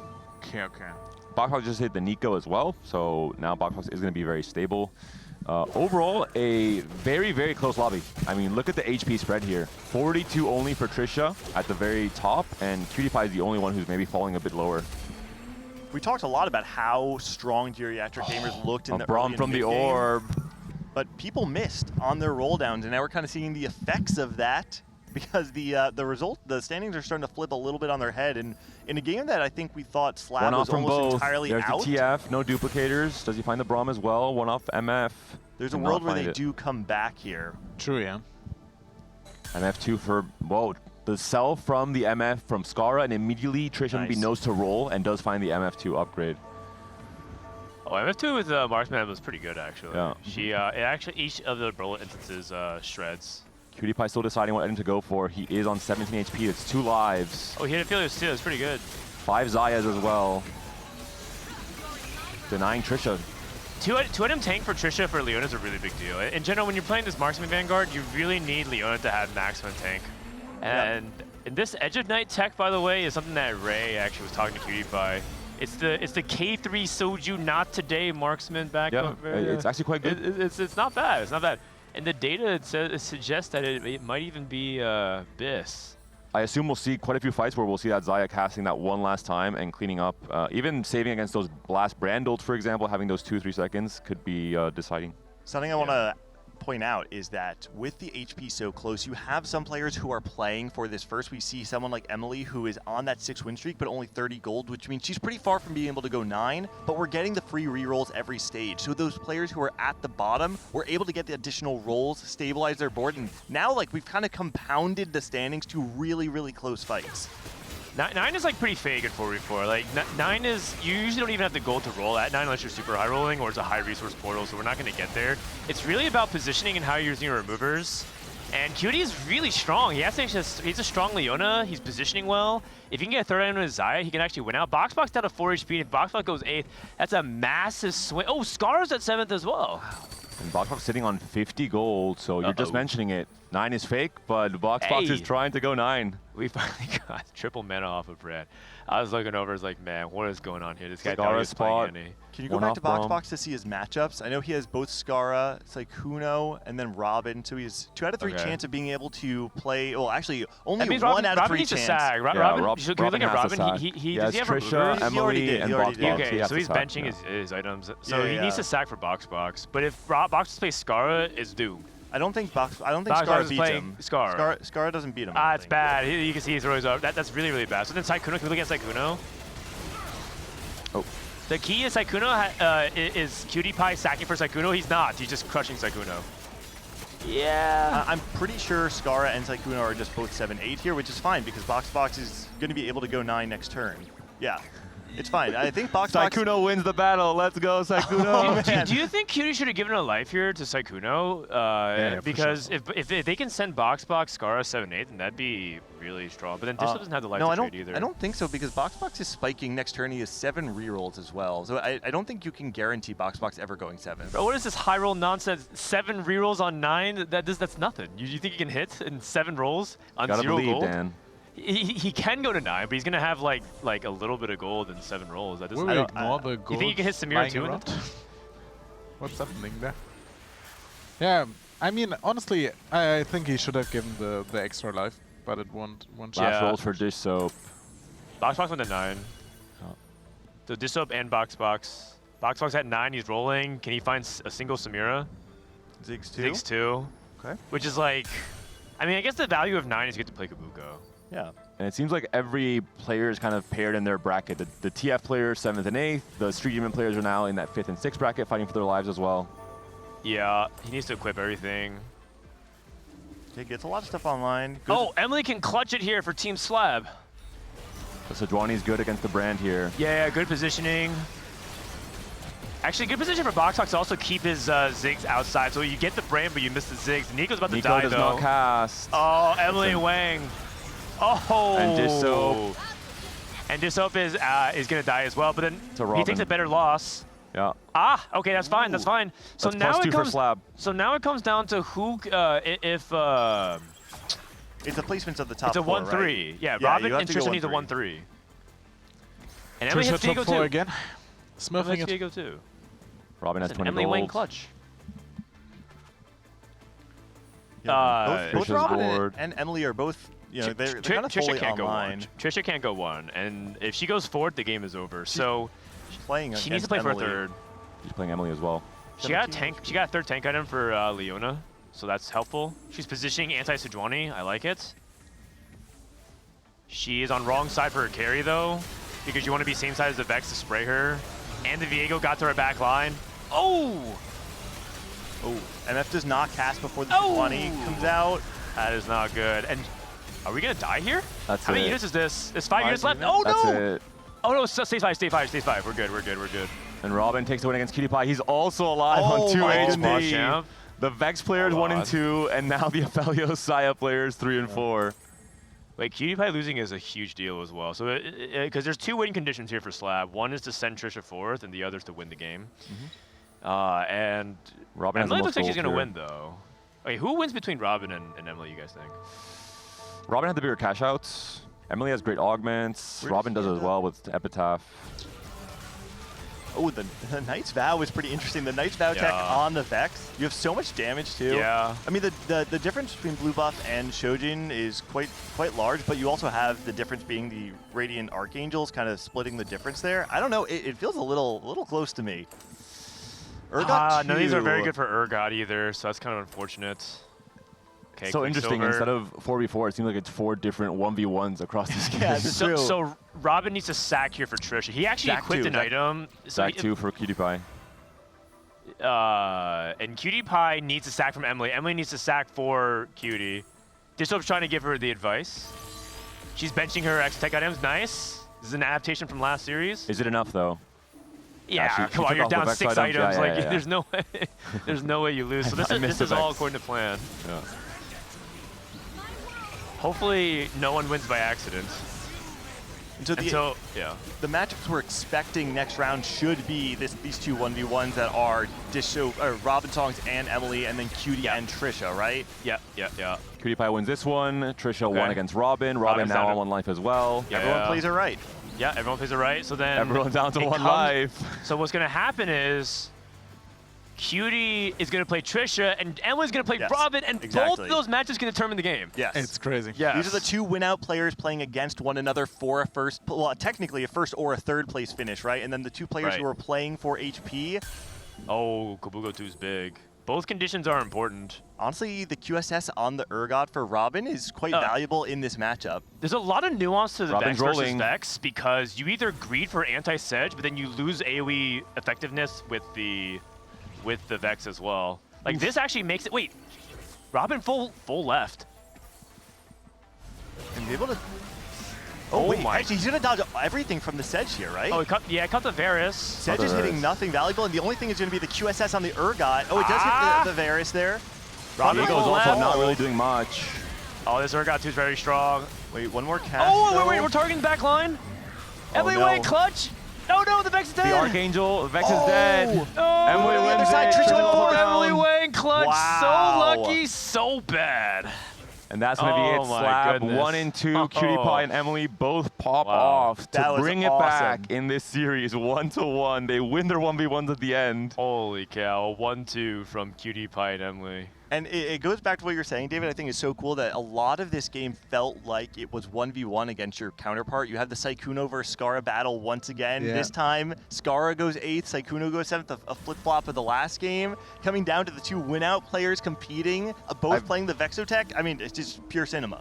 I've never seen a 4v4 come down to such a scripted matchup of everyone on the same comp, everyone facing each other. No, it was good. And when you see 4v4 work together well, right? They're giving the right lives. They're playing, they're doing the removers, making sure to play very thoughtfully about their positions. It sets up some really close fights. That was our closest game of the day for sure. Yeah. Came down to the last fight. Wow, well played by Emily Wang.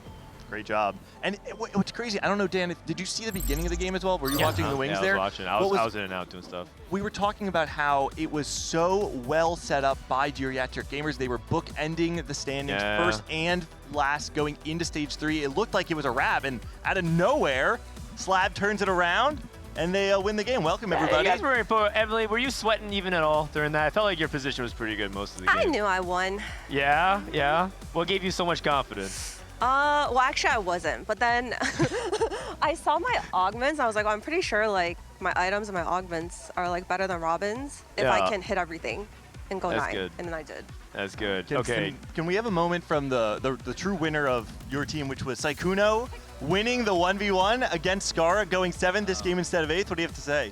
Well, you know, it was pretty close this time. My teammate really killed me less hard. I think, honestly, last time he was just really lucky. Lucky that I didn't have TFT Academy open. That's why I lost. Because this round I left that thing open with the card shark, and I think that's what got me that. So, thanks to my goat Frodan. Dude, it's like, you're killing me, man. You're killing me. Reversal, also a Cutie Pie. Way to hang in there, man. Unfortunately, we did happen to watch your forward thinking roll down. We saw you pump 8 extra, skip Aphelios immediately. I didn't even realize there was an Aphelios. I was just hitting the level up button, and my brain was like off. But whatever, it didn't matter. Okay, I just need to say, this guy is a PvP god. Anyone that tries to TF against him is just GG. Yeah. Just dumb. Why is Scarra like trying to contest? Like what is the game plan there? Did they say anything? I think Scarra says that his goal is to outplay Sykkuno every game. I'm not sure why. I feel like Scarra's like actually like I feel like he could actually like make some good boards. I'm surprised he's like going down to the going down the TF PvP route. It's personal. Did something happen to Sage Jam Slam between you guys? Like you guys were on opposite teams. Nah. I can send him some guides for TF though. TFT Academy. There we go. Also, can we look at the score? Is that actually Scarra's score? Like, get this man off TF, man. I like it. So the series is tied 1-1, right? Series tied 1-1. Oh my gosh, best of 3. Yeah, you guys just have to do one more game You guys feel like you can do? You guys are feeling confident? Just the team seems like it's still coming together here pretty well. It feels like you're talking a little less. Wait, what? From what I'm looking at, are you still talking a lot? Oh, in there? I mean, kinda, yeah. But okay. The thing is, like, they were doing some like really hard rolldowns, so like, I just shut the. I just try shut not up. to yap. Yeah, okay, okay. That's what I just shut up when they do their rolldowns. Except for when there's a Nico on the carousel. Oh, yeah. I mean, he must. He must. I mean, Boxdog went 7th or 8th. Like you talked to the mic. Oh yeah, Boxdog went 7th or 8th. He was stuck on Nico 1. He lost Yeah. like 3 fights because he was on Nico 1. Do you sense any weakness from the enemy team besides Scarra? Like, do you feel I like any openings? I feel like they're actually trolling, trying to play like contested TF. Like Scarra, I don't know why they're doing that. Like they're just trolling. All right, no worries, no worries. Wait. All right. Wait, what? Really? Did you guys... Dan? Did you see this? Huh? I'm right here, man. I've been here with you the whole time. What is this? This is a bit. There's some big news in the TFT scene. That's all I'm going to say. What are you tweeting right now? What is this? all right. There's some big news in the TFT scene. Congrats, Dan. Congratulations. Oh, well, this is really awkward because Dish Thanks, Soap is Coach. standing right there, and he is not on Team Vitality. But yeah, actually, I've been working with Vitality for a little bit of time, and I'd be joining their 4v4 team. Man, this is actually kind of awkward because Dish Soap and I are now enemies. I already told him he was getting cleared. Holy, the trash talk is already starting on day 0. That's right. See you in Riyadh, buddy. All right, get back out there. Yeah, it's actually pretty cool. So I've been working with the Vitality guys for the closed qualifier, or for the open qualifiers. We're looking to work them as well for the CQ coming up in a couple weeks. But 4v4 is really fun. It has a lot to offer, and I hope that I can just help these guys as best they can succeed. So. It's interesting. It's interesting. Listening to Soju and Preston and Milk and Setsuko all prep together has been quite eye-opening, to say the least. These guys never shut up. Holy cow. I literally have to like deafen sometimes because I can't concentrate on what I'm doing either. I imagine the task at hand is challenging for so many different reasons, but also I think maybe very rewarding as well. With such a unique opportunity. Can we give a round of applause for Panda's acting? Man, I was like, I was put on the spot in the last 2 minutes. Are you serious? I did not know how to navigate. I was looking at your phone and you didn't even see it. Exactly. Like he was oh, dude, you can't blow up his spot like that, dude. No, I can't. Even better acting, no? Oh my god. Okay.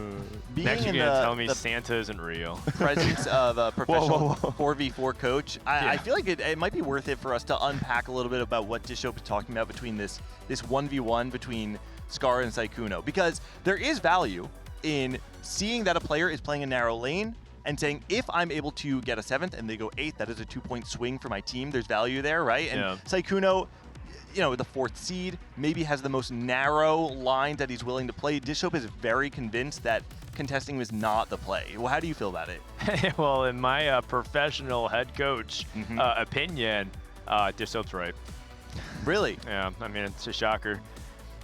No, I mean, I think he's right. So in 4v4, there is basically the expected value, the average placement expected value, and that's just a fancy word to saying like how well you think you're going to place this game, has to be realigned. And I think Scarra went the opposite direction. A lot of people think like, oh, I'm playing for like a top 4 or like a 4.5, but it's okay to play a composition if you're expecting a 5th or 6th. The way Scarra's approaching it is averaging like a 7.x. So like if you start from that, the theory of like, okay, I'm loading into the game and on average, I'm thinking 7 or 8th, you're hurting your team on average because you can still find ways to counterplay the Twisted Fate player without having to just say, I'm playing Twisted Fate as well. Like you can just hold Twisted Fate 2 on the bench. And if all of you hold Twisted Fate 2, that's basically like contesting him. So you don't have to actually full on go into grief mode. So what Dishope is recognizing is he might be trying a little too hard. Like he's getting mind games by Sykkuno, you know, when Sykkuno throws rock every single time, I think at this point, Sykkuno or Scarra might be tricking himself and throwing to scissors. Especially if I think there might be spots for Scarra to have a very strong stage 2 for a different combo altogether, a very high roll start where the expected value and the expected position is maybe a 2nd or a 3rd from that spot, and he's throwing it away to play TF contested and just to try and get a 7th instead of an 8th. But if you do have a Twisted Fate spot, I mean, by all means play it. Yeah, of course. It's just, you know, if you don't have the Rage Blade, you don't have the tempo, because we've seen people play Loose Streak TF, and if you can't, like Johnny, you played Twisted Fate, you saw it. How smooth was that game when you had like everything lined up compared to the other game where you slam Shiv? Yeah, and I think this is like we talked before about exactly the same. We were saying, okay, we can just hold him, we don't have to buy him, and we actually thought about just buying the Braum because we thought like it's easier to actually deny that on later rolldowns. And if you have perfect items, it's really good. But what we always are seeing, like the only way you get top 4 and don't play for 7x is if he dies before you roll. So you have to play win streak 100%, and if you don't have rage bait opening, you are not allowed to play. I think it's just a bit too much otherwise. All right, loading in with component anvils. There's a couple things that stand out to me whenever I'm playing with anvils. Specifically, I think that anvils really open up those lines that like to spike on 3-2.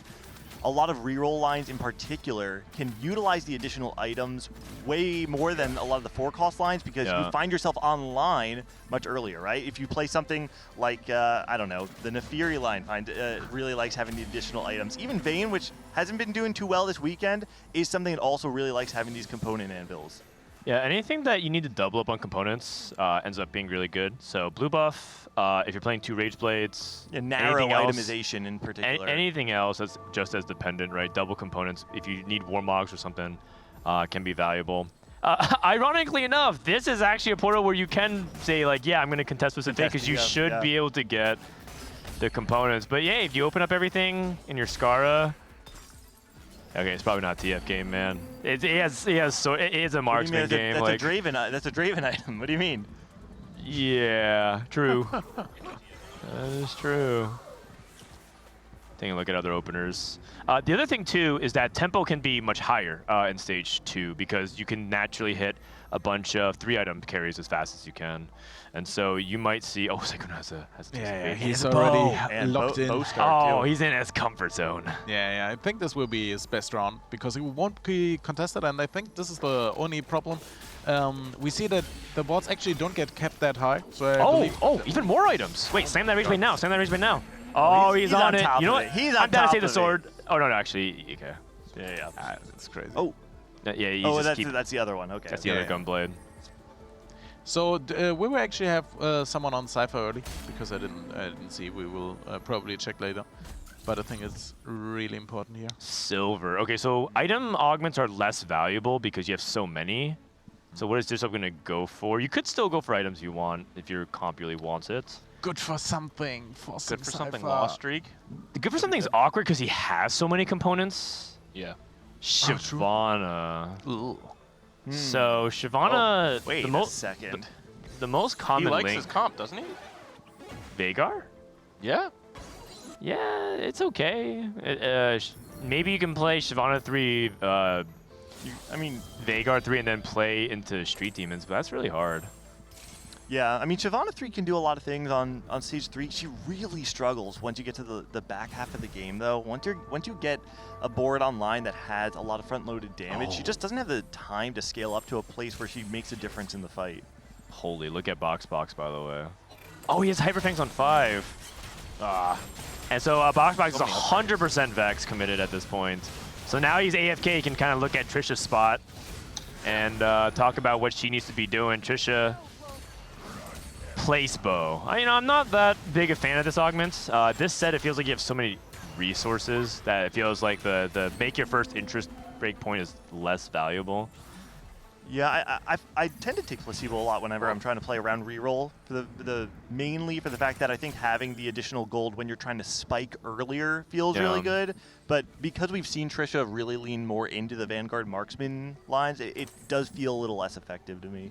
I would just like to say, as there's a glue of every 4v4 comp or 4v4 team that kind of holds everyone together, Kindred is just that glue between AD flex lines throughout the game. Just flex between Vanguard or Marksman and Rapid Fire. It's excellent.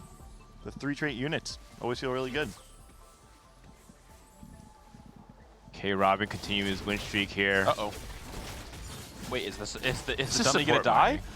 It should die, yeah. Robin's really strong. Yeah, it's just you know. I don't know. Emily's Mundo is really thick, but it should be fine because Emily doesn't have enough damage to actually clear everything. 1-star Zyra's. Wait. Oh God. Wait. It might be the. No, we're okay. Wait, no, the Mundo. Oh, I think that was a support mining proc. You knew. Oh, That's awkward. That's okay, I think. You don't get it till 3-7 or 3-6. Yeah. We're spiking on 4-2 anyway, right? Yeah. Man, Street Team is pretty good, you guys. You just won with Syro 1 against that board. Oh, man. Beauty takes Band of Thieves. Whoa, I actually, when we were looking through the augment selection before, I was thinking to myself, like, oh man, I'd actually be surprised if anyone takes Band of Thieves just because of how many items we have already. Instead, Cutie really wants to try and brute force a win streak on stage 2. Yeah. It makes sense, right? He has this Poppy 2, and is looking pretty set up to play another Vanguard Marksman sort of game. It's fine. You're right. It's less value because the relative amount of items advantage is smaller. It's better when you have like 1 item slam plus Band of Thieves than 5 items, or like in this case he has 3 items fully slam plus Band of Thieves, so the advantage is less. It's like multiplicative still nice to have, until though. it's not, right? Yeah, and then it it's feels still a bit nice. more linear. And these days, Digi's is. Oh my wow. God, these fights are so close, man. You know, that's a really big deal. I kind of thought he was going to win anyways. Yeah. And so Scarra's on Sykkuno duty, Is and he still Cutie's on Trisha duty to contest one another. It seems like throughout. Wait, Love are Visions. they? Are they? Well, Is Scarra Wait, on? Scar's playing Neferi, isn't he? Look at his yeah, items. I think he has Edge of Knight and Hodge Slam. Oh, he sure does. Oh man, that's my dog. He's got that dog in him. That's true. Gangley gets excited. That's true. Yeah. We haven't actually, well, I have not personally seen a ton of Neferi throughout the weekend. I personally feel like it's pretty underplayed compared to how good it is. I imagine, oh, actually, we're not playing double up anymore, right? So you don't get the benefit of your teammate sending you a Samira anymore. You're too excited, man. You need to calm down. I know, you're right. I'll take a step back. Take a step back. Guy sees 1 Neferi and a single Edge of Knight, and this guy loses his mind. How about 2 Neferis? He's still holding TF. This is the tech you were talking about, right? You don't have to play TF to grief the TF player. He'll just re-roll a different 2 cost. Sadly, I think he should sell this and commit to the loss, but we'll see how petty he is. Maybe he locks the shop just to send a message. Kingslayer, though, too, with this board is quite good because obviously he's basically going to full open here. He wants to continue to be the lowest HP in the lobby, so that's even more incentive to sell this TF. There it is. Yeah. He's doing the right play. You can't. That's just revenge is not worth it. It's just it's a good metaphor. Yeah. And Sykkuno, he's using Sykkuno who gets a free win, but Sykkuno wasn't even trying to lose streak. Man, these items. Obviously, the component anvils were helpful. The hacked items that are changed for him were helpful, but that's a great spot for Sykkuno. Now he's uncontested. Yeah, the only thing is his tempo's not very high, but it'll be all right. Scarra typed LOL in chat in all caps. Hold on, I need to show you guys. You owned me last game. You owned me It's last doomed. game. I must pivot. Don't tell my family. Well, good thing that no one will ever see this message, Scarra. All good. We'll keep that between us for yeah, sure. Yeah, this Scarra guy. Always Okay, you know, he said he typed LOL in all caps, but it doesn't look like he was laughing very much. Yeah, he looks pretty sad actually. Focused. He's locked in. I'd really like to see how Scarra plays this stage 3. He chose not to hold any of the Nitro units, so he doesn't. It seemed right now like he doesn't want to try and play that line on stage 3. He skipped both Shyvana and Kindred up to this point in time to make econ intervals. So it's probably going to be the more traditional strat amp variation of it, which to me says he's trying to play more for the win out than for points. Did we actually check the extra tech item Mrs. Pulse on stream? I don't know. I don't know if we did check. We can. So Scarra, his extra tech is pulls on 3. Nice, Yeah. man. And actually, his items in general are pretty solid. Yeah. Not that he ever needs to go 7 extra tech, but he should be good to go. Oof. And Sykkuno with a 2 win, which is actually pretty important as well. Yeah, after Scarra snaps the loss streak for him, he just wins the back half of the stage and doesn't feel bad at all. It's actually quite nice, and it sets him up for the ability to play more high tempo on stage 3, stabilize on 3-2, get to a point where maybe he's even streaking through the stage. And that's why I want to see, personally, Scarra play around the Nitro variation of Neferi, because not only does it give you, a more consistent play style, what it does, and that's the most important part of it, is that it contests Sykkuno for streaking on stage 3. Yeah. You don't want to give the other reroller a free streak on stage 3. Well, the other thing that could happen is there's a Neferi in Sykkuno's shop. Are we holding those? Who knows, man? It could be a whole vast thing of the Sykkuno redemption arc. I'm not going 8th, you're going 8th, and I'm going top 4. Actually, I think we saw Digi sport, and he actually hits Annie by accident, I would say, and is in the AMP line. And then it really gets complicated, because I played a lot of Nafiri, but if you're contested on this, the value of the comp drops massively. So I think this spot from Scarra, if we compare to Digi sport, is actually in a scary spot then. Even though the items are great, right? It's, Yumi items are ready as well, if we want to slam them. You can also build static if you're desperate, but probably he goes with Protector's Vow for Sejuani later. Will be really good. This is the point in time where Scarra is going to try and stabilize, though, right? You really want to try and stop that bleeding. Either 3-2, some people might be greeting till 3-5 instead, but personally, I really want to make sure, I want to see Scarra try and contest the other players on the other team and not give them a free streak through stage 3. Yeah, sure. I agree. And he will do it. He's so close to being stabilized, and 3-2 he needs one Nafiri, and I think it's one Yumi, and then he's instantly stable. It's a bit awkward because the strategist line only pays off later until you have to find fitting units. But for example, Mortar and Okragas works, and this is so stable. He's keeping his friends close. Yeah, it's like, but he still, someone will tell him about how to do it, right? I think he doesn't use the augment really well most of the time, because you need one left and one right. Wait, so Sykkuno? Oh, sorry. No, I think it's just he doesn't use the augment, right? But I'm not entirely sure myself. What's interesting to me is that both Sykkuno and Scarra did not try to make a play to stabilize their board on 3-2. They're actually both playing. We do have 2-star Nafiri now. He's still at 50 gold, which would let on that he didn't roll too much, but he's not slamming his other items. It looks like he wants to continue his loss streak, which I guess makes sense in this 4v4 format. We see Box who definitely wants to keep winning, but that might not happen. Yeah, I didn't realize he actually did find the Nafiri too. So he, you know, that's going to be enough for him. Who are the other players that are streaking here? Just Robin is the only one that actually found himself on a meaningful win streak. Sykkuno won that last round, even though I think Sykkuno was still level 5 there. This is a great spot for Trisha. 2-star Jinx, 2-star Jarvan, and also an Aphelios already. So Golden Ox already getting those procs in to get the extra damage amp. Okay, I wanted to ask there, do you ever not use your remover and actually just replace the, what is his name?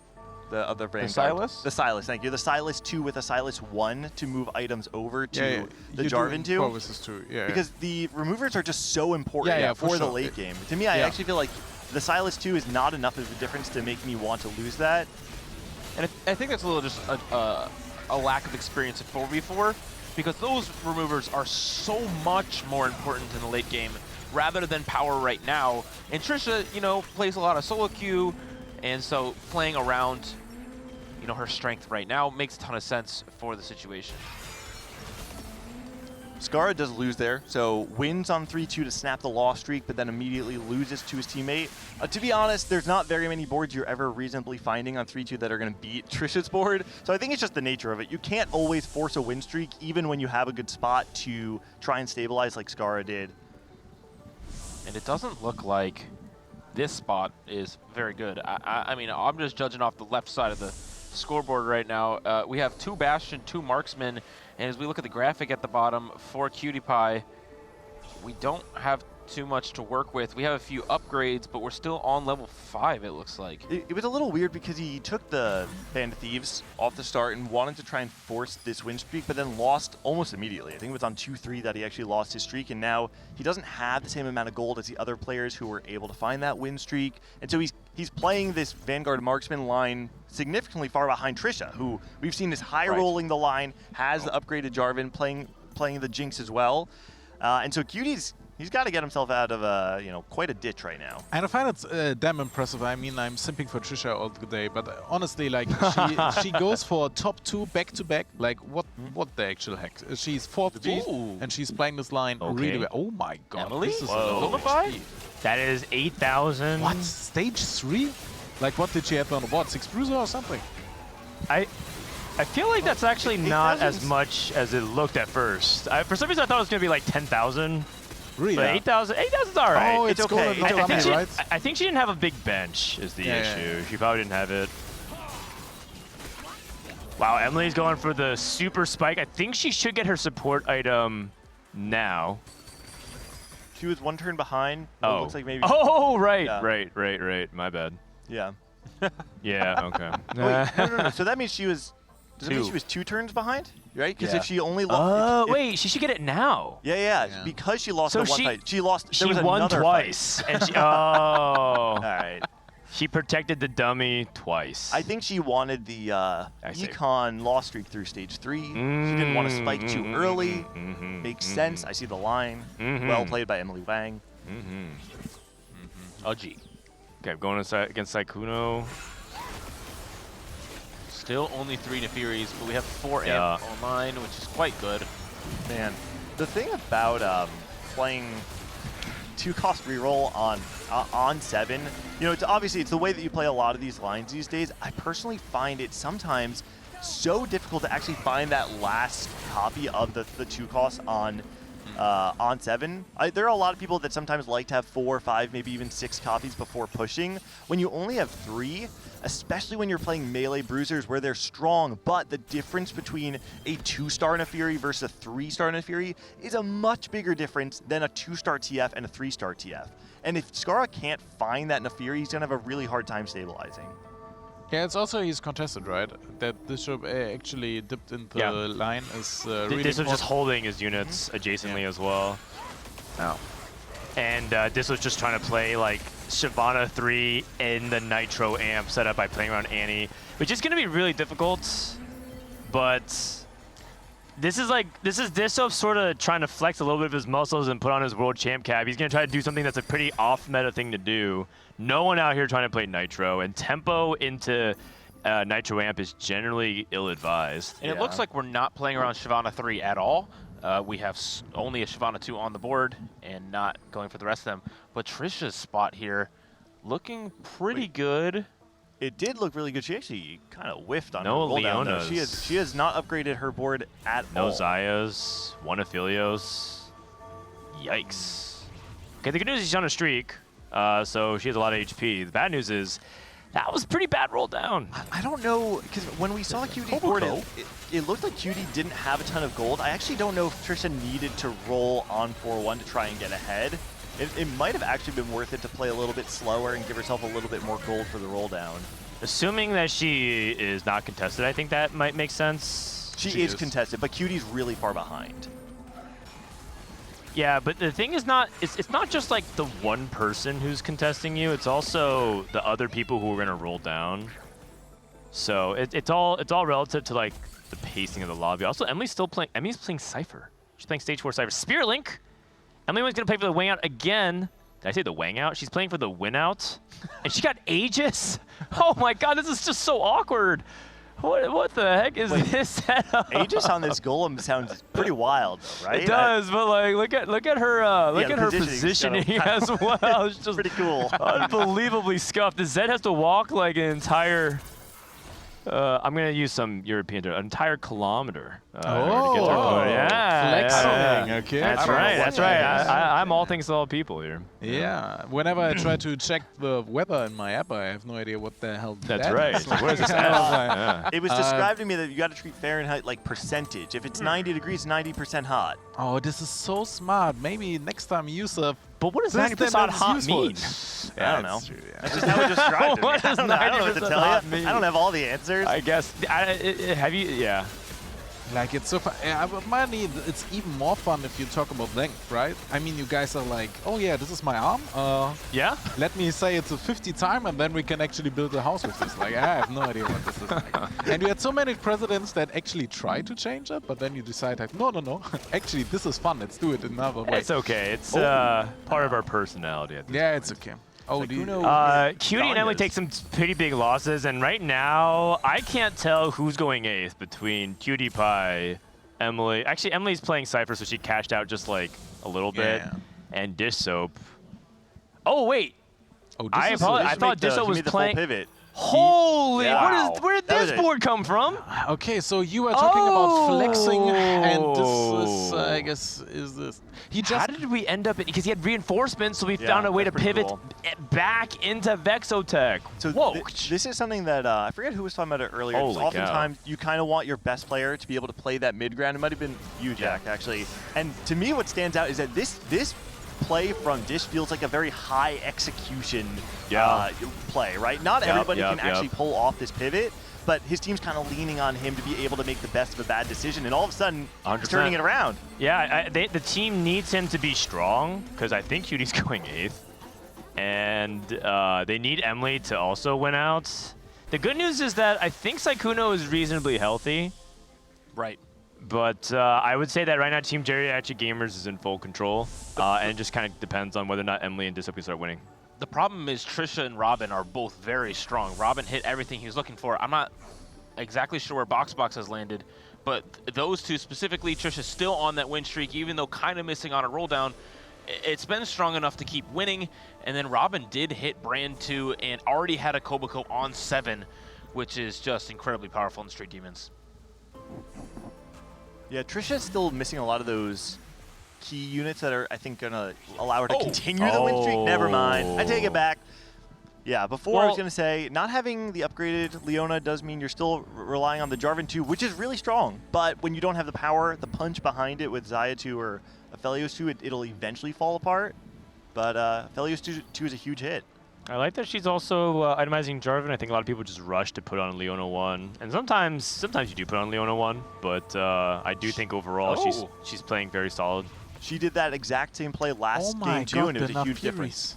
Look at the Nafiris on the bank. This is like this guy has 4 Nafiris. The revenge arc. That's crazy. Oh my. Bye, Can we not just give them a ring and they actually box each other and realize that? Wouldn't that be an even way? Or just make out. I mean, I'm okay with either. Why I feel are we like dancing they need around to, it? Yeah, we don't I think they need to figure it out either way.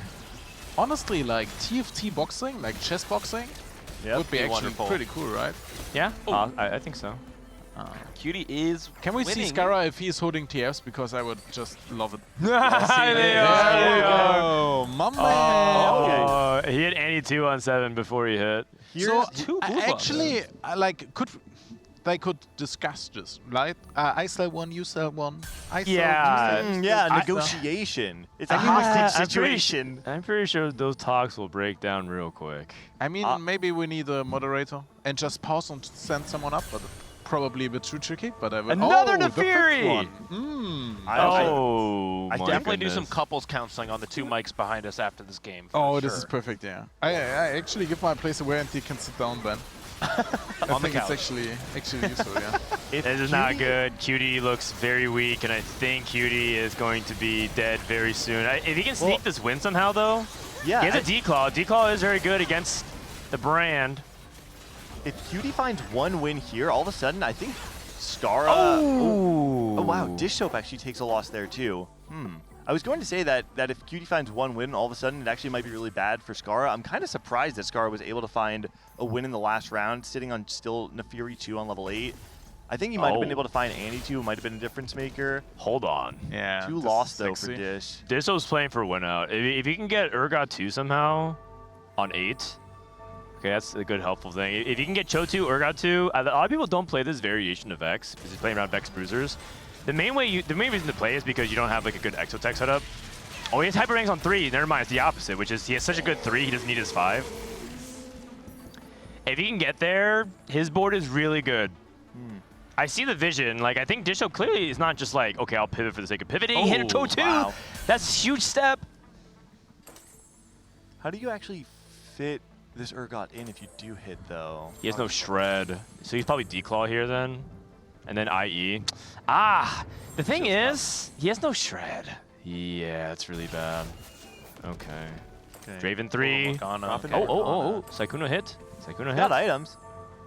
He's got full setup. Oh. Double weight. Slam the sword there. What? No, it's okay. kind of late. Trojan. It's double sword, yeah. Yeah. Or he's asking his double blade right now. Oh, you gotta do something, though. Oh, who's he up? Is this Cutie's board on the other side? No, it's not. No, it's Trisha's. No, this is Trisha. Oh dear, that's a really big good. loss. That's not good. Scarra finds another win. Cutie's being dish soap. Oh, Team Slab does not have the HP to trade this, and right now it's looking like Slab is going 5, 6, 7, 8. Yeah, that HP is really hard to make up for because you're eventually going to play someone on your team. And you kind of need 2 win-out players here. And Scarra just hit Yumi 3 as well, which will stabilize him even more. And it's just the HP problem now, right? As a team, the HP is so much higher for the geriatric gamers, and because of that, they'll be able to trade with one another, where for Slab, Dish Soap losing there means that that's bad Trisha's news. still win streaking. My goodness. Trisha, MVP of this series, maybe. It's so crazy. Yeah, she's a beast. I didn't sim for her like for 10 minutes, so I have to do it again. She's first place. Like, what the actual heck?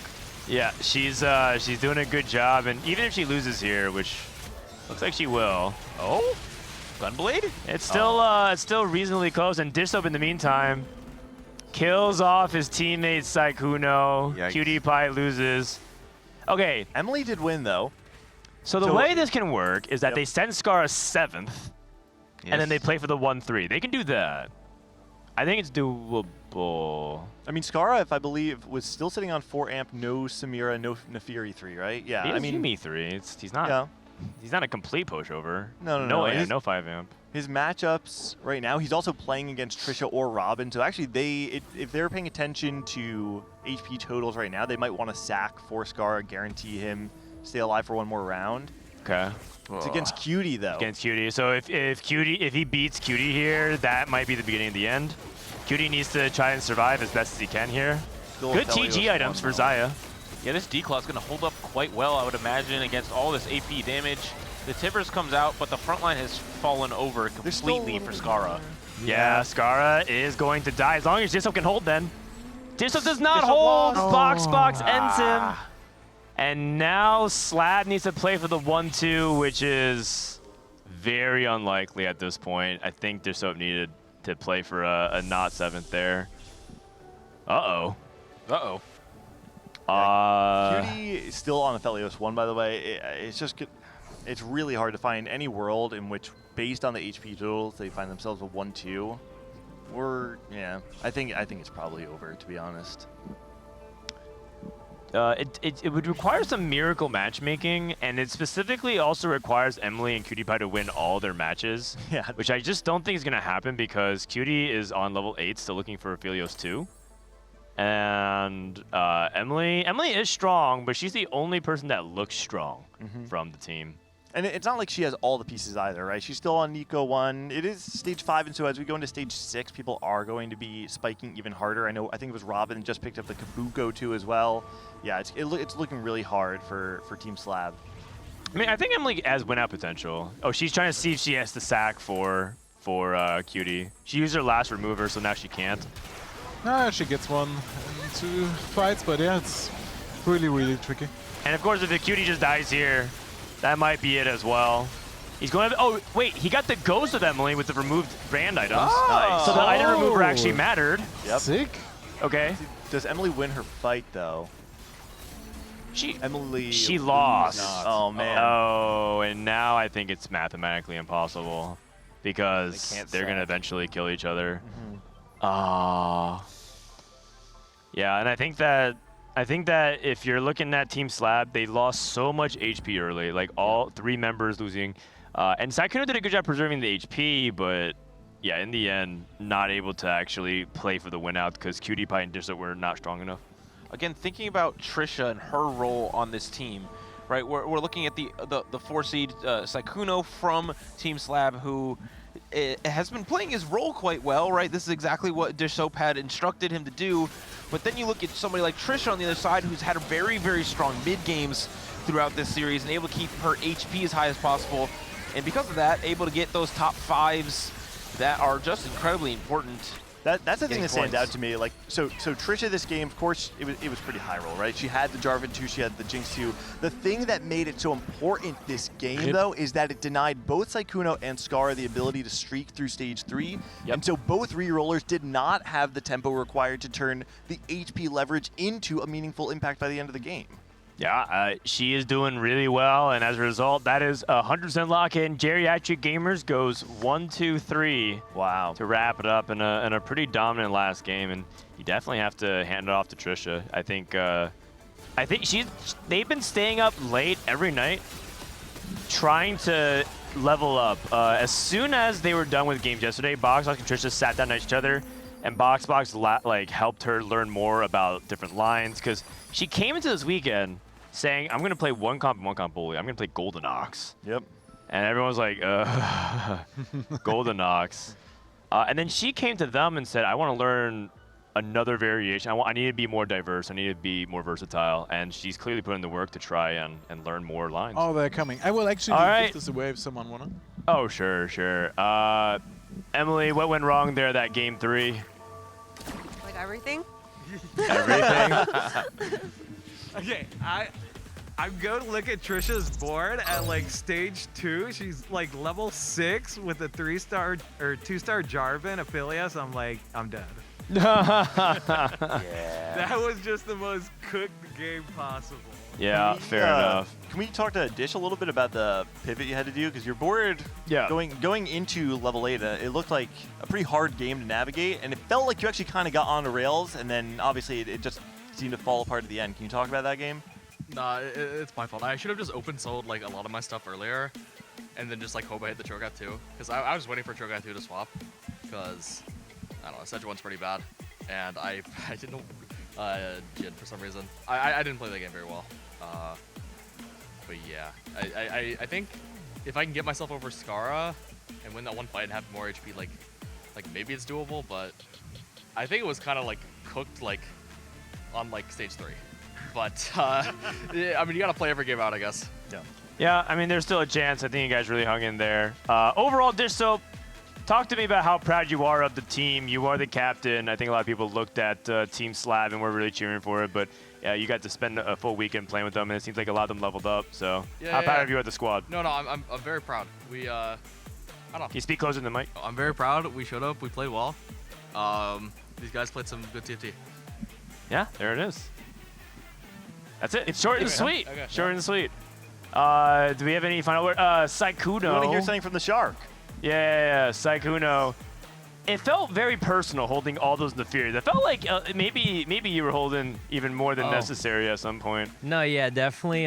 Dish Soap said hold every Nefiri no matter what, and I was like, okay, if you say so. Got it, boss. Yeah, I think Scarra didn't get Nefiri 3. I didn't get TF or Braum 3. Yeah. I think me and Scar just had the roughest. We just got constantly ganged up on every game. Me and Scar were in the trenches out there. Yeah. But you know, it was pretty fun. It was pretty fun. Yeah, there's not bad. I think you should be pretty proud. What up, my goat? Wait, we should hash this out though, right? The two of them right here. Can we just like kind of make sure everything is cool? You guys are like okay, right? Yeah, wait. I told them before. I said that whoever rerolls, the TF player is the best player on the team, right? Wow. Yes. Yeah. I also said I said the same thing, and then he went into Fury. That's because a spirit possessed me, and then I saw a dog, and I really like dogs. They should add the double up trade feature. I would have traded my 2-star Nefiri for your 2-star TF. Yeah, I would have done the trade. I look at your bench, and it's half of my comp, half of your comp. I looked at yours, I saw like a bunch of Brahms, 2-star TF, and I was like, I'd do a trade with Scar right now. I think we'd be all right with that. I was like, dang, man, Scar, this felt kind of personal. Yeah.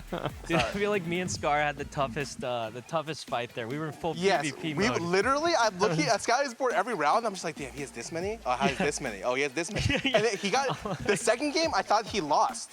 You know what happened? I took Replication, hit 4 Negatron capes, or 3 Negatron capes, then hit 2 more, then hit 5 swords. Wow. I had 0 rods playing TF, and I was just like, what do I do? All good. Yeah. Robin, you guys won. Who do you think is the MVP of that series? MVP is definitely Trisha. It's not even close. Get her over here. Come on, Trisha. It's a marksman specialist, and yeah, she just like top 4'd both games, and that's what we need from her. So, MVP. Trisha, Robin's one of the most successful tournament players of all time, winning multiple regionals. What's it like hearing that from him? Try not to tear up because I have an anxiety disorder and I really wanted to do well. Oh, you did amazing. You did Everyone amazing. Put in a lot of effort to coach me, and so I'm really happy.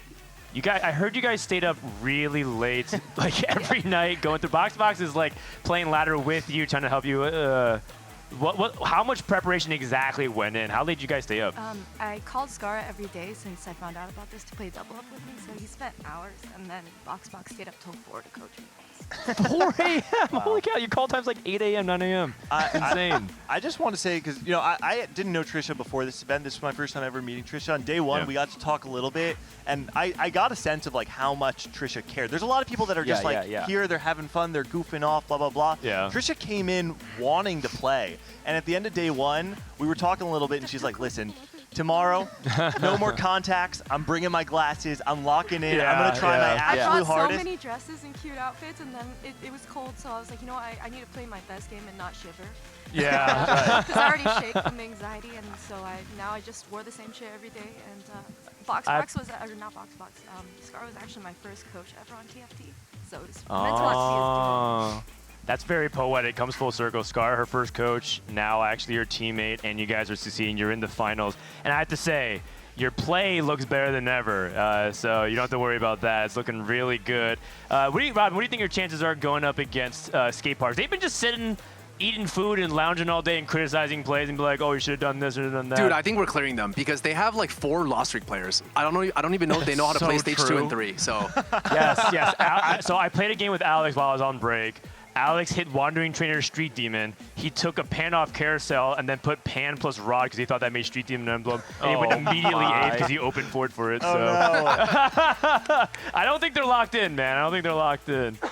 I think maybe they're a little bit overconfident. But, finally, Box. I mean, Trisha, she talked about prepping with you. You also invited her to be part of the Box boot camp, who she's competed a couple times. So what's it like watching kind of full circle as an observer as well as a teammate? It's cool. She's improved a lot, and not only that, there was a very cool Naruto training weights where she played only Golden Ox during the double up section, but then she evolved. The weights are off. Marksman Vanguard. And she popped off. She went 3-4-2.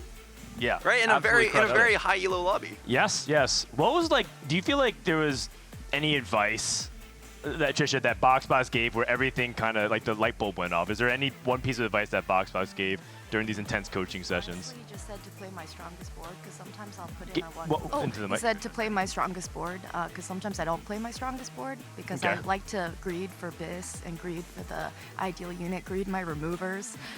But now I've learned to just slam things. Wow, right. that already means that you're way better than half a chat at least. Real bird in the hand moment. Trisha's a bird in a hand. That's Johnny was watching your play on the couch, and he was like, "Trisha's gonna climb like 1,000 LP when she gets home. It's not even gonna be close." I'm gonna sleep for 3 days when I get home. All right. And don't go to sleep just yet, because we do have the grand finals coming up here in a little bit. But we also have our last major content piece when we come back from the break, which was, I believe, directed and edited by you, Gangly. Yeah, wait, you're not Phil. By myself and Phil, who's hanging out over there in the flannel. Right. You can see him, yeah. So we're going to take a few minutes break, get ready, send off this team to get ready for the grand finals. When we come back, we're going to debut a new content skit here from the Digi Duos Invitational. Don't go anywhere. We'll be back in just a moment. I guess I'm also griefing Zaya's. I don't think it matters that much. Is there anything to take? I'm gonna take gunplay. Okay. Fuck, I'll throw lunge. Fuck, I'll throw lunge. Like, buy and sell Nico immediately. Alright.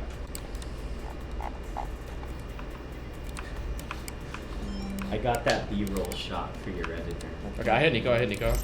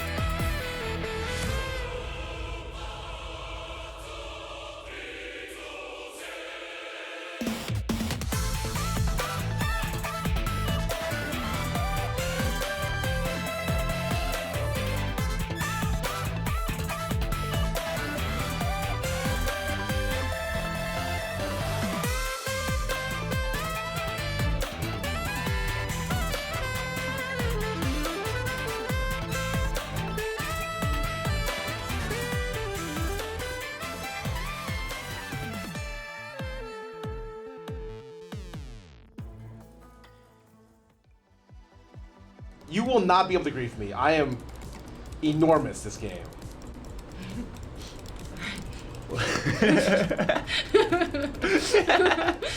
Okay. Welcome back to the Teamfight Tactics Cyber City Digi Duos Invitational. We got a lot of people here gathered for this next bit, which is a featured content piece. But perhaps nothing bigger than one of our special guests. We got, can you introduce yourself? I don't think if anyone has ever met you before, why don't you go ahead and introduce yourself to the stream? Hey, my name's Steven. No. Yes, what's your first name? I'm Mort. I'm here to see all the cool event and see what's happening. It's been fun to watch. So, yeah, it's been fun. It's been fun. Mort, it's great to have you here. Mort will be sitting on for the final series commentary with us. But before we do that, we also have a debut of our second content piece of the weekend. And we felt like because everyone has a shared experience of what it's like to play contested, we want to put out an accurate description that summarizes most players' feelings when that experience happens in TFT. So check it out. This is called Granola. Hey everyone, I'm gonna grab a granola bar. Anybody want any? 9, okay. Dude, Scarra, I think the IRS is trying to arrest me. That's GigaWiz. It's an 8th, man. I think it's a positive delta for me to go to jail.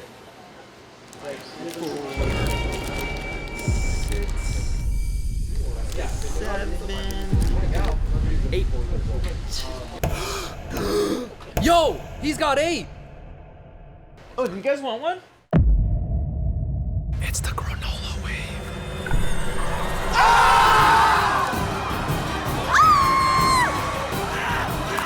Dude, get the hole!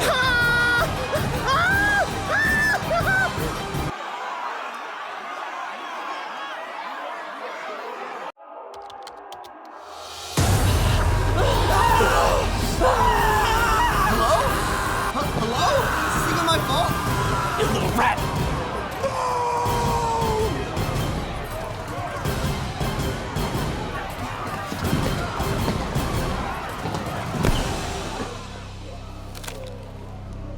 Please, I don't even play reroll. But you fall out with a rat. Has this ever happened to you? Do normal situations make you think of your last spot 4? Do you call any minor inconvenience an 8th? Around the world, TFT players all struggle with the same problem. TFT brain rot. TFT brain rot is a serious condition, but it is in fact reversible. Take it from me, I used to have the vocabulary of a 6th grader, but now I can read words with 9, maybe even 10 letters. And so remember, take a deep breath. Teamfight Tactics, it's just a game.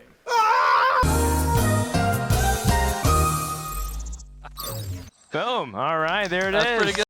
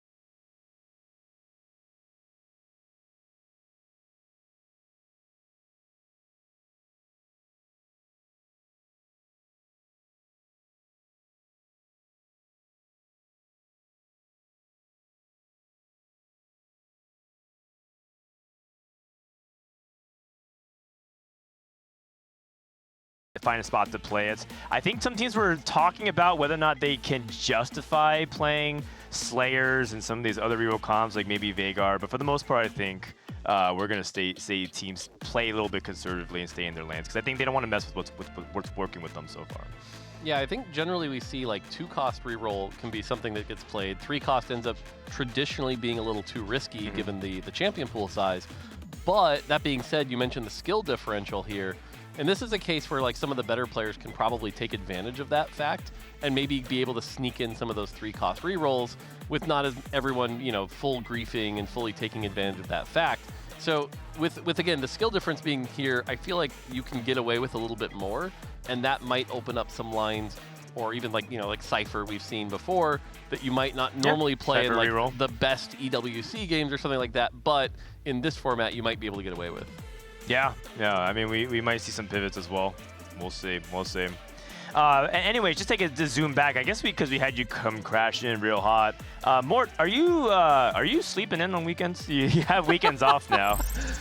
Have you been able to get some rest? I mean, a little bit here and there, you know, dealing with some other stuff. But like, for example, Mother's Day was this weekend. And so happy Mother's Day. You know, yeah. So I made sure to give my wife some attention and make sure she felt like the mom she deserved. You know, so spent some time doing that. That's but, right. You know, oh wait, what's going on here? By the way, they're looking at a piece of paper with pictures on it. It's probably got their strategy on it. What's happening? Like they're, okay, Ray's drawing a giant red circle and X. I think that's he's saying we can't play that. Wait, hold on. Oh, okay. Scarra. Oh, got it. Oh, they're locked in. Got it. It's their wanted poster. I like it. So that's the sheet that you give the cameramen. So when they say eyes on rated, they know exactly who it is, because they can look. Because, you know, not every camera guy knows who Ray or Jelly is. And so they stole it from the camera guy, who's probably right behind them, right behind the desk, just to do a little bit. I like it. Love it. That's awesome. Yeah, they're in good spirits going into the game, which is really important. I think that's ultimately, we're loading into game, by the way. Ultimately, that's what's important. These guys are here to win. They've already secured $10,000 each. Winner gets $12,500, so a little bit extra. Nice. But they're ultimately here to have fun. It's like friendly competition, which is what I really enjoy about some of these invitationals. I mean, that's been the fun thing watching from afar, is that like everyone's been having a good time and having a lot of fun. Even, like I said, seeing Kiyun come out and just be like, oh man, we were just having fun. We tried this silly thing. Like, you know, and I think some of the lower seed players have also just been like really enjoying their time here. So that's been really cool to see from afar. Yeah, I feel like some of the lower seed players have been sweating more than the higher seed. Yes, like, they are. Yeah. Alex played 3 games this morning and was like asking me for help and coaching. And then also, it feels like the lower seeds were having, like their batches were so fun to watch, because the top seeds were like kind of meta slaving into like 4 Street Demon, 4 Marksman players. But the lower bracket matches were pretty hype, so I hope they bring some of that energy for this game. This is the Grand Finals. Game number 1 is Golden Gala, so pretty basic down the middle encounter, just all gold augments, nothing too crazy.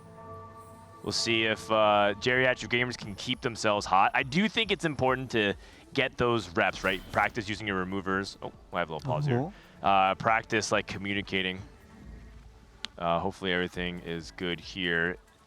Is there anything about Golden Gala that stands out in 4v4 you need, do you think, when you're like approaching it? I don't see anything special. Maybe you can get duplicator, minor duplicator, to easily force a 3-cost comp. Maybe you can play the augment hero Gragas. It's pretty good, huh? Yeah, you think so? But then you can get denied, so it's risky as well. Yeah, 3-cost reroll is pretty risky. What do you think, More? Do you think 3-cost reroll has a place in 4v4 right now? Like I said, I think if you're playing at like the highest skill level, not really, because as soon as somebody notices you're going down that line, it's pretty easy to grief it. If enough of your team, like for example, let's say you are trying to play like the Gragas reroll, everyone on your team can sort of just grab 1 or 2 Gragases and really handicap that down. Yeah. But I think in this type of environment, I think you can. I think you can get away with it. Okay. Okay, we'll see. We got a gold opener here.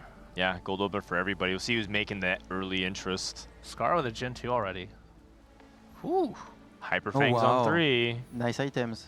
So he'll probably be thinking about trying to play into the Exotech line, probably into Varus and Vex, which is most common. Yeah, it's really good to have one person on your team playing that, just because you don't want to give it uncontested to the enemy team. So a lot of times you'll check all your check all your extra tech items and see who can play into that line with the strong ones. Did you guys see any people try to play around like Misfortune Zeri or anything like that? You mean today or? Or no, I'm just saying like, do you believe in that line, Asa? I think it's kind of okay. Zeri's a nice like Rage Blade backup if Helios is not an option for whatever reason, if you're flexing both in your roll down. But I think it's gold for Gold Valley is a little bit weaker than some of the top meta lines. So. Okay, Crown Guard. Warpath. Oh, box. It's really nice actually because you can your allies can open for you. Oh, 2-trick is really nice as well. Yeah, 2-trick and Warpath are very similar, I think. Is he thinking about Twisted Fate? Because he's hovering over speed kills. Yeah, he is thinking about it. Okay, Pandora's. Wait, he didn't reroll speed kills? Oh, were we looking at Robin? Robin has speed kills. Okay. Okay. Also hit a Greater Duplicator there, which Greater Duplicators always feel a little rough to get on 2-1 because you want to have that instinct to hold them for a 4-cost or a 5-cost, but holding it that long just is losing so much value. Yeah, it seems like Robin's just going to use it for reroll, so he'll probably just use it early. It's actually interesting that the first seed of a team is going to reroll comp because you can deny him, you can grief him, he can go 8th maybe. Yeah, I do think that, it's interesting. I was talking to Kiyun, and he was saying that he thinks the reroll comps are harder to play than some of the 4-cost comps. Like, he thinks right now Twisted Fate reroll is far more nuanced in terms of how you're controlling your early game snowball, when you should be rolling, because you can roll in multiple intervals. And then, compared to playing a much simpler comp like a Vertical Street Demon, which feels like most people understand at least the core components of. I think reroll is especially hard in 4v4 because you're the one seeing the most shots on your team, so it's mostly the reroller's job to deny the enemy team. You gotta be on top of what everyone else on the enemy team is playing and who to target. So no wonder Slab. They put the hardest roll on poor Sykkuno, man. They needed Sykkuno to take the hardest job. Can we take a look at Kyun's board after this fight? We can do it now, man. We can do it now. Okay, or now. Yeah, so he has 4 Cypher Hostile Takeover. Oh, okay. You want to be losing? So the optimal thing with Hostile Takeover is obviously to kill everything but 1 unit and then still lose. But losing is so little value with this augment that I think just full tempo win streaking is best if you can get away with it. Just because you'll have the extra health later to then keep going. This is an augment I think when you see the most extreme Cypher cash outs, make it all the way to 5-5, this augment's involved, right? Because it's you get this, you get the value early game, win streak till 3-3, then start maybe losing a couple rounds, and it can get really out of control. But if you end up losing too many rounds, what'll happen is you'll feel too weak, you'll just have a normal cash out, and now you're kind of down a gold augment. So, right. And then we'll also have to see what he chooses to play into, because, well, we don't know exactly what Skate Parch is playing across the board right now. So I'm curious what he's going to try to cash out into, or if he's going to stay in Cypher. Yeah, I feel like he's probably just going to go for the Draven 3. That's would be my guess, but we'll see. I mean, I think the big thing to make that difficult, though, is the items. You look at his items, and there's not a lot of great Draven items. That being said, a bonus component here with an early pick. He's first pick. There's a Draven right in front of him. Boom. That can help him there. He can build the Ginsus if he wants, and that gives him the glove for the IE, which is pretty traditional. So, yeah. Or, like I said, he can stay open. But, again, with this augment, I really do think, trying to get those early wins is actually important, and maybe even fighting that instinct, because if you're somebody who's played a lot of Cypher, you're like, oh, normally I lose here. But no, you do have to play this augment pretty differently. But it's really tough to win when your board is Draven, Galio, LeBlanc. Yes. They have nothing in common, so it's tough to win. And also, Ginzu is a good item on Zeri late game, but not so much on Draven, so I don't know if you can slam it. Draven 2, wow. Yeah, with Last Whisper as well if you want. I mean, maybe he can win He now. actually pushes levels. He's level 5 with 3 losses. Oh, he is going Rage Blade. Okay. Yeah. Yeah, I like this play. I actually think, I was about to say, I do think you slam the Protector's Vow here, get that on Galio, just really try to maximize that value. Because again, every kill you get here is going to get a ton of value. Keep your health high. The fact he has that Draven too. Because the thing with Draven especially is when you're lacking items, it's all going to come down to how long that front line can survive. And so if you watch this fight here, Vi obviously going to die quick here. and this is where why it always feels like Draven doesn't do a whole lot, is because you frontline die so quickly here. That was perfect. Perfect thing here. Unless that's fine. That's fine. So close. Was he fighting an ally there? Yeah. He was fighting an ally, yeah. Yeah, so I mean, before saving the their health too. Yeah, that's great.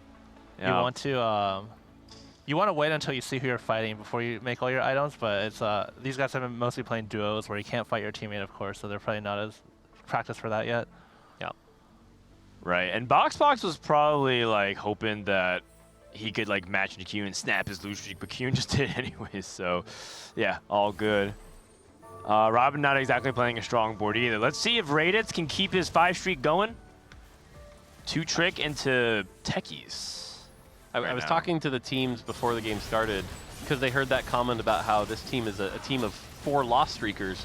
And Raditz was like, no, I'm not a loss streaker. I'm tempo. I like to win streak. So seeing Raditz here do that, the win streak, he's living up to that. I like the Seraphine in the top left. This was actually because I believe Kiyun was still in his pool, and so he could feed a kill to Kiyun even though he's still likely to win. And so it's like one of these small little things they could do to help his teammate because, as you know, with hostile takeover, you get extra bonus from kills. Yeah, that's a pretty advanced play. It's nice to see them doing that. Sometimes like 1 HP can be easily the difference in a placement. Yeah, or even just the Cypher catcher. How many times have you seen like 289 out of 90 or something, and you're like, oh my goodness. Scarra does find a blue buff Annie to at least get him through the mid game on 5. During development, by the way, we Annie 2, because like we had to put in a bunch of extra levers for stage tuning because you'd get an Annie on stage 2 with a blue buff, right? And Tibbers had so much health it would just dominate the entire early game. So we still have sort of that PTSD whenever we see a stage 2 Annie of like, oh god, it's so strong. Was she the terror in playtesting? Oh yeah, especially like I said, early game, it was just like, oh, guess they have a 2,000 health Tibbers, guess I'll die, you know? Yeah. I wonder if we want to lean more into this if Scarra, like you could just slam Shojin as well here. Actually, you can still do both because Shojin's good on Varus. But the thing is, the third tier in Vex often wants to be either Vow or Shiv, so you would have to slam that, but then you're stuck with 2 swords. Yeah, I like Shojin just for the item economy, even though like I would rather have Shiv, but then if you have 2 swords like you said, so I think Giant Slayer is a good option as well. Yeah, I was thinking Giant Slayer just because it keeps the options open, and then Adaptive I was like 50-50 on, so it's interesting to see that because obviously Gunblade probably going to be one of those other swords is what you're looking for. So. Yeah, that makes sense. Keep the sword open for Gunblade. That also works too. Yeah, in the 4-4 format, he's fighting a member of the other team, so just every single win is that much more important because you're also giving the enemy a loss. Bossrock is playing Street Demon, looks like right now, so he might be the street player. I don't see a lot of value in Starry Night, so I don't think he's thinking about that. I think he's helping his teammate right now. Oh yeah, that's probably important. Can we look at Trisha? So Box is staring. He's looking at all her augments right now, trying to help her. Not today, Marksman. We've seen that, or forward thinking. We've seen both of those options. Very nice. Yeah, good choice. And now Box back to his own screen. Oh wait. He'll get there. Hurry up. Oh, what's happening? Uh-oh. Box, you gotta pick your augment! Box, you gotta pick your augment! You gotta pick your augment! Oh no, he got a Starry Night. Oh no. Oh no! Oh no! That's very bad. You can see, look at his face. He's sort of like, oh, what happened? Oh no. Oh no. Throwing for content. So can you actually pivot and play Dr. Mundo Alistar 3 and Zyra 3? That's so sad. So honestly, I think what you do in this situation, one of the things that people often forget about Starry Night is that as you level up, the odds of seeing the 2 stars goes up pretty dramatically. So I think in this case, you just play Street Demon normally. You keep going. Yes, you're down a gold augment, but at least it's 4v4, so you won't take as much damage.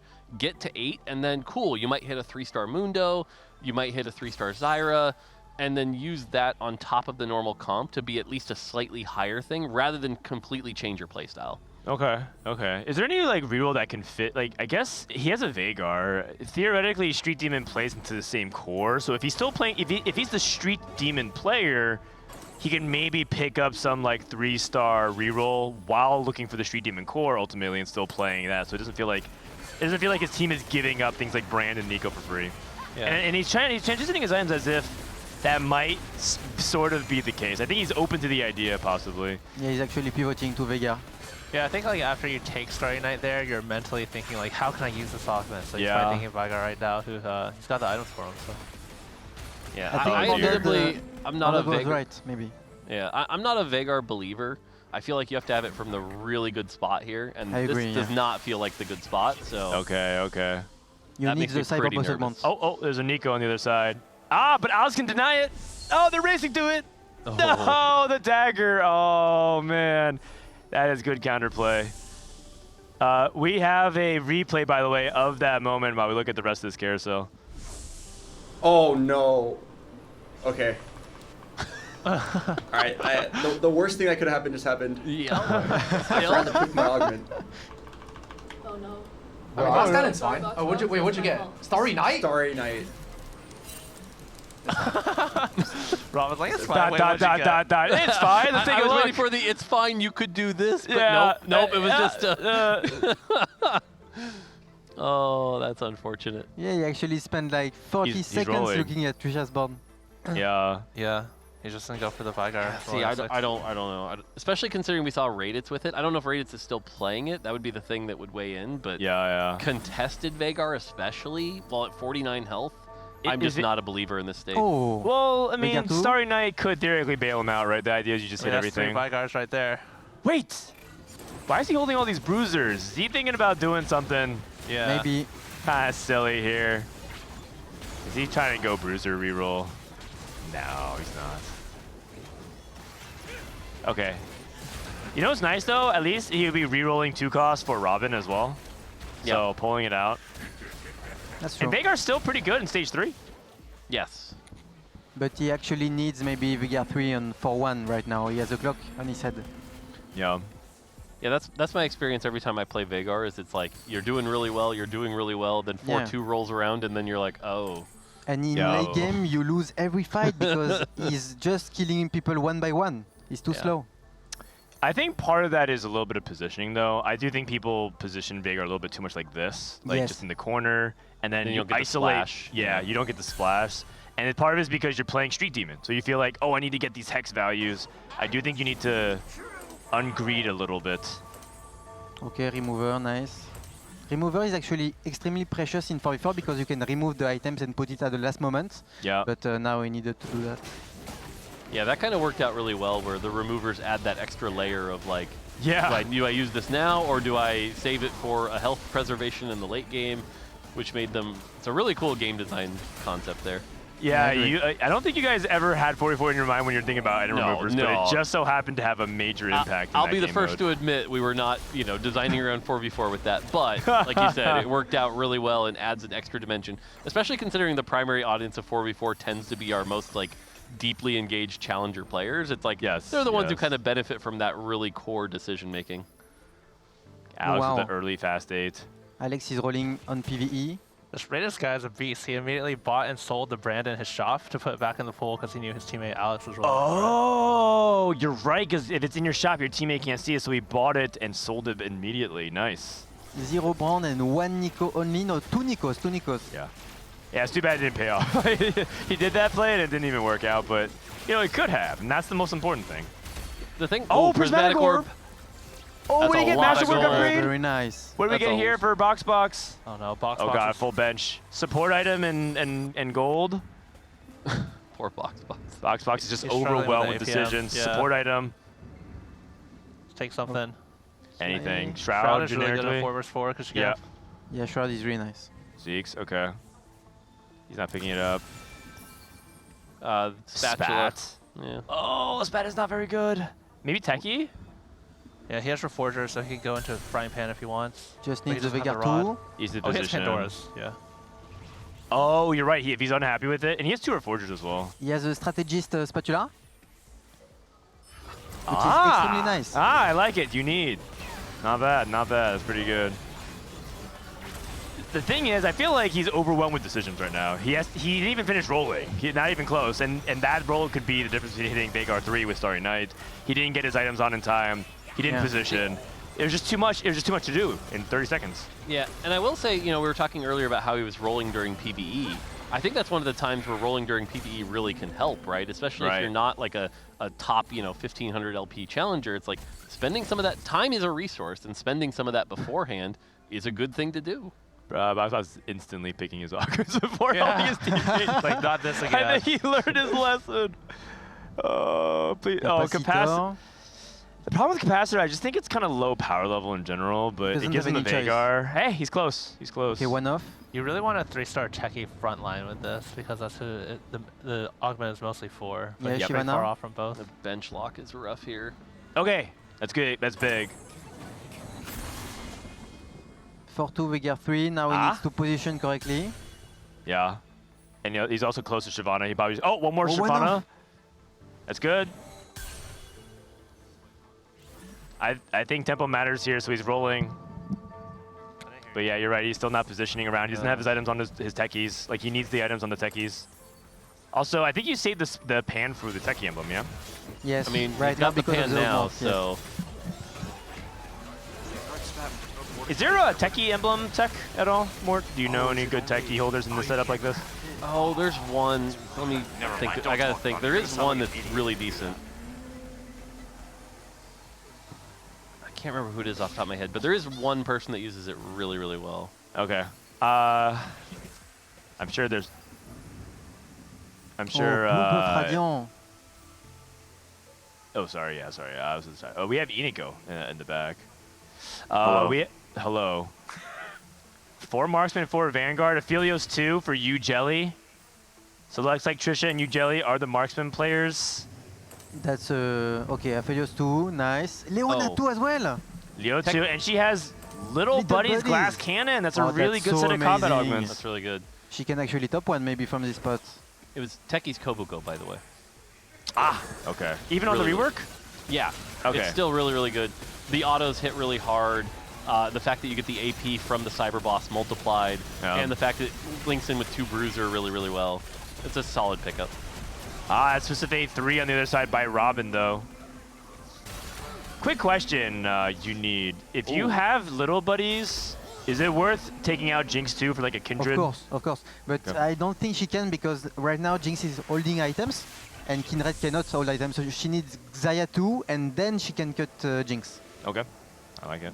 Jinx is amazing as an item holder. We haven't peeked on it in a bit. Oh.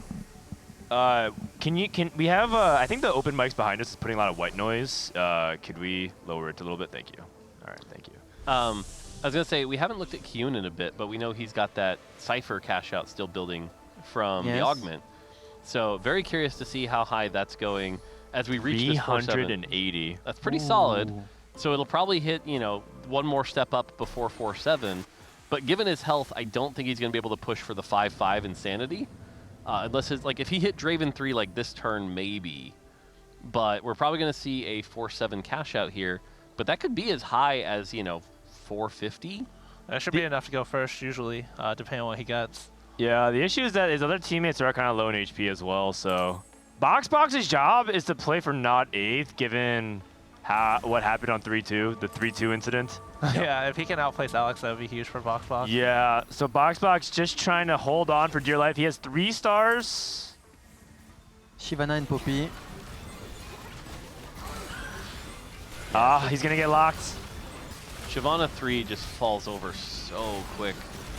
Yeah, especially if you don't have like the sustain stuff. So a lot of times you itemize damage on Veigar, but a lot of times you can go Gunblade, and that's largely keeps Shyvana alive. Yeah.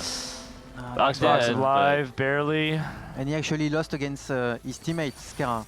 Yeah, one of the really good things about playing Exotech in 4vs4 is you can bench your Exotech item every single round and just put it back on. Yeah. But it's a little... It's hard to remember to do. Yeah, you have to do it every turn. After this round, we should peek in on Kyun just for the cash out. But yeah, Box. Yeah. Final round could be dead here. Wait. Oh yeah, you Jelly is the one that has the little buddies. Trisha looking pretty good as well. Zeri 2 for Kyun. Okay. The Yeah, good but news for Zeri2 without Boxbox items. is the rest of his team is doing well at the standings at least, so who knows, he might be okay regardless. This looks like it could be anyone's game. Straight Gamers kind of has the HP lead, but Q is probably going to win out if he gets a good cash out. I think he's dead here. Yeah, not Hold good on, enough. wait, Veigar, I believe. Huh? Throw him! No! Oh! Oh. All right, he's locking back in, don't he? Looks at Trisha's board. He knows, he knows. All right, 486. Yeah, push again, why not? Okay. Coward. Yeah, you know what? It's a free Aphelios. It's probably fine. So the game plan is to stay in Draven and play the 4 Bastion Draven.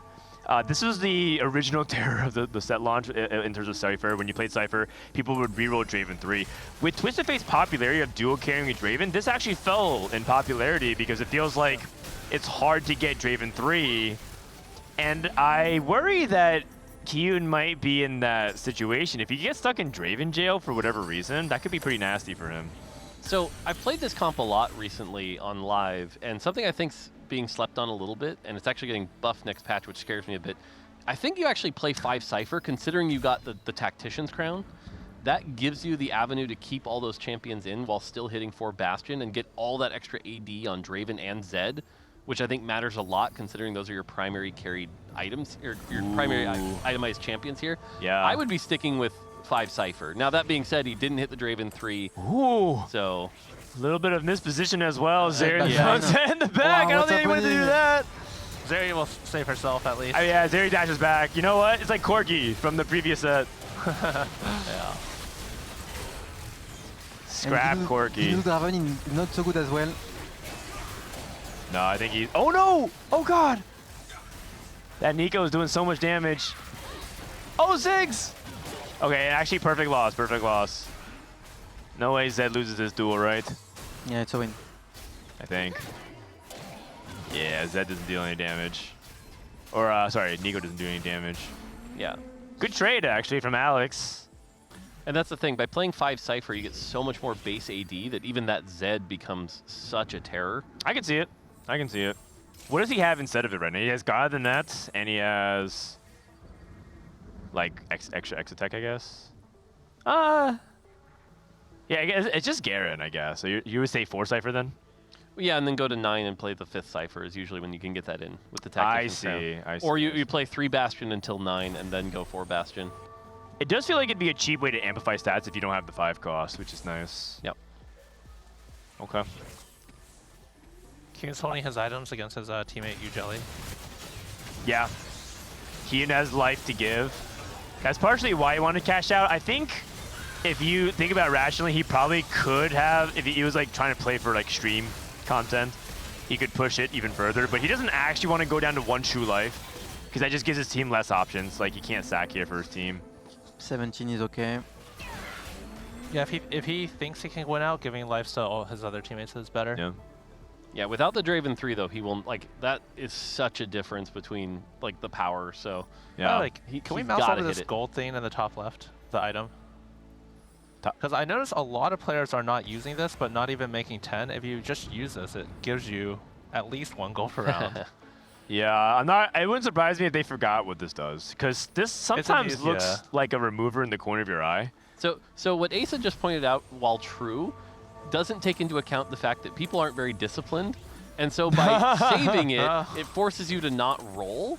And it's actually one of those things that becomes like a, okay, I shouldn't use this until the last minute. And so there's this like human element of like, I need to just put this gold over here for later, which is really important. That's right. It's like a 401k. Except you, well, I guess. He's got the Draven 3, so he's going to start doing big damage to everyone he fights. Yeah, he destroyed Robin. Uh-oh. Ujelly lost again. Robin's starting to bleed out. Trisha and Raidit's also getting a key with big duplicator. Oh, this is big. Any of the 5 costs on the board now becomes so threatening. That is immense for some of these people looking for the big spikes. Samira for Alex. Yeah. He was actually playing Samira, he had 1. Wait, that's a Samira 2 for Alex? Yeah, Samira 2. With the That's item. crazy. Sheesh. And he had no AD shred, so it's amazing. And what is Alex playing? He's playing 7 Street Demon. Alex is a really strong board, but he's also really low HP with Kyun and U-Jelly. So Right. eventually they're going to rotate into each other. Yeah, but holy cow, that's now Samira you get the 2. Samira 2. Oh my gosh. Can you switch some item from Ziggs? Maybe not. So I was just about to ask. So I've been avoiding the Street Demon line for the most part. So itemization-wise, once you hit the Samira 2, I assume you itemize the Samira 2 over at least Ziggs, if not even Brand to some extent, right? Yeah, but the items are bad. Yeah, red buff, and you know what? Death Cap gives damage, Imp. Yes, it does. I don't know. The Ziggs maybe holds the red buff better. I don't know. But it's Samira too. A lot of damage. Yeah, I mean, she's pretty good at applying red buff. Yeah. He lost some of her Aegis bonus. Oh god, she's getting targeted. No, the Samira int. Okay, but we have so much left over. Should be fine. Yeah. Alex is amazingly strong. He has a jeweled gauntlet on Brand Radiant. Yeah. And Samira Kyun too. gets the Ghost win. This is actually really close. Team JRH Gamers preserved their HP a lot, but Trisha is now bleeding out. I think her HP advantage, and that duplicator doesn't help her. Look at what the duplicate is right now. It's on her She bench. can't do anything with it. It's looking really bad. I mean, she could Wait. dupe a Silas, honestly, but... Are you guys underestimating the Silas 2 spike here? Oh. I mean, it's a spike. You're not wrong. No, you can only duplicate Aurora or Zac when you go 9, but it's very bad in marksman duplicator. It's looking really bad for geriatric gamers. Kyun and Yeah. Alex with such strong boards. U-Jelly going up against Robin. Robin did such a good job preserving this HP, but I just don't think that. I think he's just getting outscaled in late Wow, game the now. Braum got destroyed. He has really good combat augment, but it's not enough in the late game. Oh, Alex lost. He lost to. Oh, he lost to What? Kyun. Got it. No, he lost to Kyun. On purpose. And so that's actually that's actually amazing because if they played on stage 6, he would have died. Yep. At 2 HP. So that was best case scenario. That was best case scenario for matchmaking. Very good communication as well. Yeah, and now we're at the point where it could just be box Trisha in 7-8, and if Robin goes bot 4, that will determine game number 1. Scarra can actually reforge the Sunfire on Jax because he has red buff on Aurora. Now, credit where credit's due. Rated's called out that the team has full loss streakers on their team, and sure enough, that's kind of what we saw here. Is people building these late game boards and then spiking up, and seems like mission accomplished all according to plan. Yeah, it looks good so far. I mean, part of it is that Kyun's able to get early Cypher racking up, and Alex able to get that Samira too. It's not over though. Scarra trying to do his best to hold his team together. Can sell this Urgot, for example, but that would be selling his Aurora unit. It's so few frontline upgrades for 6-1. Yeah. Sejuani 1, Mordekaiser 1. Yeah, I'm not sure how that happened. Going against U-Jelly. Taking a look at Trisha. This is Trisha's last stand, and it's going against this Kyu and almost a certain loss. How's Alex doing? Alex is going against... who? Radiant Blue from the other side. Oh, it's U-Jelly? It's Rated. Oh, it's Rated. Rated's at down. Yep. Alex is Raid's so dead. strong. Yeah. 3 people from That's geriatric it. down. That's it. Oh, That's 6, 7, 8. 6, 7, 8. Ouch. And That's it. GG. And Skate Park's able to escape from that game. Wow. I can't believe it. I think that duplicator was a big swing. Obviously, the Cypher was a big swing. This lobby got so insane. That prismatic orb was also crazy too. Yep. Yeah, the carousel with duplicator. I think this is a sample game where like a lot of people kind of struggle with the swing, right? Because if you looked at Alex's board where he was rolling, he was fast 8 on 3-7. He was rolling down to 10 gold, had missed the brand, but then he prismatic orbed into a bunch of gold, and then we saw the duplicator, and so it's like all of a sudden, all that econ he spent just shot right back up. So, and we got Raditz behind us already. What's up? Oh, what up, Ray? Bro, my partner surpassed me. I know. I was thinking about removing. I was like, I don't want to kill you, and then I forgot to remove her like last second, and I'm like, oh no, I'm sorry, Alex. And he's like, wait, do I even lose to you, bro? And then he killed me. He 17-0'd me. Wait, so he should remember for you. Yeah. That's right, man. That's right. That's a story of like what's going on. It's like the 4th seed's really coming up huge. I mean, part of it. What'd you get off your prismatic orb? Radiant. I actually got saved that game, so I had no tears, and I was playing Vex, and then I got a complete item Anvil, which gave me blue buff and masterwork, and I just got a Radiant blue buff off walls. Oh man! Wow. And more dog applause. Slow clap. We have Box on the line. Box. Unfortunately, we did saw what happened on 3-2. Oh yeah. Yeah. Can we turn on Box's mic real quick? All right. Can you? Yeah, you like my pivot?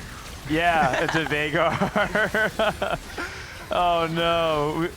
We were sitting there watching with like 10 seconds left. We're all shouting, Box, turn your head, turn your head, please. What went through your mind as that was going down?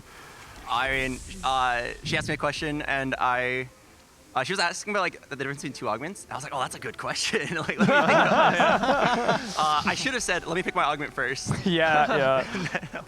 That's okay. That's okay. Kyun is such a good team captain now. He is legit looking at all our augments. He's like he's like getting up and walking, looking at our spots, saying what we should slam. Oh wow! Really? And he's like, wow. Yeah, he's really precise. He doesn't like ramble or anything. It's insane. That's actually his skill in 4v4. Yeah. But you know what? Good news, Box. After that happened, they high rolled like crazy, back to back. So I don't it didn't matter. It didn't matter, and they also got their good luck out of the way.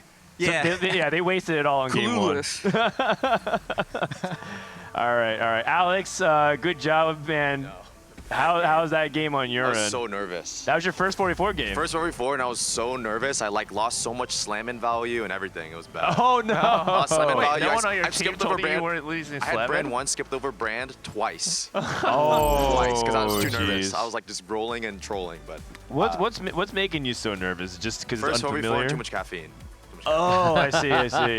I actually would like to get some of that. I was about to say, I've seen you have a couple Red Bulls already. So. Yeah, and I had a bang when I woke up in a coffee, so I'm Got moving. it. Oh, Kyun, Ray's complimenting your 4v4 captaincy skills. Oh yeah. But then we found out that Alex played like a full stage without slamming and skipped Brand on his roll down, so you might have to keep an eye on him. Yeah, it's fine. He just drank too much caffeine. So I think it's fine. He just needed to calm down a bit. Also, I think he got too excited playing 4v4 with all of us. Yeah. We had a fun time though. That was fun. Are you worried you used up too much of your good luck for that power spikes at the end? Yeah, I expect so hard. Did Albert come here yet? Did he talk about what happened? Yeah. What happened from your perspective? This guy's a griefer, man. We have the clip actually. We should load it up. We actually have the clip of exactly what happened. Yeah, he low rolled the augment too. I was just like, oh my god. I guess he has to play Veigar from this position. Yeah. Oh, actually, so you guys didn't even know what happened. You just saw he picked Starry Night. Wow, this guy's so flexible. He's awesome. No, that was an accident, and we're loading up the clip, I think, to see if we can show the reaction. It was actually really devastating when we saw it. Yeah, it was. Because like I said, we're seeing it with the 10-second countdown, and he's still way over here, and we're like, dude, go back, It was go back. really close for me. There was like 5 seconds left. Yeah. I was walking around the chair, choosing everyone's augment, and then I'm like, wait, and Sally was like, oh, you have 5 seconds, like 5 seconds. I'm like, oh, shit. All right. So maybe a little bit quicker decisions. We don't have the clip, unfortunately, but I guess we can send you guys back to your places for game number 2. It is a best of 5. I need to join this lobby real quick. But man, that was fun. So I think that as long as you can choose your augments on time, I think we'll have a more competitive game number 2. That's true. Choosing your augments is a really good thing to do. Yeah, because Box was in a great spot. He was going to play Street Demon. Yeah. Can we cut the mics in the back? Because we heard the white noise. Yeah. He also ended up giving Alex uncontested Street Demon by doing that. And also Veigar doesn't want the build of Brand. He wants Nashor, Gunblade, not the same items at all. Yeah. Like, good. I was gonna say, I think this is why, understanding the different lines, like this is what happens when you sort of funnel into like the known lines, right? Like I was saying there, yes, you got Starry Night, but consider staying with Street Demon and taking advantage of that Starry Night in a different way. Those are the things that I still think there's actually still a lot of growth in the TFT community on, is like realizing that you can do that. So you're calling us bad? I mean, I'm saying there's room to improve in other aspects. Definitely not calling you bad. Definitely not calling He's you talking bad. to you, Asa. There's room for growth for you. Oh, I mean, for Asa, for sure. Oh, God. He's not talking about me. I'm perfect. Yeah. We have the clip. I mean, they're not here, but we can watch it again. we already saw this twice. Watch it. Yeah, I mean, it's a great clip for anyone just we should tuning watch in. it again. Let's just watch it. It is a great clip. reaction. Yeah, roll it. Oh no. Oh Okay. no. All right. The worst thing that could have happened just happened. What? I forgot to pick my augment. Oh no. Oh, Okay, last Island's fine. Oh, what'd you get? Starry Night? Starry Night. That's fine. It's my bad. No. What can you go from here? What can you go from here? Vanguard. I just love that. Like, what'd you pick? Starry Night. Waiting for the cool. That means you. No, just silence. Just silence. Robin's usually very positive. Like, this is what we could do. Don't worry about it. Don't mind. And then just silence. Dot.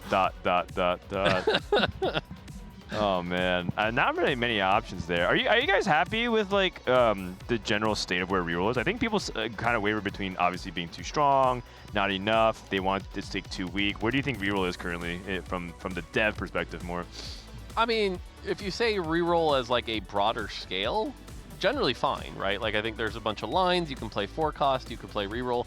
I think there are particular reroll lines, like for example, Twisted Fate, that might be above where they should be. But if you compare that to say like the Street Demon brand line, that is also too high, right? So it's like there are individual comps within each bucket that are out of line or underperforming. I'm sure there's reroll lines that are a little weak right now, right? But on the average, I'd say they're doing what they're supposed to be. Okay. I actually didn't take a look fully at the patch notes next, but I think there's a Street Demon nerf next patch. And then, I think so. I think you're buffing Zeri as well, and I think those are minor adjustments. This next patch should be like, is it like considered a big patch or a small patch? No, I'd call it a small patch. Okay, all right, so small tweaks. Looking forward to that. Game number 2, underway. We're loading in, and it looks like it is going to be Vi component anvils. And remember, this is the best of 5, so even if Team Skate Parks wins this, they still have to win one more afterwards. Yeah. We still got a lot of TFT to definitely play. got the momentum on their side. Even looking at the player counts of the teams, Geriatric Gamers looks a bit dejected. Nah, they're fine. It's one game. They're one game. Okay.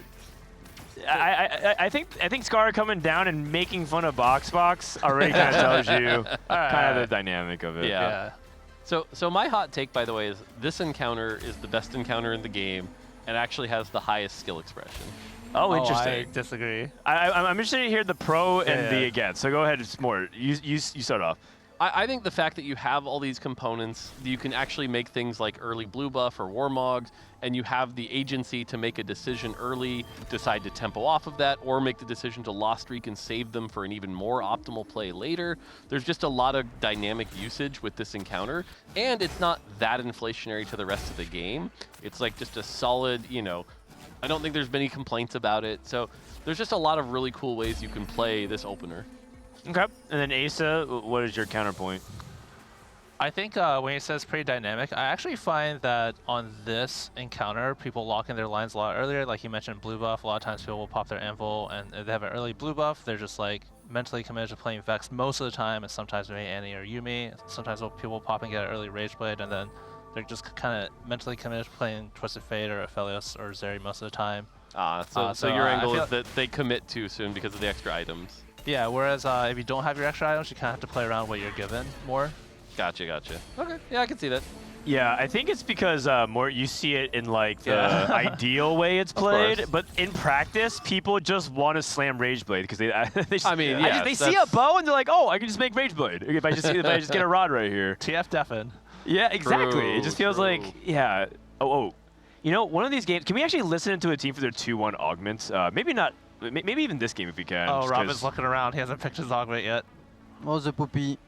Yeah, button mash. Hey, Poppy, you saw his items? He has the beast? I feel like it's too risky. It's too risky. Ah, no Poppy, no fun. It's okay. Oh, wait. No fun. Whoa, we got Vi. Okay, we got some fun here. Sheesh and desist. Box after a Vegar gameplay. Okay, so Boxbot said going 8th once wasn't enough. No, again. We can go 8th again. Oh, Actually, I he like has the this song beast a also. lot. I think it's good. All right, I know she Zach was wants- actually not too bad. Ace will walk us through it. I mean, you get a lot of damage through your Vi, so you can just play Vanguards, and you can also just fit in Slayers, Jarvan being a Slayer, and there's already like a pretty solid comp that people just kind of know how to play around it. So you don't have to do anything too crazy. You just get You know what's kind of cool? Extra power in this Vi. You say that you don't have to do anything crazy, but the cool thing about Vanguard hero augments is that it actually could be anything. You can play Slayers because it naturally bridges to Jarvan. That's true. And Vayne and Senna, and is. there's variations within Slayers, but you could also just play Vanguard Marksman. Yeah. You can also just play, like, if you back when MF and Aurora were too powerful, when Aurora was too good, you could have played Aurora and MF, and then guess what? Brahm's a Syndicate that can all tie in. And so theoretically, Vanguard hero augments are extremely open-ended in your backline, and I've seen people do some really crazy stuff with Cease and Desist Vi and Rost hero augment as well. So in the ideal world, you can see him flex. But yeah, we'll see. It's interesting where hero augments have landed this set because we haven't had a patch yet where they're just like all out of control or anything like that. I'm just saying, like, I'm not trying to apply change here. I'm just saying, compared to previous sets where there was always like 1 or 2 that felt way out of line, this time they're like much more narrow. I think the closest we've had to wild off was like the first patch Rost, but even that wasn't that insane, you know. So they've actually become a thing where it's like if you have the right spot for them, they make sense, but otherwise actually don't just insta-pick them, you know? Yeah, no, I agree, and I like that.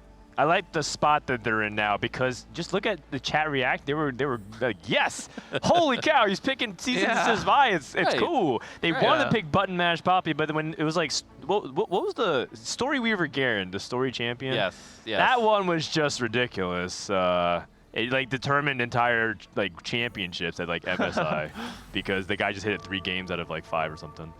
Yep. Yeah, and like I said, I think that's why this set they've kind of ended up in about where they're supposed to be, which is like play from the right spot, but not just hard force. Yeah, exactly. I am surprised about the items put on Vi. I thought that she needed more damage.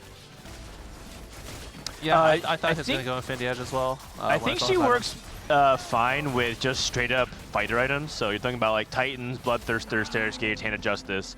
Yeah, I think it's because Infinity Edge and all that stuff, that kind of falls off even in the late game, and she kind of just cares about being more of a drain tank in later stages of the game. But both can work. You can actually put Infinity Edge on her, then just item remove later on. But the downside is, in 4v4, using that remover guaranteed gives you 1 fewer option in the late game for your teammates. So that's a trade-off you would have to make. Yeah, and typically that's going to depend on like what's your end comp, right? Like what do you have around it? And so I do like the drain tank version a lot. And the other thing is that early game, especially when you have all these extra components, not a lot of people have the damage to take it down. Like that's why Vi falls off in the late game is because you're dealing with like a ton of damage.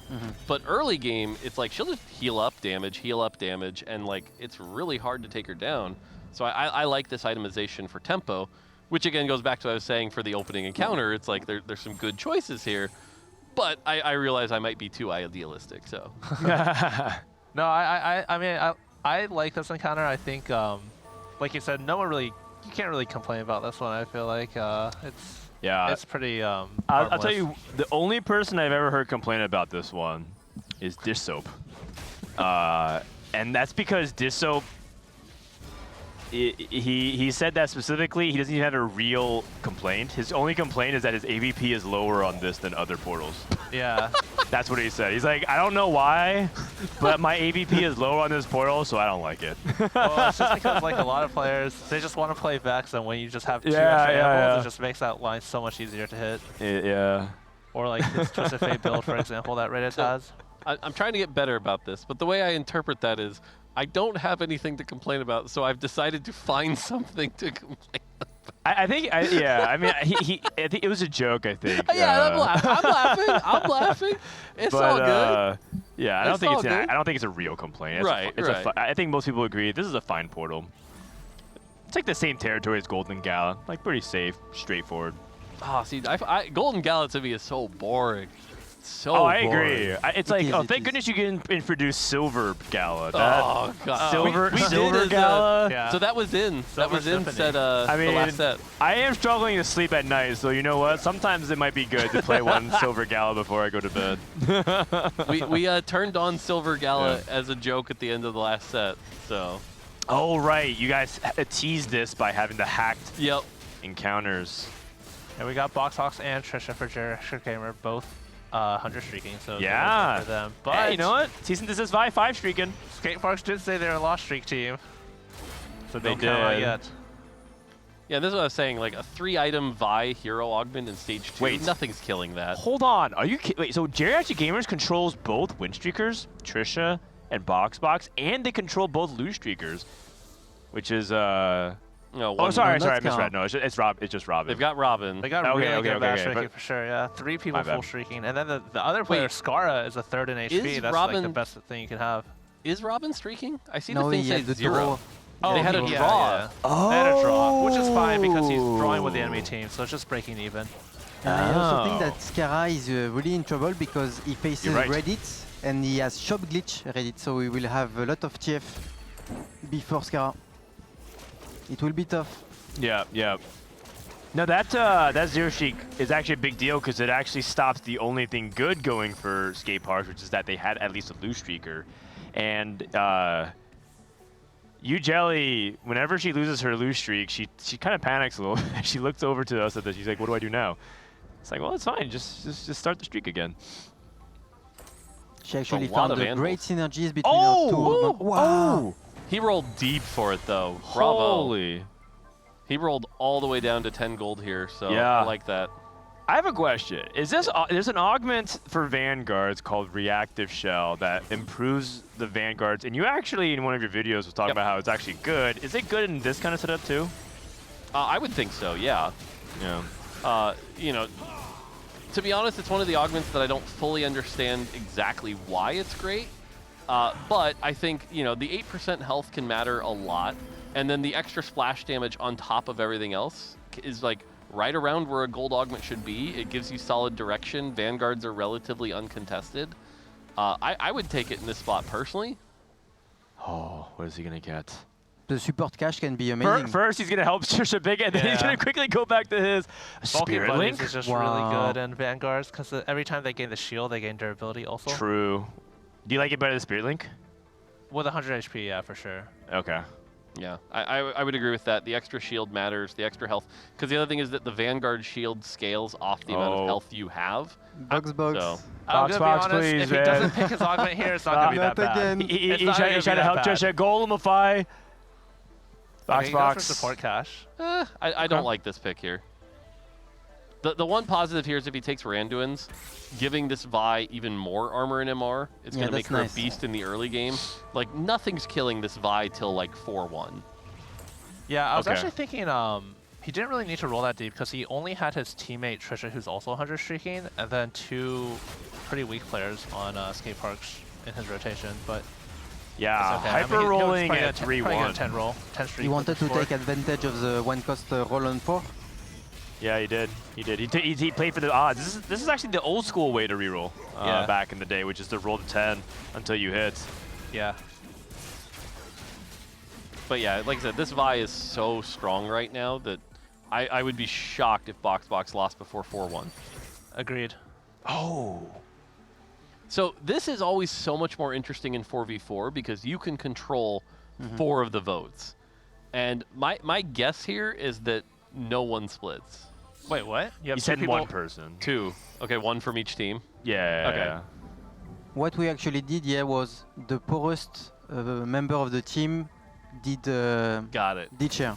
Got it. Sometimes you can try and like snipe the gold though. So like if you sense that your team is really far ahead economically, you can send 2 players and they send 1, so no one gets extra gold at all, and that keeps it gold neutral. So we've seen people do that, like intentionally sabotage the 2 split. Which I do think is pretty interesting. For that one in particular, which is a 1-to-3 ratio, if you send 2 or 1, it kind of breaks even either way. Like no team gains an advantage, so you could do it either way in that one. Yeah. Oh wait, what is this? The MF pair on 6. for Scarra as well. He's at level 6, like 0 gold. He's got to sell up to make 10. Okay. Maybe you sell Shaco to make 10. Yeah. And Ray contesting as well. Okay, so we got the Spirit of Sykkuno lives on. Yeah. Oh, the counter to Golemify. Cease and desist Vi to get past the Golem. Okay. Ooh. Well, that's kind of annoying for Trisha. It's okay, they're teammates, so Trisha had already lost streak, so it's good that Box wins that one. It's very nice to see Vi augment hero in tournaments. It's extremely rare. Yep. Yeah. Yeah, that's what I was saying, right? Like the right spot for it, it makes sense, but it's not an auto instant pick. So, like I said, pretty happy with where hero augments are landing right now. All right. Just taking an inventory stack. It looks like Jelly pick climb the ladder, so she's committed to the Street Demon. So Jelly, Kiyun on healing orbs. Oh, he's playing Vex.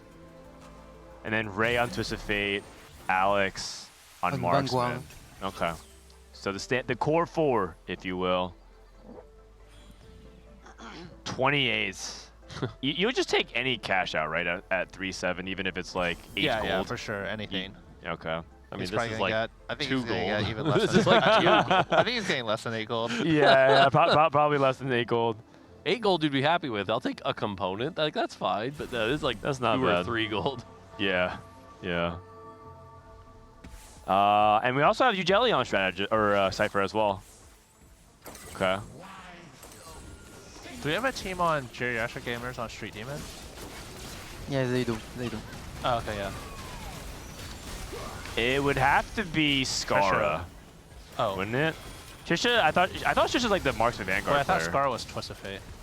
I think. Oh, wait, you're right. It is Robin. And Robin's Vex. No, I think Robin's Vex. Oh, right.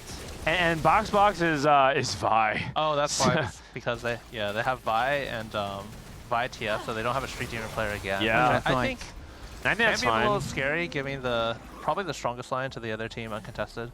I mean, you can yes, deny. but I think that it's fine if the compensation trade is the HP streaking from Box. Yeah. What do you think? Yeah, I mean they're in a good spot with Box's HP, Scarra's HP, and Trisha, 3 of them in the top 4.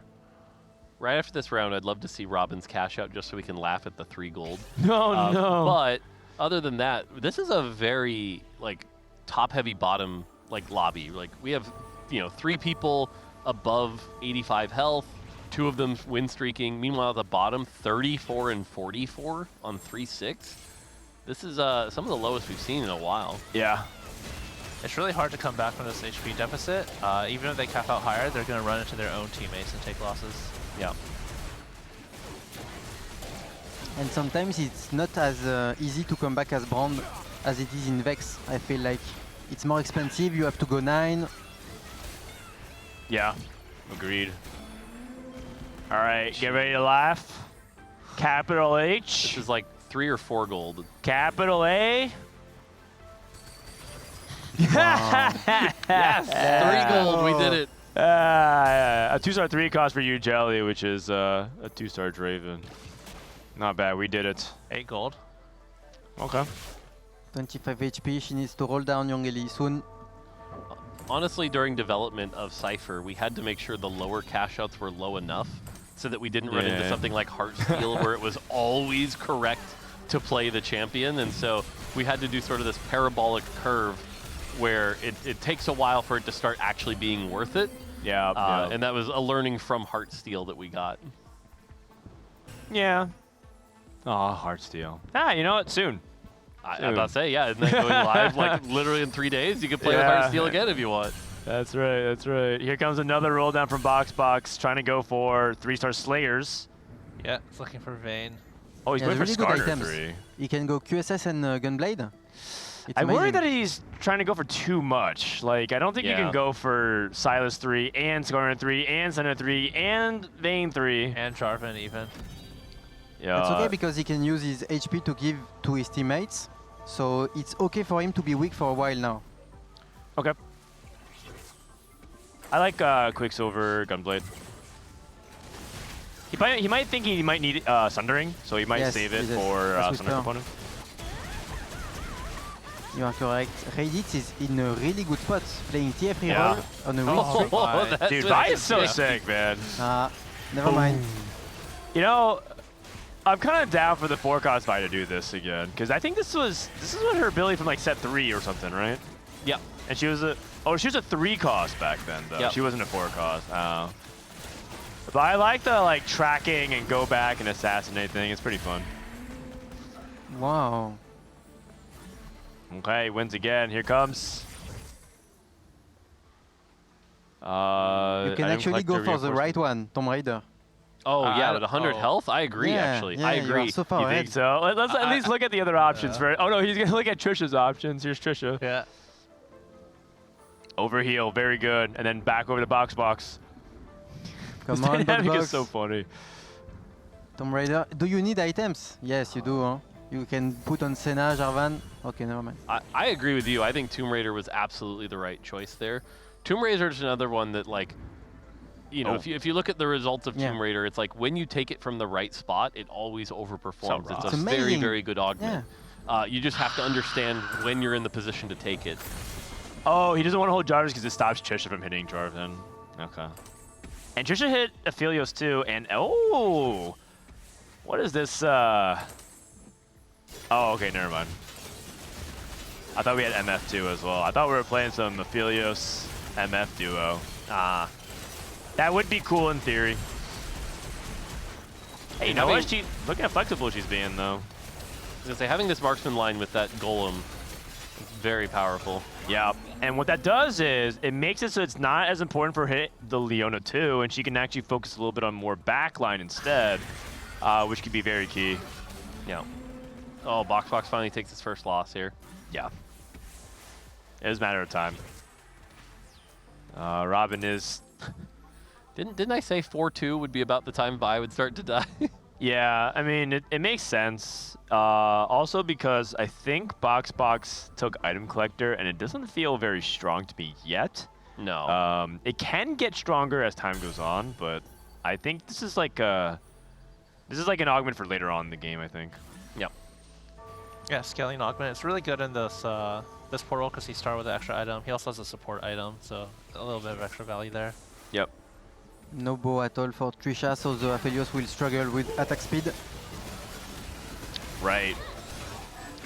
The nice thing is about Aphelios, though, is that while Ginsu's is like a common build, it's not actually that necessary. Yes. Because Aphelios has the more modern design where it says your next 5 autos, not for 5 seconds. Yeah. And so it's like you get that full value every cast. So you don't necessarily need it. Now, that being said, when you have a golem, you certainly want it because you've got all that extra time to build up. So in this case, it would definitely be better. Yes, and also when you go to look for the beast of Aphelios, it's like double Ginzu QSS, so he likes attack speed still. But he can do without, I agree. When you compare it to like Kog'Maw that has, I'm curious that you mentioned it's a more modern design. Is that going to be like more preferable moving forward to make the itemization less stringent? Yeah, generally we saw this a lot in I think it was set 12 with like what's the little dragon's name? Smolder. Smolder, thank you. There's also Twitch in the previous set. Yeah, but it was like we want to Namzi. make sure that if you don't have an item like Ginsu's, you're not just completely hosed. And so like that's why instead of it being for 5 seconds, it was like your next 5 autos. That way, like, okay, I'll take 5 giant autos with AD items rather than just completely losing value, like, say, something like Zeri right now, where Zeri is so bound to Ginsu's. Like, you absolutely have to have it. Yeah. It's a tough game for Robin. Robin lost his last fight, by the way, and he needs to win out. Him losing here is a really big deal. Did he just duplicate the Renekton? What? No. I swear I heard the duplicator sound. No, I don't think so. He must. I thought I heard that as well, but I think it's just items. Okay. I think he's just equipping items. He's in a really bad spot. You need to go 9, you need Vex 2. It's not enough. And Little Buddy is not so good in Vex because you play Mordekaiser and Gragas. Yeah. You play a lot of 3 costs. I mean, you still get like Varus. 3 units of value, so I think it's fine. It's just not. It's not like optimal. It's actually a composition where Trifecta is good. So if Trifecta is good, maybe Little Buddy is average. I mean, 3 units is okay. I've seen worse. Chat is saying he had a lesser duplicator and used it on Varus for gold. So Okay, got it. Thank you, chat. Okay, so if I'm Robin, and I don't think that, it's a win out, I need to play for placements. He's to outplace you, Jelly. You Jelly does not seem very strong right now. Okay, this little buddy climbs the ladder. Amazing augment from Young Ellie. Yeah, it's just 1-stars across the board. Actually, she has a Nico too, so it's not that bad. She doesn't put Samira in instead of Jinx? I'm surprised. So this is probably because there was a lot of discussion around what is better, Jinx 2 versus Vi 1, or Samira 1. Yeah, but Little Buddies. Little Buddies has changed that equation a lot. I think so. But it's okay, maybe it's not very important. She's winning. And Robin gets a big win over Alex. That's huge. Yeah, so now we're running into the Vi hero augment where it really struggles, right? Because it has to go one at a time, cast again, one at a time. But now that there's 8 units, Box falling off really hard here. And Cap hasn't really capped out around anything particularly exciting here. A Vayne 2 with 2 items, 4 Vanguard. It's not really a lot going on here. It's a Vayne 3, so that definitely helps. I think the lack of Sundering really kicked his butt. Just not able to actually have the Slayers penetrate too quickly. I also think that he needs a real tank as well, which is kind of silly because he's playing Vanguards, but if Vi has the primary tank, that just means that it's going to be really bad because she dashes away from your front line. And that might drop aggro and cause some really weird fight interactions that you don't want. Déjà 22. Reddit also hit tier 3. Okay, yeah, TF3. MF2. Oh, look at that roll speed. Wow, the AP The is zoomer crazy. energy. 2 of Brom, 1 of Draven, but he doesn't have enough item. Yeah. Last Whisper's good. Yeah. Yeah, going up against Box. Box does have the anti-armor now, but still doesn't have the anti... even Shroud. Oh, the Vi! Oh my God! Sit down, young gun. What happened? Is that Vi from Arcane? That was the assist. The Syndicate was committing crimes, and Vi said cease and desist. I see. Okay, so Ray has to roll it back down. I feel like Ray going 8th here would be pretty disappointing considering Yes. they had the TF that early, they've got good items. Granola wave. Oh no, the wave was a Oh bait. no, he missed Never it, mind. he missed it. Oh. Fix the tech. For the players who are at 1 life, it's really important for their teammates to, Box has 4 removers. If he kills one of his teammates, it would be a big mistake. Okay, Box remover. That's why he's trying to make sure. Play. Yeah, what's he? Oh, okay. Yeah, for his teammate. And ends up fighting not a teammate though, so yep. We'll see here. And get 6 Vanguard, which I do think is a decent spike here, keeping that Vi alive a little bit longer. It's going to get Vayne. Oh wow, my! 1 shot. Okay. The Vi's down, but she did her job. Oh my goodness. And then Vayne's onto the back line, and Xayah doesn't cast again. Box! That's a big win. Scarra's Very dead. big win. Wait, Scarra died. A lot of people at 1 HP, and then no. and Box with a lot of HP to spare. Kiyun hit another Vex too. It's very, very close. The outcome of this game will be determined in the next fight or two here. Yeah, if Robin can stay alive, he's got the next 2 now. Well, what's interesting is if you look at the standings now, it's actually like 1-2-7-8. So like, even if we see something, like it could go the other way still. This is really interesting. These health pools, the fact that Geriatric has 2 people both above 50, while everyone else is on 1 life, this is wild. Okay. And Box is getting traded by Robin, and then Alex going up against Trisha. It's a marksman Vanguard matchup. Yeah. The golem if is Trisha huge. can take out Alex, that'd be huge for the team. Oh! Nope. It's very close! It's very close! What? Oh! Alex stays alive. And Robin gets the win here as well. U-Jelly's dead. U-Jelly fallen. Wow, it is so close. Ah, she lost to Ray. But they couldn't help it because Ray was at 1 life as well, so they had to kill off somebody. Yeah, in that situation, you just have you just fight with your strongest board, and whoever's stronger.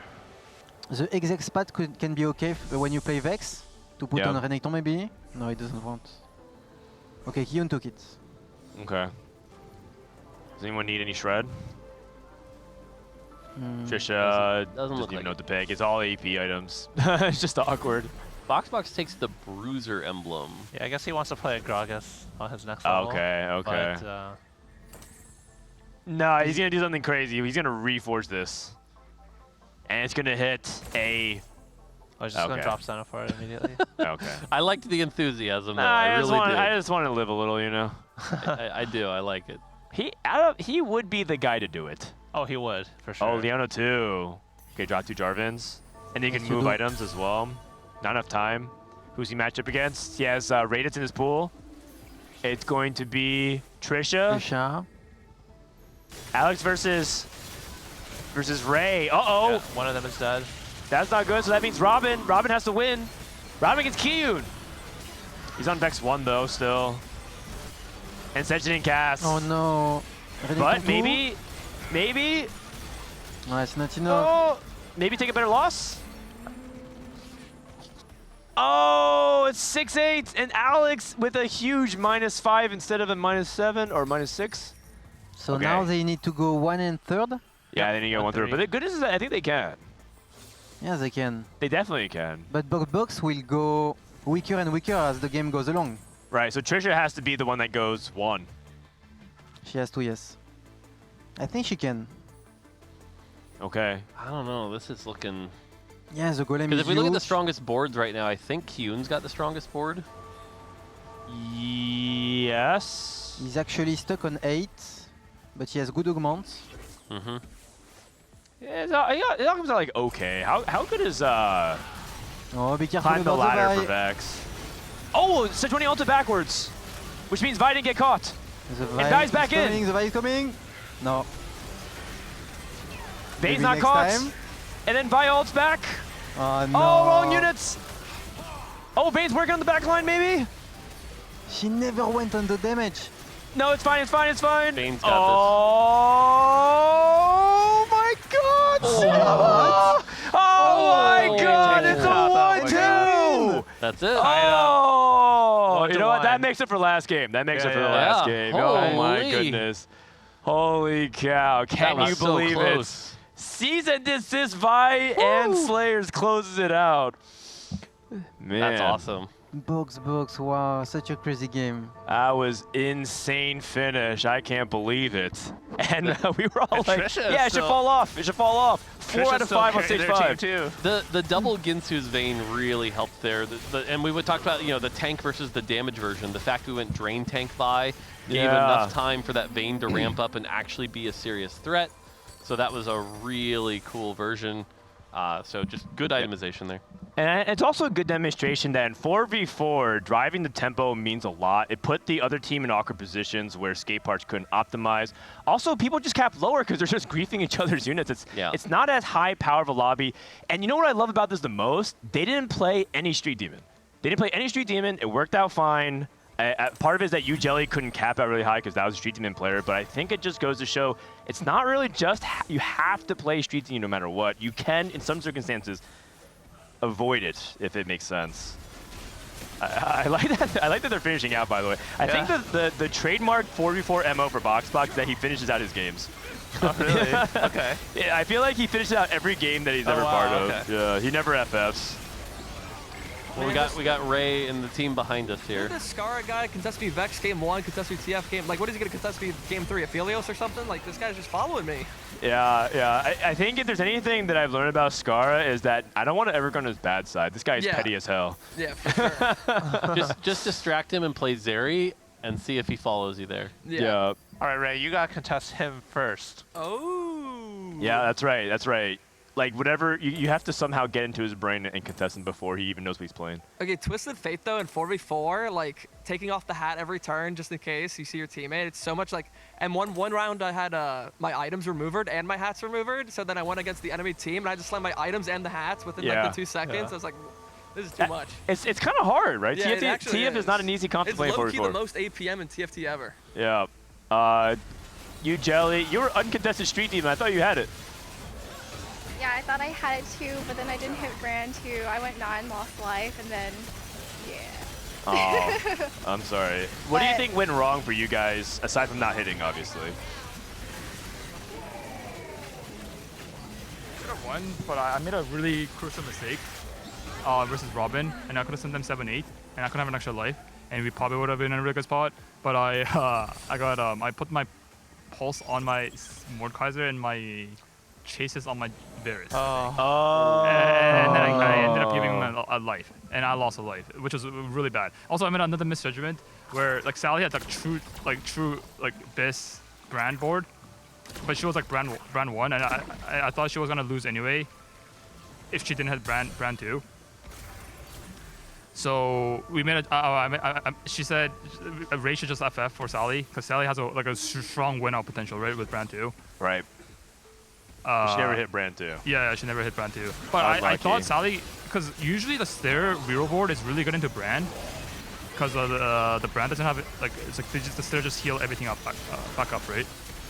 So I thought she was gonna lose the Stair anyway, but I think she told me that she beat with brand 1, so we should have definitely kept her alive. Yeah, that makes sense. Oh, by the way, I think Trisha's beating Box. Yep, that's gonna end. And Trisha wins the lobby. That was just a 4th seed, huh? Yeah, that's the 4th seed. The 4th seed's going up big. Well, what are you saying about Alex? Nothing. All right, Geriatric Gamers ties the series 1 apiece. Now, all of a sudden, we're sending it to game 3, tied. Yeah, I mean, that's good stuff overall. Alex, are you feeling less nervous now? Did the caffeine wear off at all?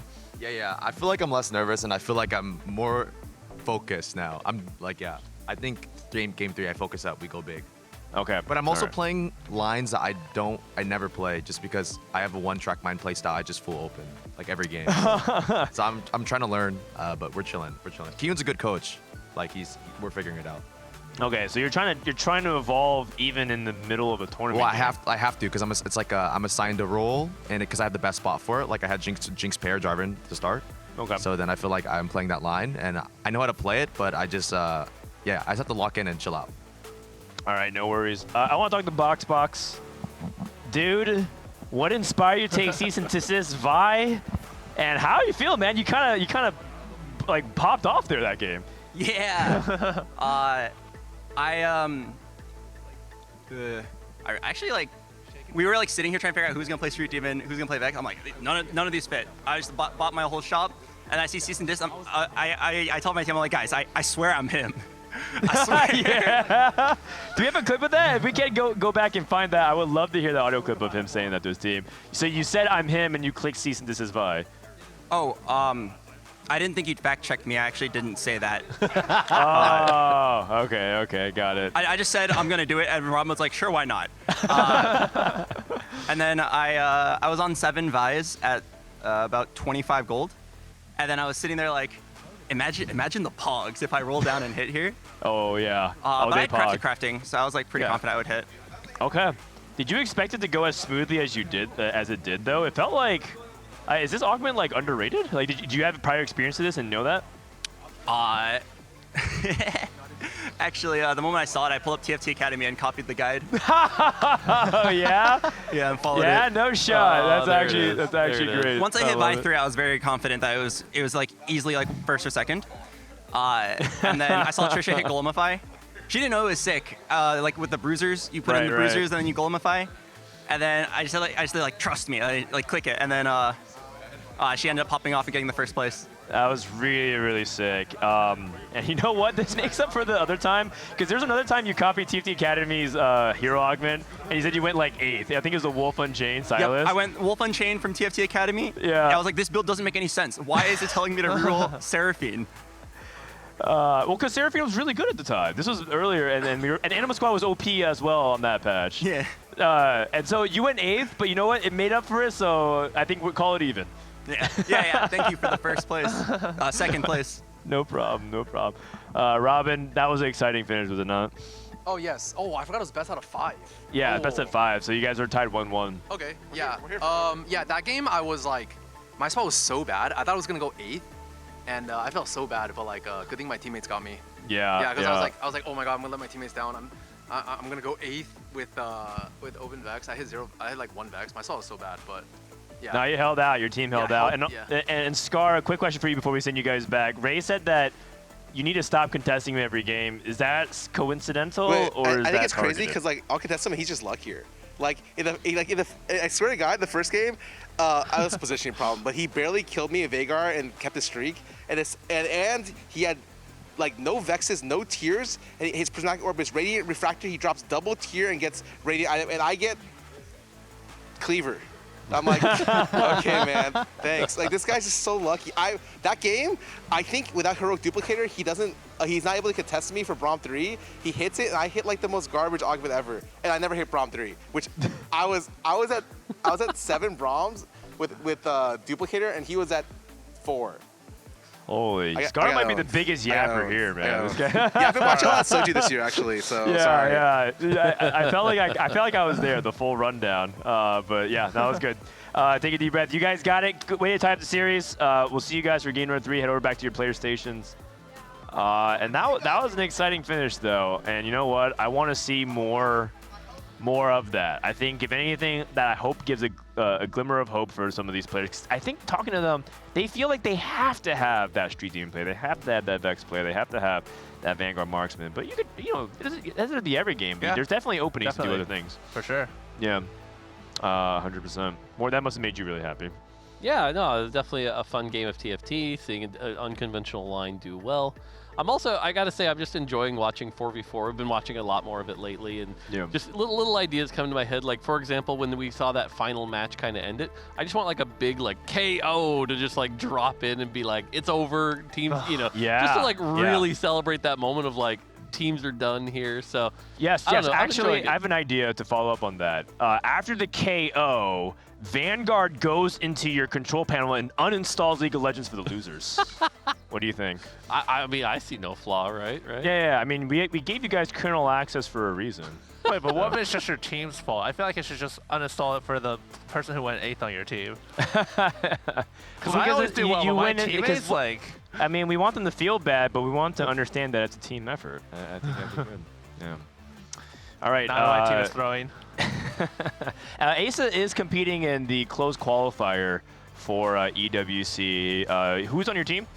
We unironically might have the weakest team. They're all my friends, though. It's a lot of fun playing with them. We have Goobums, Phoenix, and Kiting is hard. Okay, Goobums, Phoenix, Kiting is hard. How did that team even come together? That's like an interesting mix of players. So we used to have Solus, but he abandoned us and he called us the leftovers. But that is kind of how we came together. Is none of us were like really taking it seriously. We didn't really scrim until just a couple days before the event, and we're just like, yeah, might as well just play. It's open qualifiers. Well, how much of that team was the same team that did well at Macau?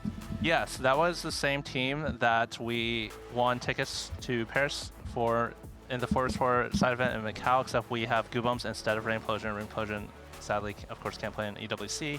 But yeah, Kiting and Phoenix played with me in Macau. so similar team. So like you guys have at least had some of this success before. That's true. Did you see how they qualified? Their team lost in the first possible round that they could play in. They got to buy you had first to go round. full low bracket? So they played 7 series in the lower bracket through the gauntlet of round of 120 for the round of 64 to the round of 32 to the round of top 16 round to the top 8. They had to win 7 series in a row. Phoenix had to go 1-1-1-1-2-1. The 2 was a 1 because he FF for we were just top 2, so he just FF. Oh, so he literally went 1-1-1-1-1-1. That was my bad. And a lot of them were impactful ones. So people have a new term. It's the garage ult. Nice. Yeah. Every single one of them, except the one where we're top 2. Every single one of them, he had to go first against someone on the other team to secure the game. It was crazy. Can't believe it. All right, game number 3 underway. We got gold subscription for Twist of Fate. If you need to head out, you can just head out. Ace is going to take a little bit of a break. CLE back on the couch with myself and more. CLE, you enjoying the game so far? I absolutely have been. 4v4 is so exciting, and it's fun that it's 1-1 right now. Now they're just playing a best of 3 straight up. Yeah, so I guess it's effectively a series reset. What's up, Zane? Yo, I have more casters. We're going to have Iniko. Oh, they stopped. Iniko's going to come in, and then I have a contingent caster. If someone slams a Ginsu's and a Gunblade, then we'll have Sykkuno commentate. Sykkuno come. Great. Okay, all right. And if not, then he'll go back to watching the ping pong tournament. Oh, there's a ping pong. Can we at least get like a picture-in-picture feed of how that's going? Like 30 seconds. Dan, you think I'm not on it already? You think I'm not already? Okay. I need to see that. And also, someone might need to fill in my my spot while I play as well. Hello, the white noise is back. It's me. Oh yeah, the white noise. Look, Yes. here he comes. Oh. I heard there's a Oh. TF Who's That that? I Gangly? can't see. Gangly versus... I can't tell you. I think that's Flex. Felix, yeah. That means that Panda just won his game. What was this that, Panda Felix? guy, oh my god, he just scoops every single ball from below the table, Panda's chops pretty everything. good. Yeah, he's very good. He's pretty good. Infuriating. All right, dope. Well, they're playing the ping pong tournament. We'll keep you updated. That's kind of the stuff that's going on the side while we're here watching some TFT. We got Sykkuno on the couch, man. The card shark himself. I don't know what's going on, man. I don't see TFs on the board. Not yet, but the night is still young, my friend. Well, we might see some people make some irresponsible who's winning financial so far? decisions. Who's It's tied 1-1 actually. That was we just saw like a crazy close game where the geriatric gamers brought it all the way back and closed it out with the Vi hero augment of all What's things. all that? What's going on? That's pizza. Oh, Pizza. shop glitch? Pizza for dinner tonight. Dude, that pizza's huge. I'm so sorry. Let's focus on TFT. Okay, but that is an extra larger sized. Let's focus on TFT, guys. Specifically the TF part of You know the what's good TF. with pizza? TFT. That's true. It actually, one of my favorite things about TFT is you can play while like eating or pizza. like while getting ready or something. Absolutely. It's one of my favorite things about it. While getting ready? Yeah, like to stream or something, yeah, or- you like change clothes, man. Yeah. That's crazy. And that's why I'm still low rank. No, I'm kidding. that's why I lose sometimes. Yeah. That's why. TFT's right on the line of one of those games where you can like watch a TV show on the side. Right. But Yeah, then yeah. like when the game starts getting really intense, you're like, I'm gonna you gotta pause the lock show and yeah. Yeah, you can play it different ways, and that's one of the best parts. When I first got into TFT during COVID, I would play TFT, and I watched, I think, 20 seasons of Survivor on my second monitor while I learned TFT. Okay, that's a good show because you don't need to like full focus on it. It's not too plot driven. Yeah, that's a good choice. I can see that. Are you enjoying the recent seasons? I started getting back into it a little bit recently. Well, I don't have cable, and I have a very hard time keeping up to date with things, so I'll definitely like binge it later, but okay. So I have no clue. Big fan though. Oh, Inigo's mic is cut. Hold on. I wonder if we turn have on any this TF players though. Sykkuno, do you see any? I'm gonna be totally honest. I think I attract the TF players because every time they're in game with me, they all spam TF, and the second I'm not in the game, they're like, "Yeah, I don't touch that comp." So I'm not sure what it is, but yeah, it didn't top 4 last game, so I can't play. You know. Yeah, it didn't. I don't think it top 4'd all day. I think I think in my last game I was going Nafiri actually. Is when it felt like I think I had more. Oh yeah, you had more Nafiris than Twisted. I had more Nafiris than TFs, but that was intentional. Don't worry about it, buddy. All right. Yeah. Okay. No, we found one. Wait, there he is. It's Box. No Dummy way. with the gun. Albert, my goat. That's my guy. Okay. Keep me So alive. I'm he's locked in. curious. What do He's you think locked about this augment? Have you ever felt this augment be very impactful? I don't know if it's super good, but it does like send a message to your team and the other team. I see. You're going What message is TF. that? That you're gonna either run it down or you're taking someone down with you, probably. I see. Yeah. I think every single game, it was me and the other TF guy going 7th and 8th. If I got 7th, I felt like I won. So hopefully it goes a little better. I feel like Albert's really good, right? I think TF. I think so. A lot of times doesn't get first, and I feel like Albert is good at getting first. So do you think this is a good move for him? I mean, I think it's like good enough, right? In 4v4, instead of playing for like a first, you can play for a really good 5th or a 6th. And it's nice because a lot of times playing for 5th or 6th feels bad. But in 4v4 it moves the goalpost so you can help the team. And so even if he's not going to be able to get like a first place, I think that's totally fine because his job is to try and pressure the enemy team. I always compare like these high tempo reroll comps as like the entry fraggers. Like they have to go in and do the dirty work. Oh, that's pretty. Wait, I play entry fraggers in Valorant. Yeah, it makes a lot of sense. That's why I like these comps. Yeah. I played a lot during the Syndra set. You know the one where like everyone just went Syndra? Oh, set 12. Yeah. Yeah. I like that one. You like that one? Yeah, I went Syndra, then I went Ahri, and then Toast said, why do you keep choosing girl characters that have balls? And I said, that's not it. It's just a 2-cost reroll. It's just 2-cost reroll, that's it. It's got nothing to do with that. I see. That is an unfortunate common denominator. No, weird coincidence it was. Yeah. It was a weird coincidence. And Twist of Fate, I mean, it's not quite the same. He's good though. I'm not gonna lie. As soon as you said that, I started going, okay, who are the other girl characters with balls, so we can make sure they're in the next set. Oriana. Oriana. Yeah. Okay. Oriana as long as reroll? she's a 2-cost. As long as it's a 2-cost reroll. Yeah. As long as it's it's a 2-cost. All right. Trisha's still back on her marksman, and so is Ray. Just trying to take some inventory stack. Are we going to see Alice contest TF as well? It looks like it. Morgan, can I ask you a very, very, very specific set spoiler that the answer is probably just going to be no to? Sure. Is Oriana a 2-cost that uses her ball as an ability? I can neither confirm nor deny such a rumor. He hasn't decided yet. Yeah, but they definitely haven't I decided. think after hearing you talk, he may have decided. We could change his. You could All right, see guys. Oriana on. Yeah. What would the name be, Frodan? Monday 9 a.m. meeting. We're gonna have to make a quick pivot, guys. Oh man. Yeah, we need to get these only influencers the best hooked. players can pivot. I've heard this before. Uh-huh. You have to really be good. Yep. Oh man. All right. Ujelly has a nuts spot for Street Demon, by the way. Yeah. Ujelly is actually she opens into Street Demon almost all her games. Well. And so she's in her comfort zone. You might think like, oh, she's losing a lot of HP. She does this all the time, so she probably feels pretty good about it. Trying to intentionally lose.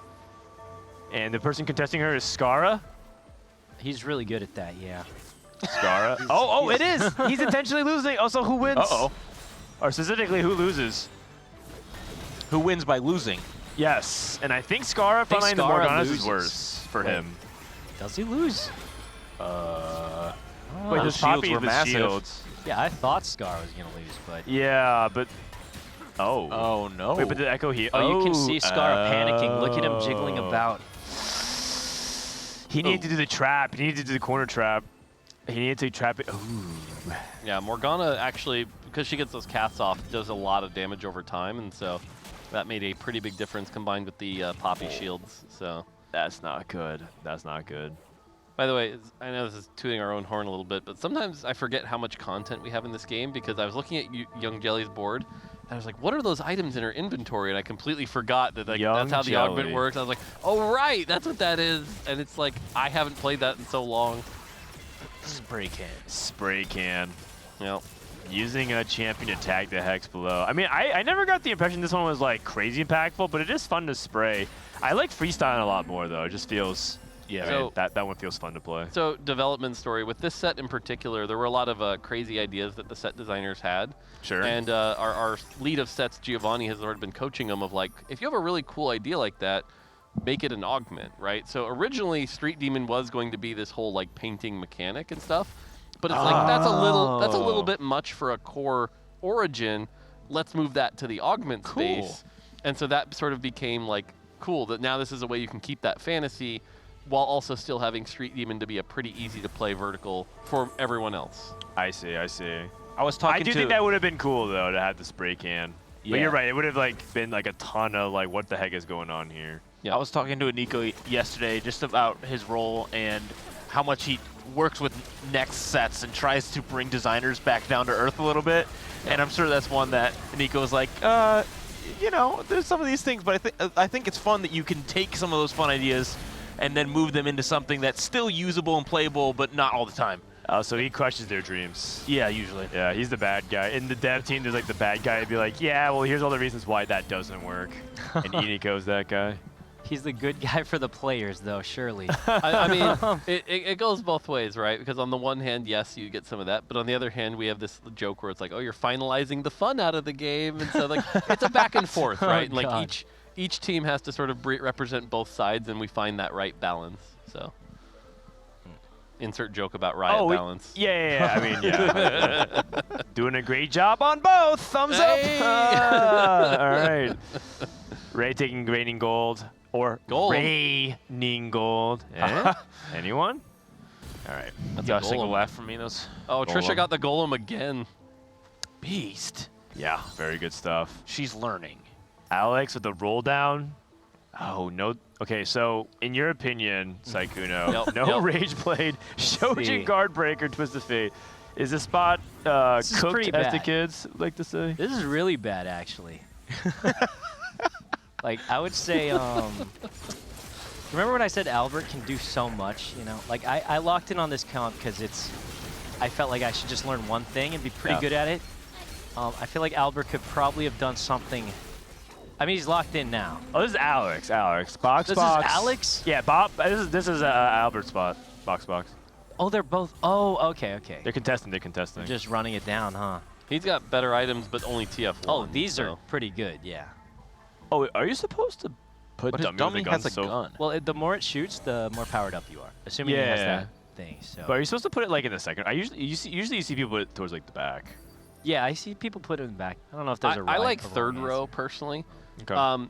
This augment in particular is like surprisingly very strong.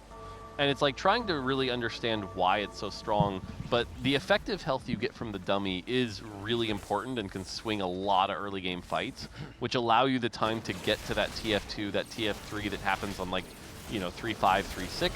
And then late game, it's just that little extra, like it doesn't actually shoot that many shots if you track it. It's like you're gonna gain maybe 10 AD and AP, maybe a little more if you're lucky. But again, target dummies in particular in our past in our augment design have been surprisingly valuable. We've had to take target dummy augments and nerf them repeatedly because there's just so much health from those target dummies. Yeah, this getting one, extra this body on the one's board. not that OP, right, guys? At least theoretically on paper, This is the only but comp I play, please, bro. I mean, yeah, for totally what fine. it's worth, we're not like nerfing this augment or anything. But I will say, like, this is one of those ones, if people saw the augment stats, the number is high, and they would go, that's a really high number, and so... Oh, I will keep that in mind. Thank you so much. I'm glad you're It's here. a good augment. Thank you so much. I mean, I always take it when I see it because I just lock in on it, but I was like, well, that's good to know. That's good to know. If we Secret were to stats. get a dummy carousel, would the dummy that they get from that get a gun? No, I don't believe it says all dummies. I forget. Am I crazy? No, it just says. Oh, no, it does. No, yeah, it it does. does. Yeah, so it Wait, would, so yes. you could take this and, what's that one that gives you a bunch of Dumbify. dumb? Yeah. Yes.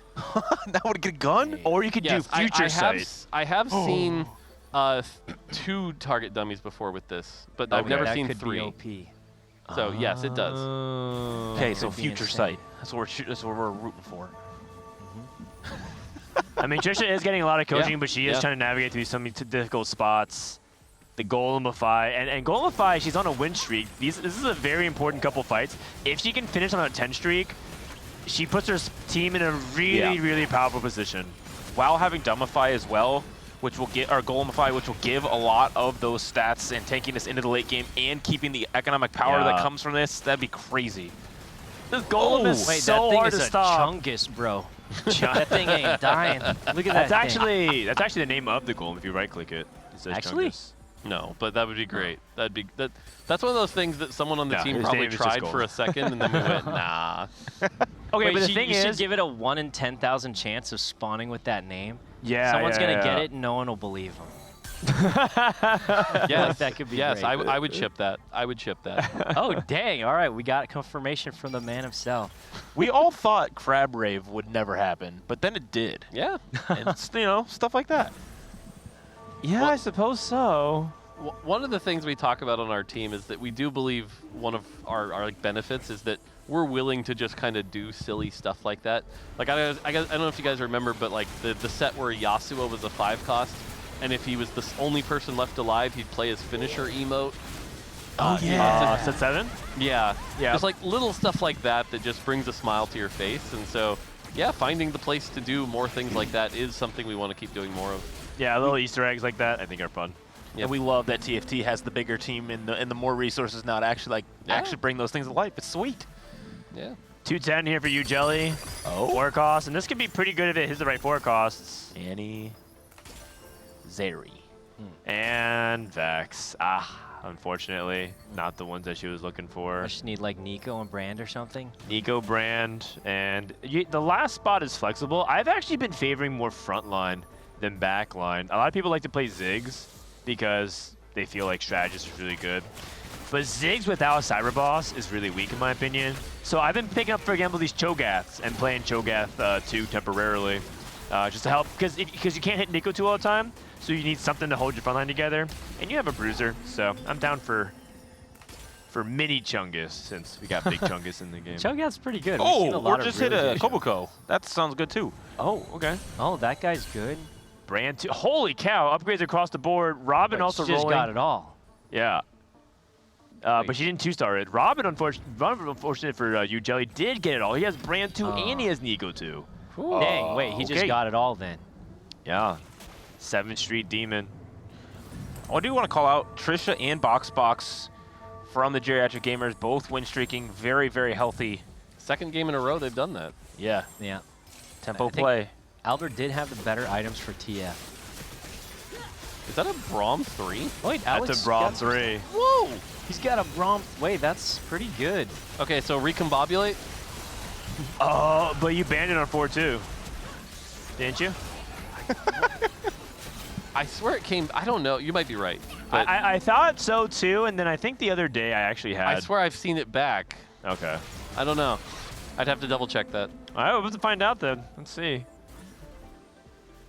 Oh, it's gold anyways. Ah, dummy with a gun. Dummy with a gun, round 2. Someone really cool told me that Augment's really good in the stats. I've heard from the man himself. Oh, sorry. Hold on, can you look up the stats? Is that what you're doing? No. My bad. So I use the He's keyboard to looking up the observe, stats as we speak. and I press the desktop button. He's looking up the stats as we speak. How good exactly is it? What's the delta on that? Look at him. He's speaking the language. I don't know what that means. I just hear people say it often. No one knows what it means, but it's in my last video, since I can't talk about the stats, I was trying to reveal him as like green and yellow and red, and I'll just it's a green augment, you know. We'll just leave it at that. It's a green augment. Green means good. Good. Yes. Okay. Well, I think specifically he said OP, right? Yeah, it was like over 4.3 was the framework I was using. So. Yeah, if it's over 4.3, it's OP, yeah, I mean, which actually is not actually too far off from the way pro players evaluate things. Well, that does make sense.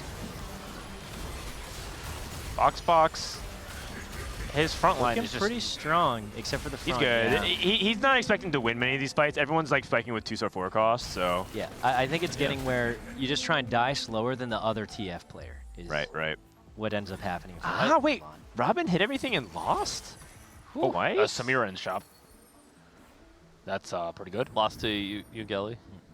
Ugelly. Ugelly? Yeah, no, I like you Ugelly. know, Alex said Young he Gelly? thought. He thought her name was Young Ellie. Yeah, Young that's what Ellie. he said. He was like, "Is that like? Are you like a rapper or something?" I'm looking forward to her latest diss track. Her new dish track for dish soap. Ooh, I like it. Dish Maybe track. she'll drop a cipher. Nice. So how Guys, OP it's is Mother's this Day. Why are we golem? making dad jokes? Hey. This golem looks really strong. It does. I'd be very surprised if Robin loses 3 and then he puts himself in a situation where the Street Demon players are just racing to the bottom. It definitely looks like he might just lose right here. This is really... Wait, both Street Demon players might go 7-8. Uh-oh. Oh, that is a surprise. Note to self, buff Street Demon. And Robin can hold a Samir pair, or does he deny Brand? Or neither. Oh, you mean from you, Yelly? Like, so she can't get brand. Oh, there you go. Okay. Yeah, from Young Ellie. Goes for the Shyvana. Young Ellie got a brand. Does that give her 2-star brand, or I don't know how many she had? I don't know either. At least +1, yeah. You can check. Oh, it does? Yeah, that's brand 2. That's surely a huge power spike, and now she wins. Wow, I think Robin did not expect to invest this much gold, hit this hard, and lose 3 in a row. He's not even lacking like shred and utility. Like, he's got it. Yo Ugeli just hit everything too. He finds a different way to say the name every time. No. All right, Kiyun. 7 Exotech. I was about to say, this is a Zeri board. We don't see a lot of Zeri boards right now. No, that usually means that he missed so hard on his Vex items that he has to play Exotech. Huh. And the only way I've ever seen Exotech be viable is if you are playing around Pulse Stabilizer and play as a Misfortune Zeri duo. Because they basically mirror Vanguard Marksman. You have 2 4-cost backliners, 1 Rageblade, 1 Infinity Edge Burst Holder, and then a 4-cost tank. So it almost feels like you can flex between Vanguard Marksman and Exotech. Flux Capacitor in comparison is, I mean, honestly, that was if that closer wasn't than a I thought it'd golem, be. if that wasn't a golem, like that was a win. So like that board doesn't look that bad. What are the augments exactly? Item Collector, Spirit Link, and is that 2-trick? 2-trick, yeah. Okay. So not like crazy augments either. Yeah, you're right. All these Loot Streak players are pretty strong, but I don't know if they're strong enough. Box falling off the face of the planet. This is very tough, and his front line does not look very good, so it comes down to him and Alex. What's Scarra win streaking with? Vex 2. He's got the Vex board, all right. So because he was contesting against Kiyun as his head-to-head. These are looking good for Scarra. Oh, did he take Magic Roll or Trade Tracker? No. Magic Roll, Pile of Champions. So a lot to guarantee that, but not much combat power other than Board of Directors. Yeah. Which is a very good augment for this GOM. Yeah, a little bit of a rough matchup here against Brand. And Robin and Ugeli are both stable now. Yep. Okay. Looks like Kiyun actually won this fight as well. It does look like that. So I think the person most likely to go 8th is Box, but I think Alex is right behind him as well. Yeah. It's looking pretty bad for Alberto. But it's fine as long as he like outplaces and maybe even outplace Ugeli if she ends up taking a bad loss. Oh, Ugeli has Kobuko. Any 3 stars, or is he just all 2 stars? It's all Alex? He's one off. Albert. No 3 stars, no 3 stars. Dang, he's cooked. Hold on. He might be donezo. Oh, he's going level 9? Wait, level 9 with TF comp is yeah. Kind of crazed. What's the strategy here? I think he's just assuming that because he's contested, he pushes levels, but he should be staying lower level and like trying to deny. Usually the TF player in this spot, Alex should be rolling as well. Oh, he hits Twisted Fate 3. Yeah, he hit the TF3. He's kind of got it all right now. Okay, he's going against Oh, Alex might be able to put Robin in the dirt. Yeah, the Braum 3 in particular. Yeah. Like, normally when you're playing the TF reroll, you struggle to get the Braum, or the Braum comes later, but the fact he got that Braum so early puts this a leg up, and Brand's going to really struggle to deal with that. The Gunblade specifically really helps deal with the Brand.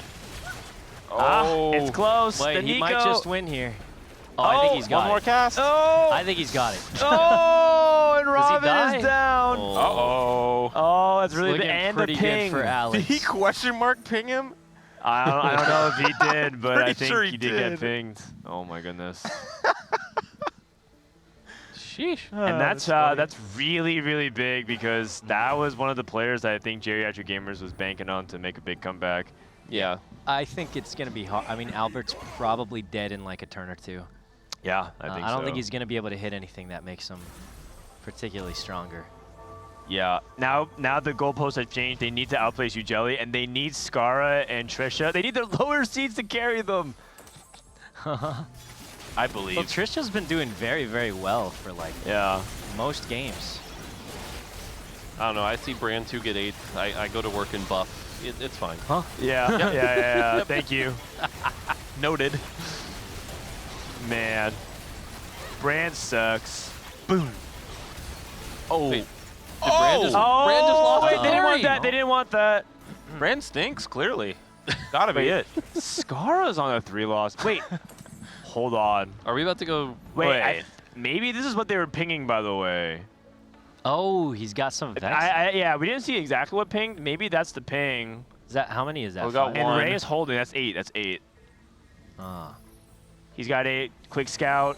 No one holding Vexes. There's technically 1 more.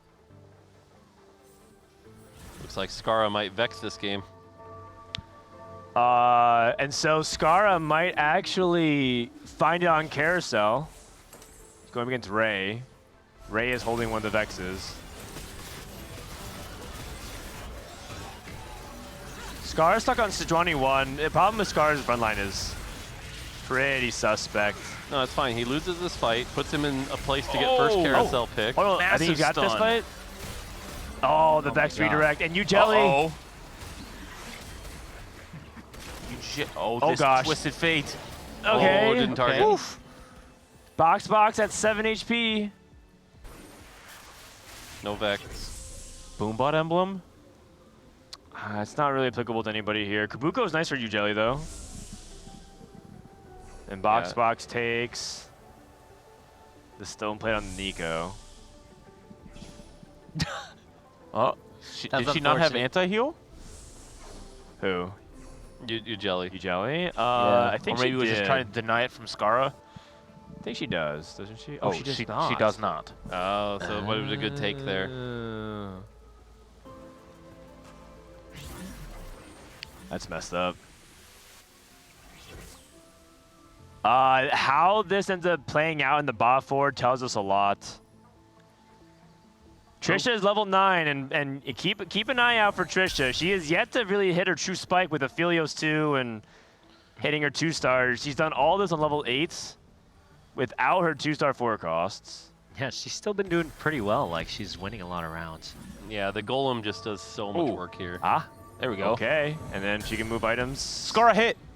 Oh my God! Wait, Scarra hit Vex 3. He actually did it. Oh my God, that's it. Whoa, we're geriatric gamers are back. Somehow a 3-star 4 cost. Everything. Wait, but now he's facing box. That's fine. That's fine. It's fine. Wait, it's not fine. It's not fine. It's not fine. It's not fine. You need to trade HP. You need to trade HP. Unless you Jelly loses. It's gonna come down to who loses harder. Oh, you Jelly's not losing. Oh wow. Okay. Wait. That was a clone of box. Oh. But it's still not good. It's still not good. Okay, and that's the case, then they need Trisha, no. If They that's need the first case, and second, right? That's the case. That's fine for the 1-2. Yeah, you're right. Yeah, that's because gonna be. Actually, Honestly, to be honest, Trisha's looking good. They can do Scars. it. Not only can they, I think they will. Look at the HP totals. Like Trisha just takes this nice and safely. Scarra wins every single fight. I think they win this. Trisha's carrying. The only way that it doesn't is if somehow Trisha goes 3rd. Right, which with 68 health seems so impractical. Yeah, that seems unlikely. Oh my gosh. Just have to the make sure. lower seeds. It's Scarra and Trisha carrying the geriatric gamers. Oh my goodness. And Ray was even holding. Ray even held the Vex. That was the last Vex. It wasn't even like they weren't trying. Yeah, I mean, Trisha honestly playing so well with the golems, showing the power of those golems, playing the nice marksman comp around that, which gives it so much health. It gives it that time to ramp up. Yeah. Oh, Kier barely loses to Trisha. He lives. Oh, and Alex lost as well, and that's one. Okay, they're 1 round away from doing it. Yeah, like this, I think just ends it. That would just be incredible. I can't believe it. To see a 3-star 4 cost and 4-4 are incredibly rare. Yeah. It's so incredibly is there a rare. tiebreaker here, or like, how does this go? So the tiebreaker is whoever wins the game. So if they have the exact same play standings, which is 1, 2, 7, 8, so then whoever goes first. It's looking pretty good for the geriatric. I think they win this. They should win this game. They should go up 2-1, and that means that they're on tournament point. But we'll have to see if anything crazy happens. I don't know if there's a 3-star 4 cost on the line for somebody else. Now, if we end up going to game 5, Who's gonna sing Silver Scrapes with me? Oh, I got you. All right, Nice. you and CLE got it, because I don't have the pipes. I don't think so. Are there words in that song? Do do do do do. Yeah, that's it. Wait, no, you. Oh, wait, wait, hold on.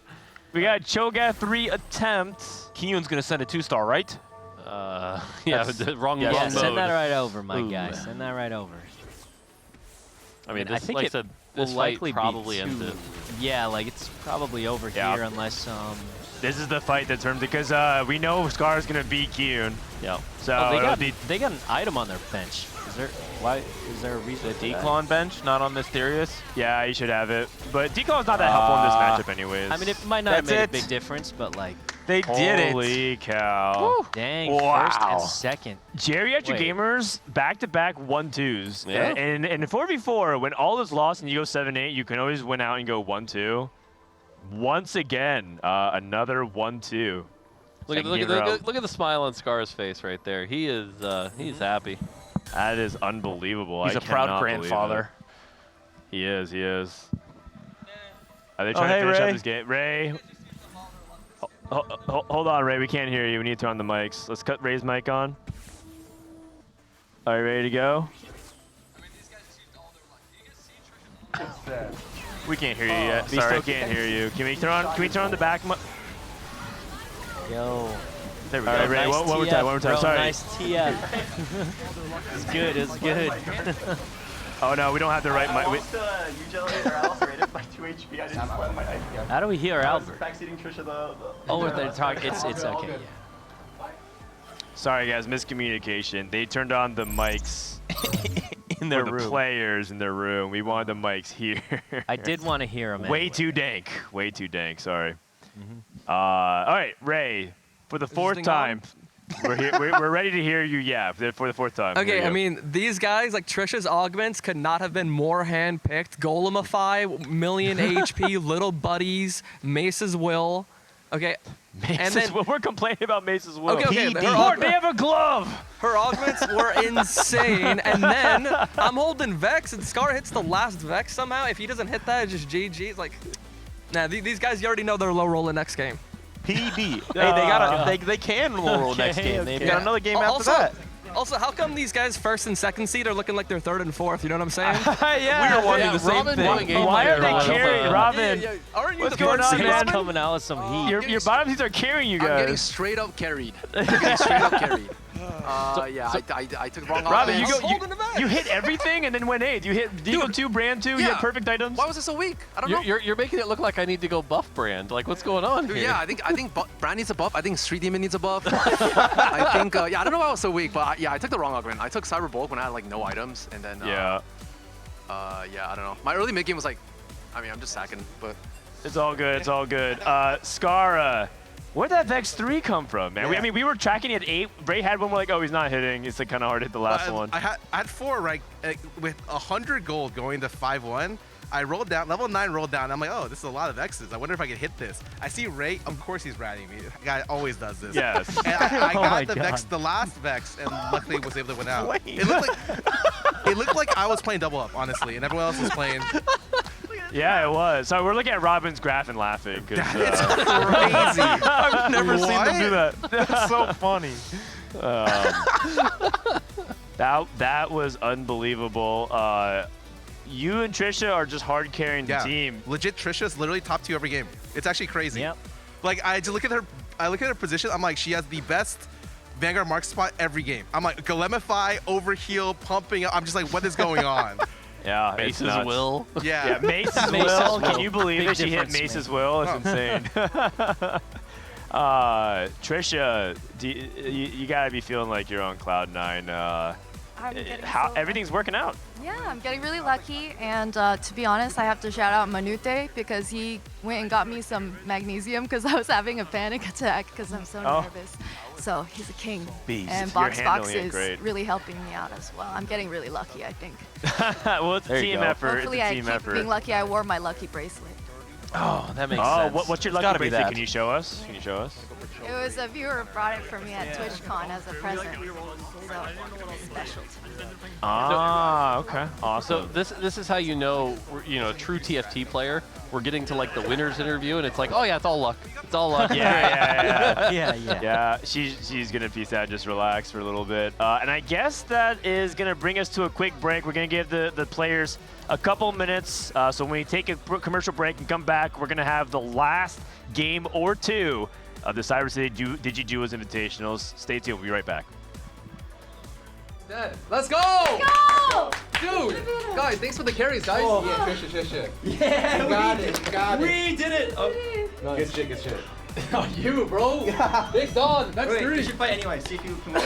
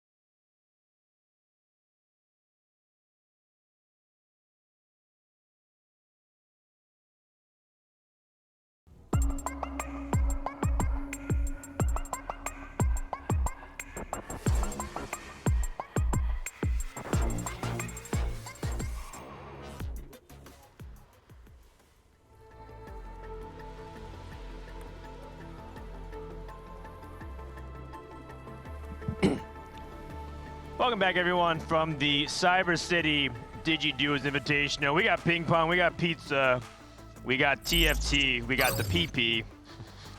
We got more dogs still here. True. And what we don't have is a fourth commentator, but we're working on that. Everyone else, I think everyone's having too much of a fun time just yapping in the back. As soon as I walked by, just literally stopped me. He's like, and he looked really serious, like he really wanted to talk about something. And he said, "Look at this." He turned me to the screen, and he's in 7th place. And he says, "I 10 streak from this position, and I'm going 7th." And he has like a full 7 streak demon board, fully upgrade, good items. See? And then he walks me through the entire lobby of everyone else high rolling. And I'm like, is there something important about this? He's like, "No, this is just so egregious. I needed to tell someone." I was like, I need to go to the bathroom and finish my pizza. Like, I don't have much time.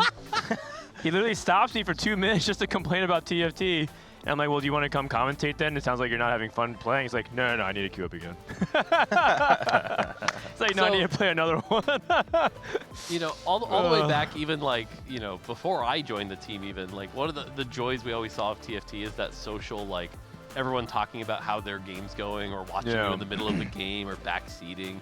And so the fact that that's still kind of the case 6 years later kind of just shows that like it is just fun to watch everybody play the game and talk about what's going on. And it is. I think that's why it's also lasted so long. It's like a streamer game that like it's just fun to watch. So yeah, specifically hate watch. And you know what? Love watching is fun too. It depends on which streamer you're watching. I think some have developed an audience of, you know, enjoying that, and others not so much. But you know, it's been the most fun to watch our players play for 8 hours a day on stream, and then want to play for 6 more hours off stream right after we're done. That's usually what happens for most TFT streamers. They stream for 12 hours and they play for 4 more hours off stream. Yeah. I remember at the first summit where it was like Setsuko, anytime he wasn't playing on stream, was immediately in that computer in the corner, right back at it. And like, I think he was there until like they kicked us out at like 2 in the morning or something. It was actually the very first time that I ever met Setsuko and Distop in person. And the very first time we did, everyone stayed until about 2 in the morning to just play games. And it was really quiet because everyone was just so focused. And it was actually kind of interesting. There's like an aura around everything because you could just see how focused and intense everyone was about climbing. And I felt like I was in like an actual boot camp. You know, we talk about box boot camp. I felt like I was in a training boot camp. And then out of nowhere, the piercing of the night, right? There was a silence completely broken by Bebe, who goes, "Whoa, welcome everybody," because he turned on the stream. He was like, "Oh, good to see you, good to see you, good to see you. Yeah, great games today. We got good games today." And he was just like, all of a sudden, he just broke the silence out of nowhere and just kind of ruined the mood a little bit. But it was really, really funny. And then for the rest of the night, Bebe just kept yapping on stream over and over and over. And I couldn't even play TFT, so I just gave up. I was like, you know what, I can't focus. I'm just gonna go sleep. So. That's so funny. Yeah, that was my first experience like labbing with Dish Open and all the top NA players.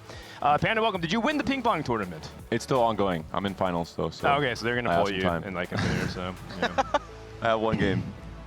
If it ends here. They're just lucky I wasn't able to enter. So. We're coming up on game 4. If you guys are just tuning in, we're not here just yapping. I mean, we are, but it's 2-1 currently in favor of Geriatric Gamers. They're 1 game away from closing it out and taking home the very coveted Cyber City Championship trophy. Do we have a zoom in on this? This thing is it's kind of nice actually.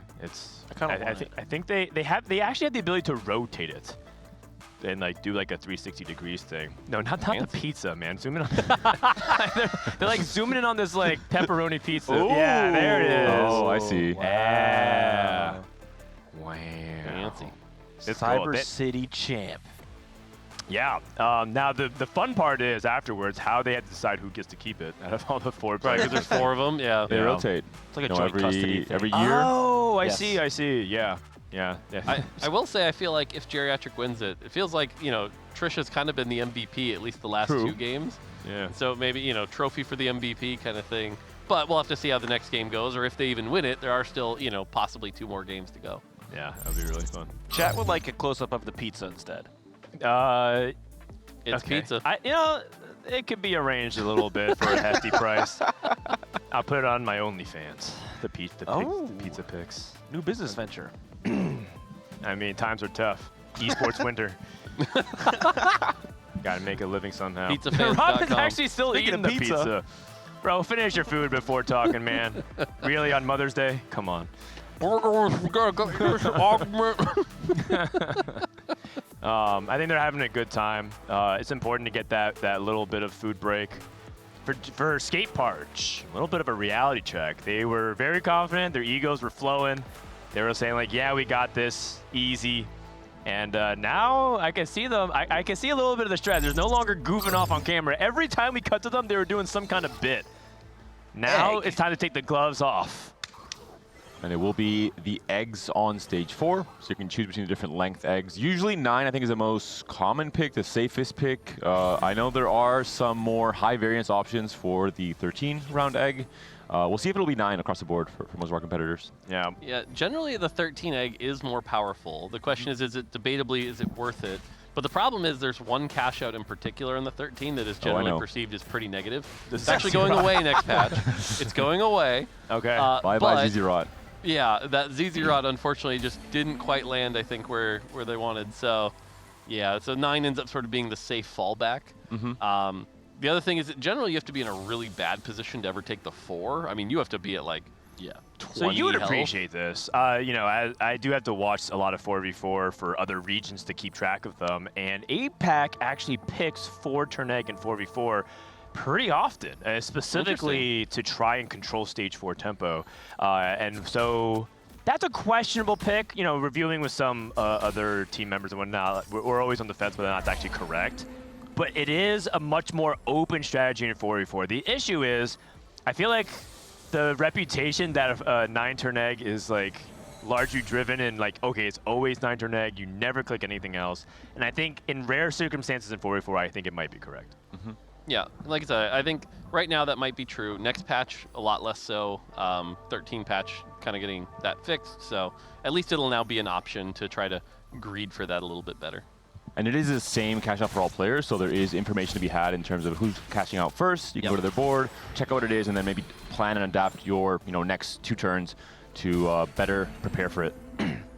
Yeah, top on board with MVP last game, Scarra with that Vex 3 to see what he gets here.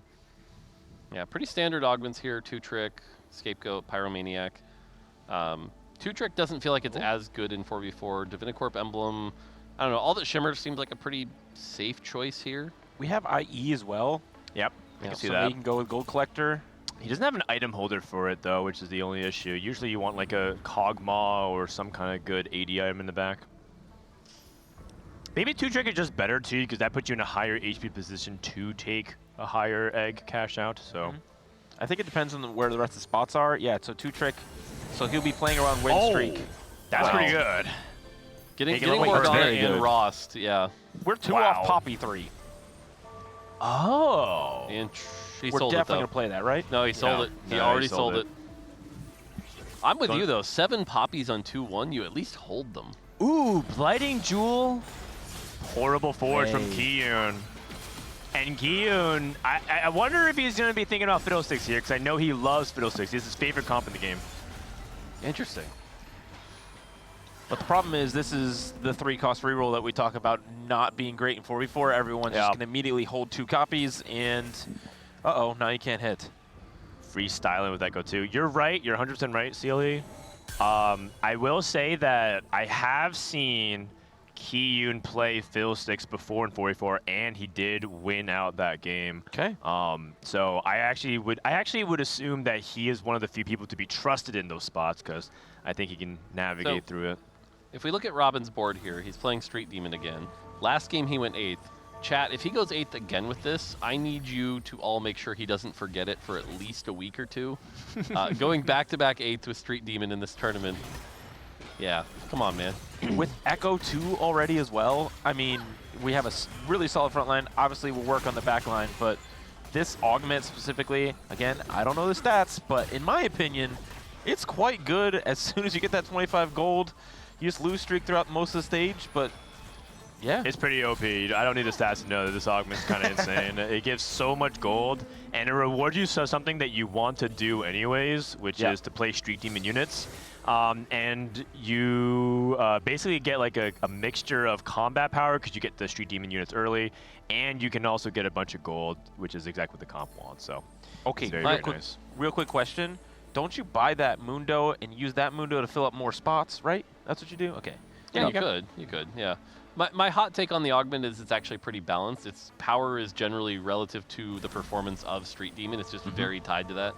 Early Warpath, I am a big Warpath believer. I love this augment. You would be, Mr. Tempo player. All right, talk to me about why you like Warpath so much. Like you said, I'm a tempo player, and so having that free 2-star 2 cost to get you going, allow you to, kind of like what we're seeing here, level to 5, play that and get that advantage. And then when you start to fall off, that's when the big cash out comes in.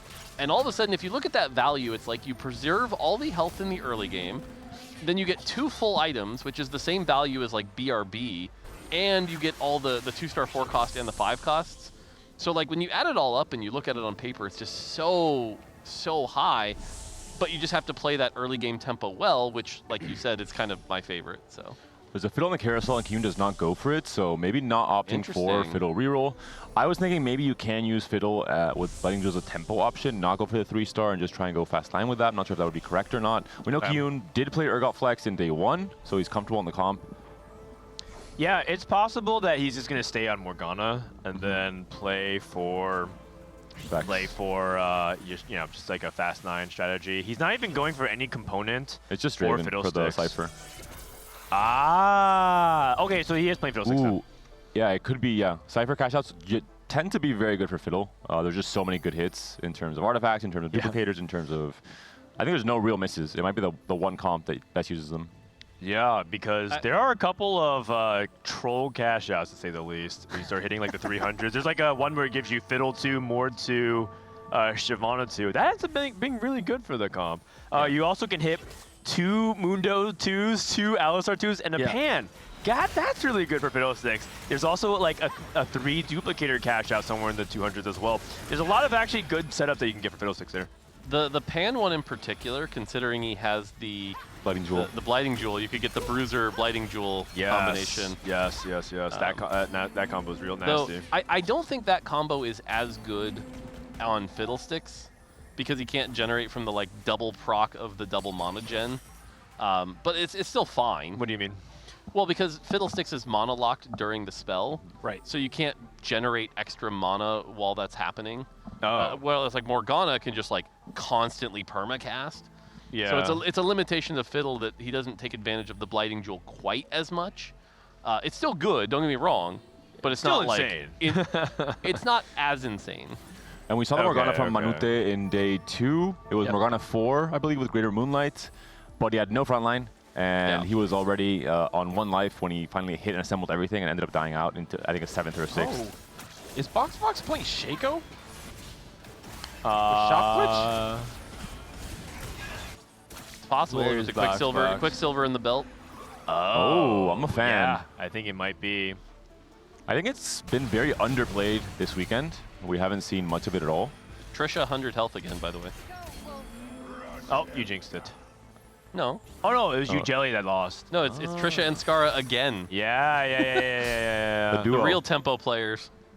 Holy cow. Okay, depending on how fast BoxBox can hit this Shaco 3, will tell us a lot. Even if he doesn't hit it right now, as long as he collects a good amount of pairs or a good amount of copies. I do feel like if you're going to play Shaco reroll, you need to hit it by like 3-3 at the latest. Okay. I would say even earlier. Yeah. He's one of the few hyper roll champions in the game at the moment because hitting a 3-star Shaco enables you to get more kills, which allows you to kill more, and it just snowballs onto itself. A good amount of swords, though, is great for him. We now have IE. Oh, jeez. He probably feels really bad about that number of copies. How much should you roll here? He only has 6. I would press it like 2 times, go to 35, and then if you don't hit, go to... Okay. So now, now you go. Commit, now you commit. The wave. Yeah, we wrote it. There you go. Okay. And And then you go IE. Could be Sterax, maybe just Implant Redemption for size. now. Okay. That's really, really big for Box. Because you really want Hodge, right, as your third item? Yep.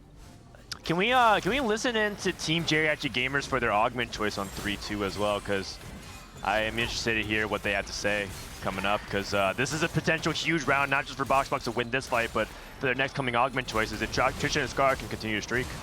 So, hot take, by the way, I actually don't think Hodge is the right choice if you're going the Slayer route. Oftentimes, one of Shaco's big... Oh, sorry, Tom's. Oh, yeah, I was thinking for an augment round. Okay, okay. Oh, magic. Oh, wait, how bad? Am I looking to win out? Because I'm gonna do Prismatic Pipeline. Coronation, Flurry Blows, Wait, what? Do I look to win out? You're streaking, no, you're streaking. Yeah, roll middle, roll middle. Reroll the middle. Oh, calculate enhancements. It's good. Yeah, it's Flurry good. Blows is good. Calculate hands. You need to keep streaking. All right. And Box. Wait, am I holding Fiddle for Hyun? Ooh. Oh, he's losing. Yeah, you need to hold Fiddle. He's losing. There it is. You can hear some of the teamwork kicking in there. Radiant item choice.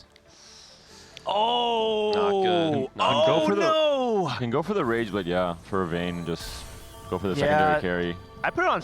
I want to put it on Shaco for now. I would put it on Shaco for now, for sure. I wonder if it was a Slayer +1. You get a pretty big spike with Zed. You get 6 layer early. You have a really high I would have with done that for Renekton. sure. I like it. 6 layer early is very big deal. I agreed. And it's sometimes you think the circlets might be a bait, but I think in this position it was actually a very high tempo option. Yep. I was going to say Edge of Night on Shaco, I think ends up being really good because if he gets any aggro, unfortunately he'll die too quickly, especially in the late game. And if you're playing Slayer, you've already got a decent amount of healing. So that extra AD really matters. So Okay. Yeah. If Box hits a specific augment, he actually has the setup. He has to hit Scope weapons. If he has Scope weapons, Radiant Rage Blade, oh man, he actually is ready to murder everyone. It'll be crazy. Because that he can put it all on them. We should really keep an eye on Kyun here because right now, you know, that team is unfortunately on their last game here. They need to win. And he's going to be a linchpin here with this Cypher cash out. He got he's the already down to Bruiser 50 circlet. health. He did. Wait, he got the Bruiser? All right. Okay, now he just needs 1 tier, and he has the Exodia. Yeah, so I'm about to say, we'll get to see this on display. He can also go for Spark if he wants. Oh, no, sorry, he needs the Archangels. Yeah. Never mind. Yeah, he's at 146. I feel like often with this comp, you have too many offensive components, and so it gets a little awkward, especially if you don't hit Urgot randomly on level 8. And so his spot looks pretty good, having a good amount of tank items that he can flex around. And the other thing, too, about Kyun, oh my gosh, another critical loss here. The thing about Kyun is that he's the centerpiece of their communication. So if he's like hard tunneled on like what he needs to do for a Cypher cash out, there's a tier, by the way. Great denial as well on the brand. It puts the rest of the team in a tough spot. Oh, is Kyun going for... Maybe he's trying to leave the brand for one of his teammates. Oh, okay, yeah. So I think he's sound like, if you can get here, I'll let you have it. Otherwise, I'm going to deny Robin. Okay. That's good. That's good, actually. I like that. Not just like, okay, I need it. He's willing to sack for the team. More, as you're saying, 39 at this spot. It's so low. Is so low. Yeah. Obviously, we'll take a 3-7 cash out and pivot the whole board. Okay. But we're not close to stable. Well, if he gets Fiddle 2, you'd be surprised how strong this is. He actually might even win a fight on Fiddle 1. That's how insane it is. See, I'm just not a believer in this setup. Like, I think one or the other is good. Both feels overkill, but he's going to lose the next 2 rounds, given as he's not equipped any frontline. He's got a Warmogs, which is solid. I like this. It's just really going to be, we're going to have to look at that 4-1 board and see what happens. But like you were saying, if he got like the Alistar Mundo cash out, right, and all of a sudden hit those 3-star, then yeah, he just probably just wins out the game or something like that. UGL's Warpass at 38. Oh, that's... Wait, only 38? Really? We're only at 3-5, and she's won most of her fights, I think. Yeah, I would expect it to be higher given the 100 streak she was on for a while. Or that's Trisha's, sorry. I'm confusing with Trisha. I have another very niche question about TFT interactions, which I know is probably your favorite. With Warpath, what happens when somebody FFs? So it used to be bugged, But then last patch, I believe, we changed it to where it counts player damage. That you do. Oh, you're saying if they FF in the middle of the fight? Yep. Yeah. Ah, you could screw them over, I believe, is the current It doesn't interaction. count it. Yeah, I think Okay. you just do nothing to them. I'm just saying, it's 4v4, you know. I don't think we're allowing that. Only at the end of the game, when it's already locked in. Trisha's still on another win streak. Yeah. Beast. And don't look now, but Box also has the Edge of Night on the Shaco. Yeah, I like the itemization here. And Box gets a free win over Kiyun. Trisha trying to see if she can get an easy or a 10 streak, a nice cool 10 streak here. Box is also one off Mundo 3, which can do some crazy things in this current patch. Yeah. If he can get some great itemization, maybe a talisman somehow later in the game. Yeah. Yeah, I feel like Box is in such a good spot. It just goes back to what Panda was saying. I think the Slayer circlet was just such a better choice that might have been a big difference, but This two win win- streakers. Yeah, and plus one more round of shop glitch now for Box means that Oh. he can maybe get another Like a strong Vayne. win streak going in stage 4. Yeah. 290 is actually like the one cash out breakpoint that there's a couple that are like you don't really want. Oh. Okay, this could be good. Ah, okay, Wait, that's Shiv. good. That's pretty good. That's pretty good. So they'll That's pretty quickly good. lower their MR so that he can get more So mana in theory. the problem with the so Shiv is actually like an insane item, right? Like no Yeah, one's yeah, gonna yeah. debate that. Who uses it? Urgot. On 8. Because Sure, usually you sure, actually, if you can get to there, yeah. No, He's gonna high roll this it. guy's gonna just hit this Urgot on 8. I'm just feeling it. Okay. And a lot of times people actually think they have to roll on 7, but in 4v4, rolling on 7, you have to accept that you're probably not gonna hit Fiddle 3, but oh, we had Redemption? Wait, if this guy hurts Urgot Cho 2, he's actually back. Yeah, An I would egg? agree with that. 9 or 4? Goes with That the a- 4. That's a 4. That's a 4. Oh. Which I think is correct. Oh. Yes. Cho'Gath. Kabuko. Vex. Kabuko. Now Now Urgot. Vex, by Urgot. the way. And Urgot. He's easy to Fiddle 2, by the way. Wait, Oh. what? Kabuko Oh. pair? Okay, he hit the fiddle too. Okay, at least he hit that. He's playing 2 Vexes. Ah, whatever, 2 Kabukos. Yeah, I mean, at least Vexkey can put the Shiv on, right? So, like, that's solid. So this is a pretty solid board. Needs to get his items placed pretty quick here, but otherwise, if he can hit Cho 2 here, yeah, really good spot. He's trying not to slam too much against his teammate. He knows he's really... he should actually win all of stage 4 now. Yeah, I would He's agree. extremely strong. Yep. And so he's trying not to deal too much damage. Yep. This is a great spot. Yeah. And Box no Mundo 3 despite the shop glitch. I'm not sure what else he was able to pick up. Trisha win streaking again. Oh, who's this holding a fiddle? Someone's holding a fiddle, which is smart. They're all holding fiddles. I Yeah, they're all think. holding fiddle too, which is again, really good. This is Trisha. Yep. Bulky is really Backup's awkward quite with good. Zeke's, so you probably don't want Ooh. Zeke's. We don't have anti-heal. Maybe backup. Because you're Vanguard. playing it anyway. For yeah. Marksman. Yep. Let's Yeah, see. we That didn't works have too. anti-heal, so that's quite good. This is Box. Box, find your center, Shaco. Not And he has bad. Quicksilver Edge of Night to keep him safer. What do you think, Mort?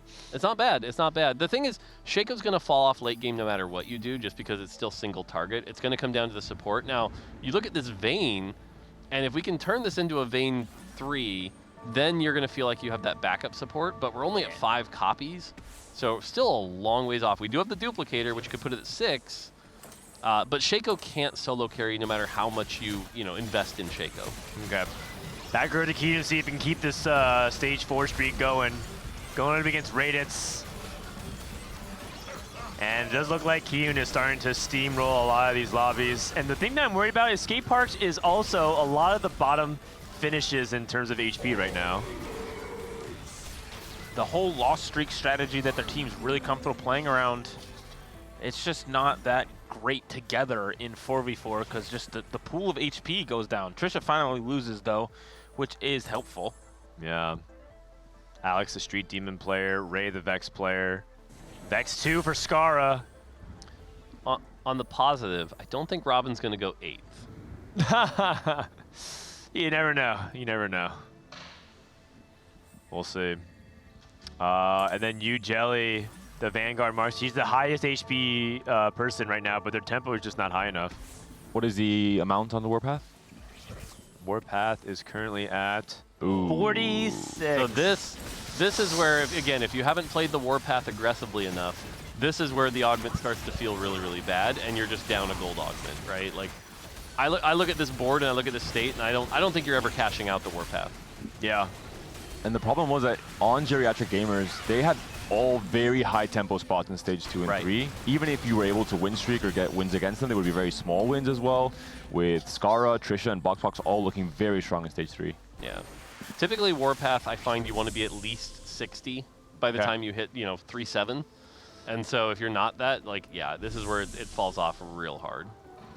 I will say, though, it's not really over till it's over. If they can find, if Ray stops losing soon and Kiyun can win out the way I think he could, I still think that Skate Park does have a pretty good shot. But right now, I do think Geriatric Gamers are the favorites at the moment. It's a Nico for Alex, might be an upgrade.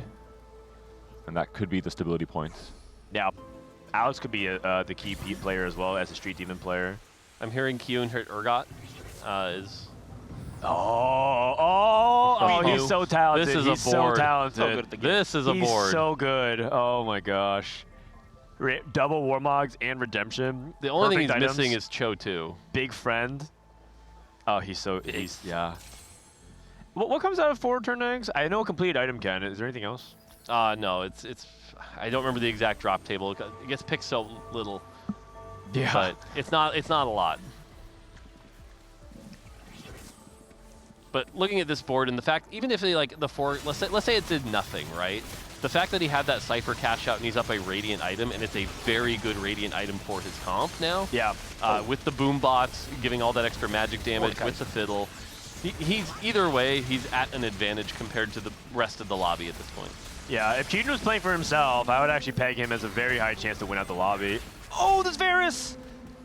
Oh no, but it's Alex against Ray. That's a good loss. Yeah, that's a great loss for that team. That's as good as it gets. Now, just to call it out for storytelling here, we do have it 5, 6, 7, 8 right now as the team. So, yeah. That being said, Alex hit Nico too, and he's playing quality for quantity Street Demon, which is quite solid. Ray hit Vex too. Like, none of them are like super. Okay, Jelly's probably the weakest, and I think they might have to drop off Young Ellie at 8th.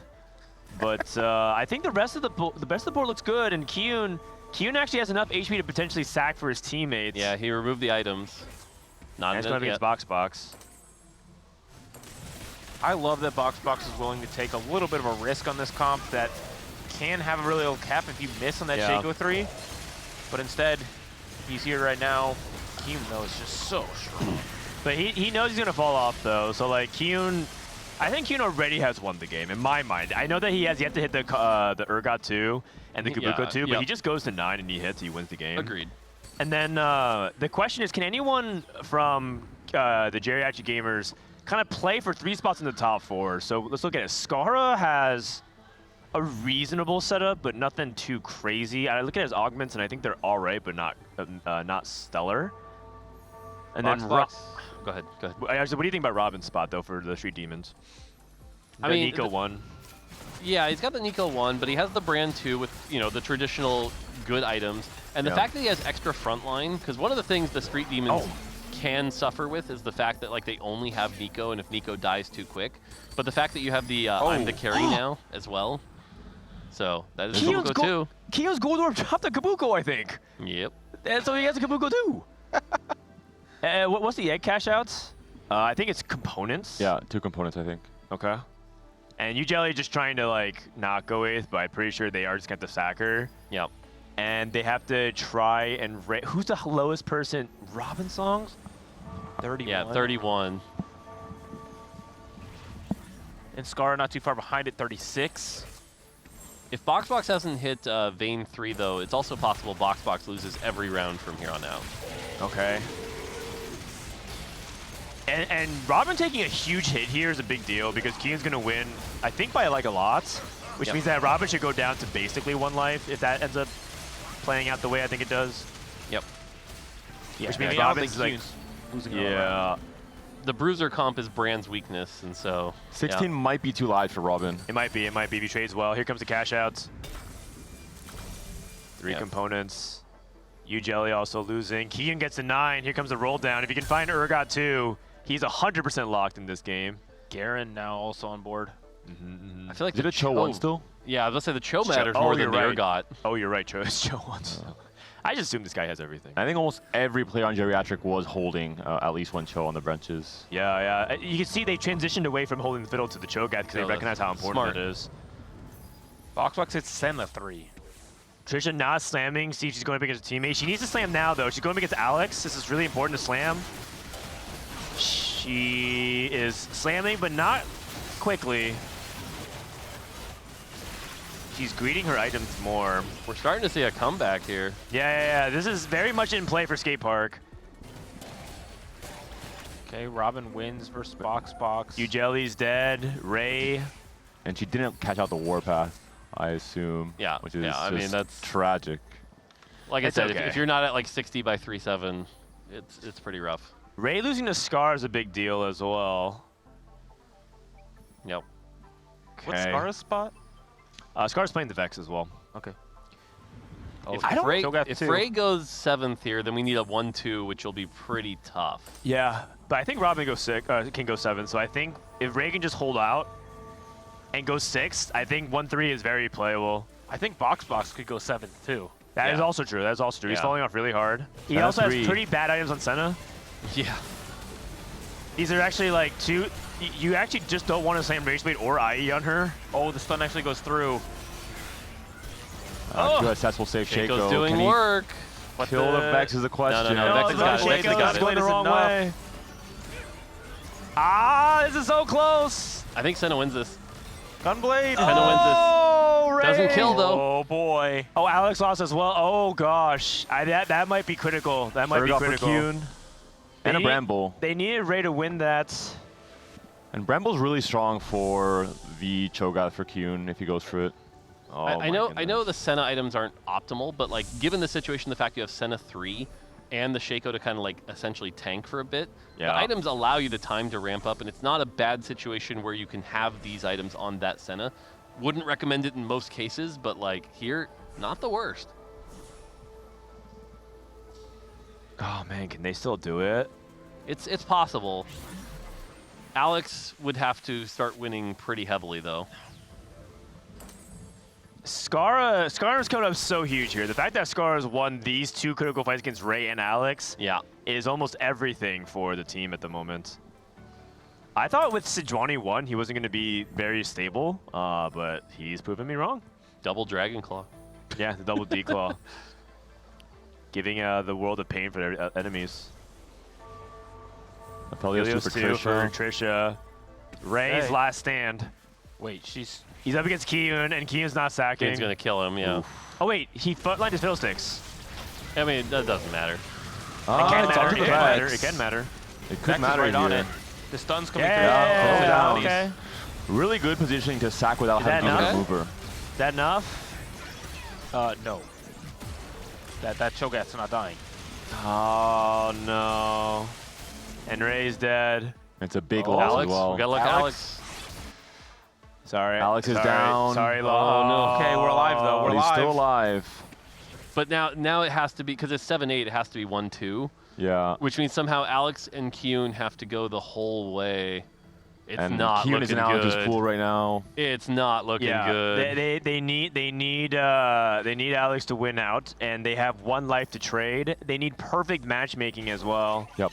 But the HP's, it's in the realm of possibilities, right? 27 HP for Trish at the top is not that much. It can happen. It's 2 big losses. It's probably like less than 10%, but it can happen. He's frontlining the fiddle.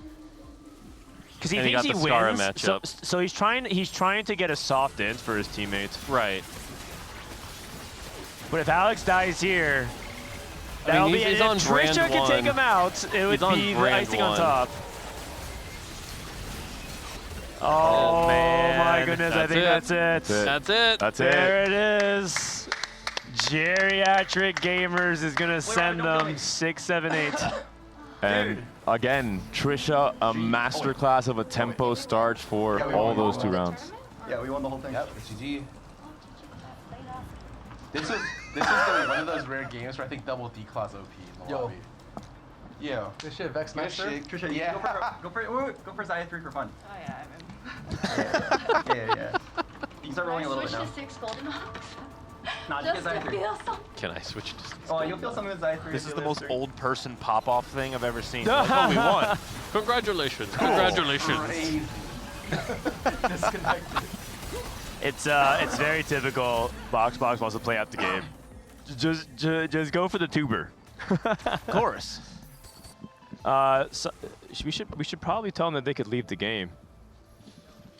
All right, Ray's joining us for the finale.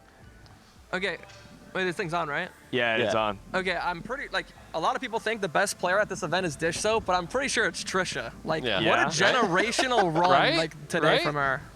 Like, yeah, she actually, I believe, like, she, like, averaged, like, a 2. Yeah. Yeah. Actually, like, win streaking every game, too.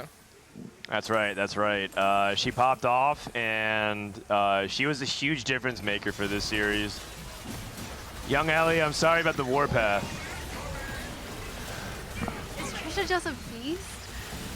Is Trisha a beast? Yeah, she is. I think so. I think Trisha is. She's current. I think if she wasn't hooked on TFT before, she might be hooked now. That's an adrenaline hit. Yeah. Yeah. Sheesh. There it is. All right, Trisha there it taking is. another There it top is. 2. Yeah, Robin with the headset off. Okay, can we have an admin tell them to come down? They really won the game. Box is just like, he's having her roll. Trisha's holding Scar's Vexes. Oh, no, she sold it. Okay. One last 3-star forecast to end it all. Oh, She's back in my double goodness. up. Send me Leonas, please. Are you kidding me? He's not even close. He's like, roll for Zaya 3, and there's 5 Zayas. Yeah. There we go. There we go. They're working their way out. They're working their way out. Okay. Wow. All right. Congratulations to the geriatric gamers. And you know what this is? They're just having so much fun playing TFT. They can't stop, man. That's what I'm saying. It's like when the other team types GG and the Nexus explodes, they're still there trying to micro skill shot. Like, no, just hit me with your skill shot. Just try it. It'll be cool. Like, that's what they're farming doing, the man. minions. It's like the game's over. True. I love it. All right. Coming down the stairs now. Yeah, Kiyun. While they're walking down, we'll talk to team captain Kiyun. I know you guys didn't take the dub, but still a hell of a weekend. You should be really proud of the team still. Sorry? Sorry, Zonda. My bad. What's up? Yeah. I had a fun. Yeah. Did you have fun this weekend? Yeah, I had a You proud of blast. the team? I had a blast. Yeah. Oh, here we go. All right, congratulations. Let's hear from team captain Robin Songs. Or at least team captain for about 30 more seconds before we crown a new one.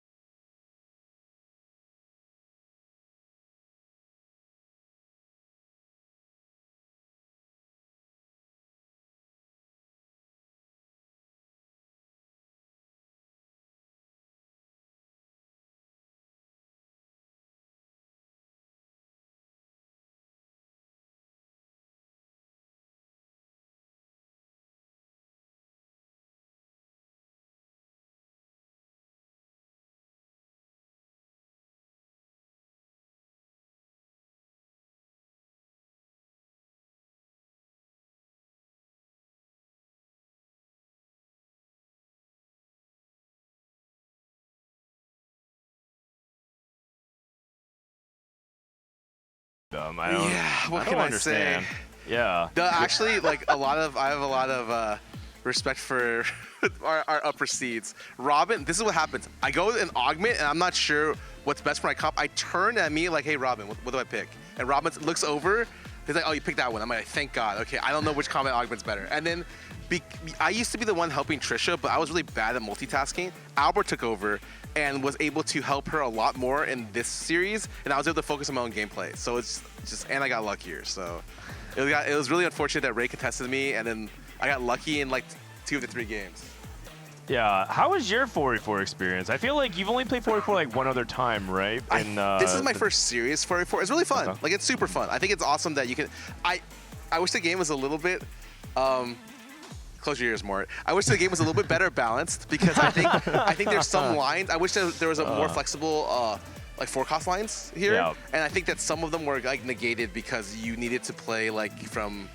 You can only play them from like tempo, right? So...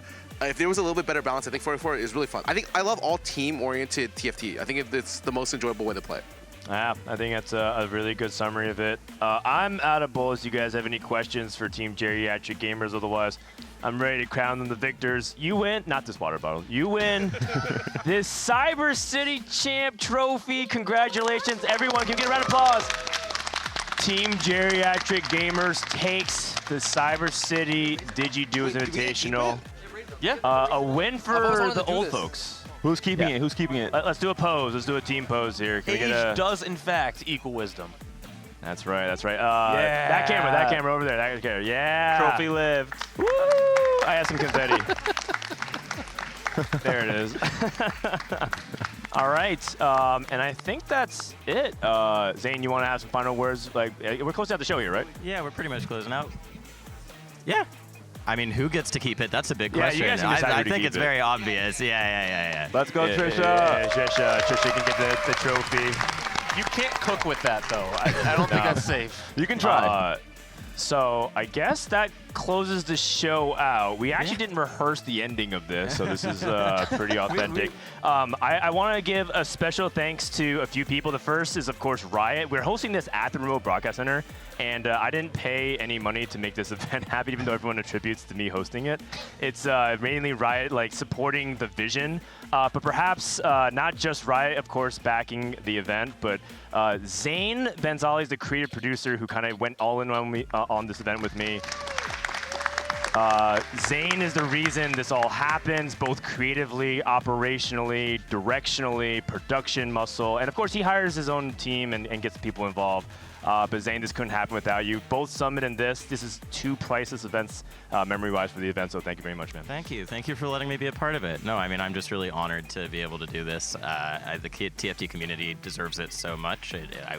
I feel so grateful to be able to do this for all of you guys. And of course, I mean, I have a mountain of people behind me. Shoutouts to everyone in the control room, Tim, RTD, Mike, and Amber, and Patrick, and everyone here at the RBC. And I'm not going to try and name everyone because I'm like a bad Oscar speech. I'll just forget everyone. But yeah, no, I mean, it's incredible. It's an exhausting weekend, but at the end of it, it's so cool to see everyone gathered here. And I don't know, these types of events are great because like I feel like even the people who went second are like happy about it in some way. And that's like the best you could ask for an event, right? So I hope you all enjoyed. We love doing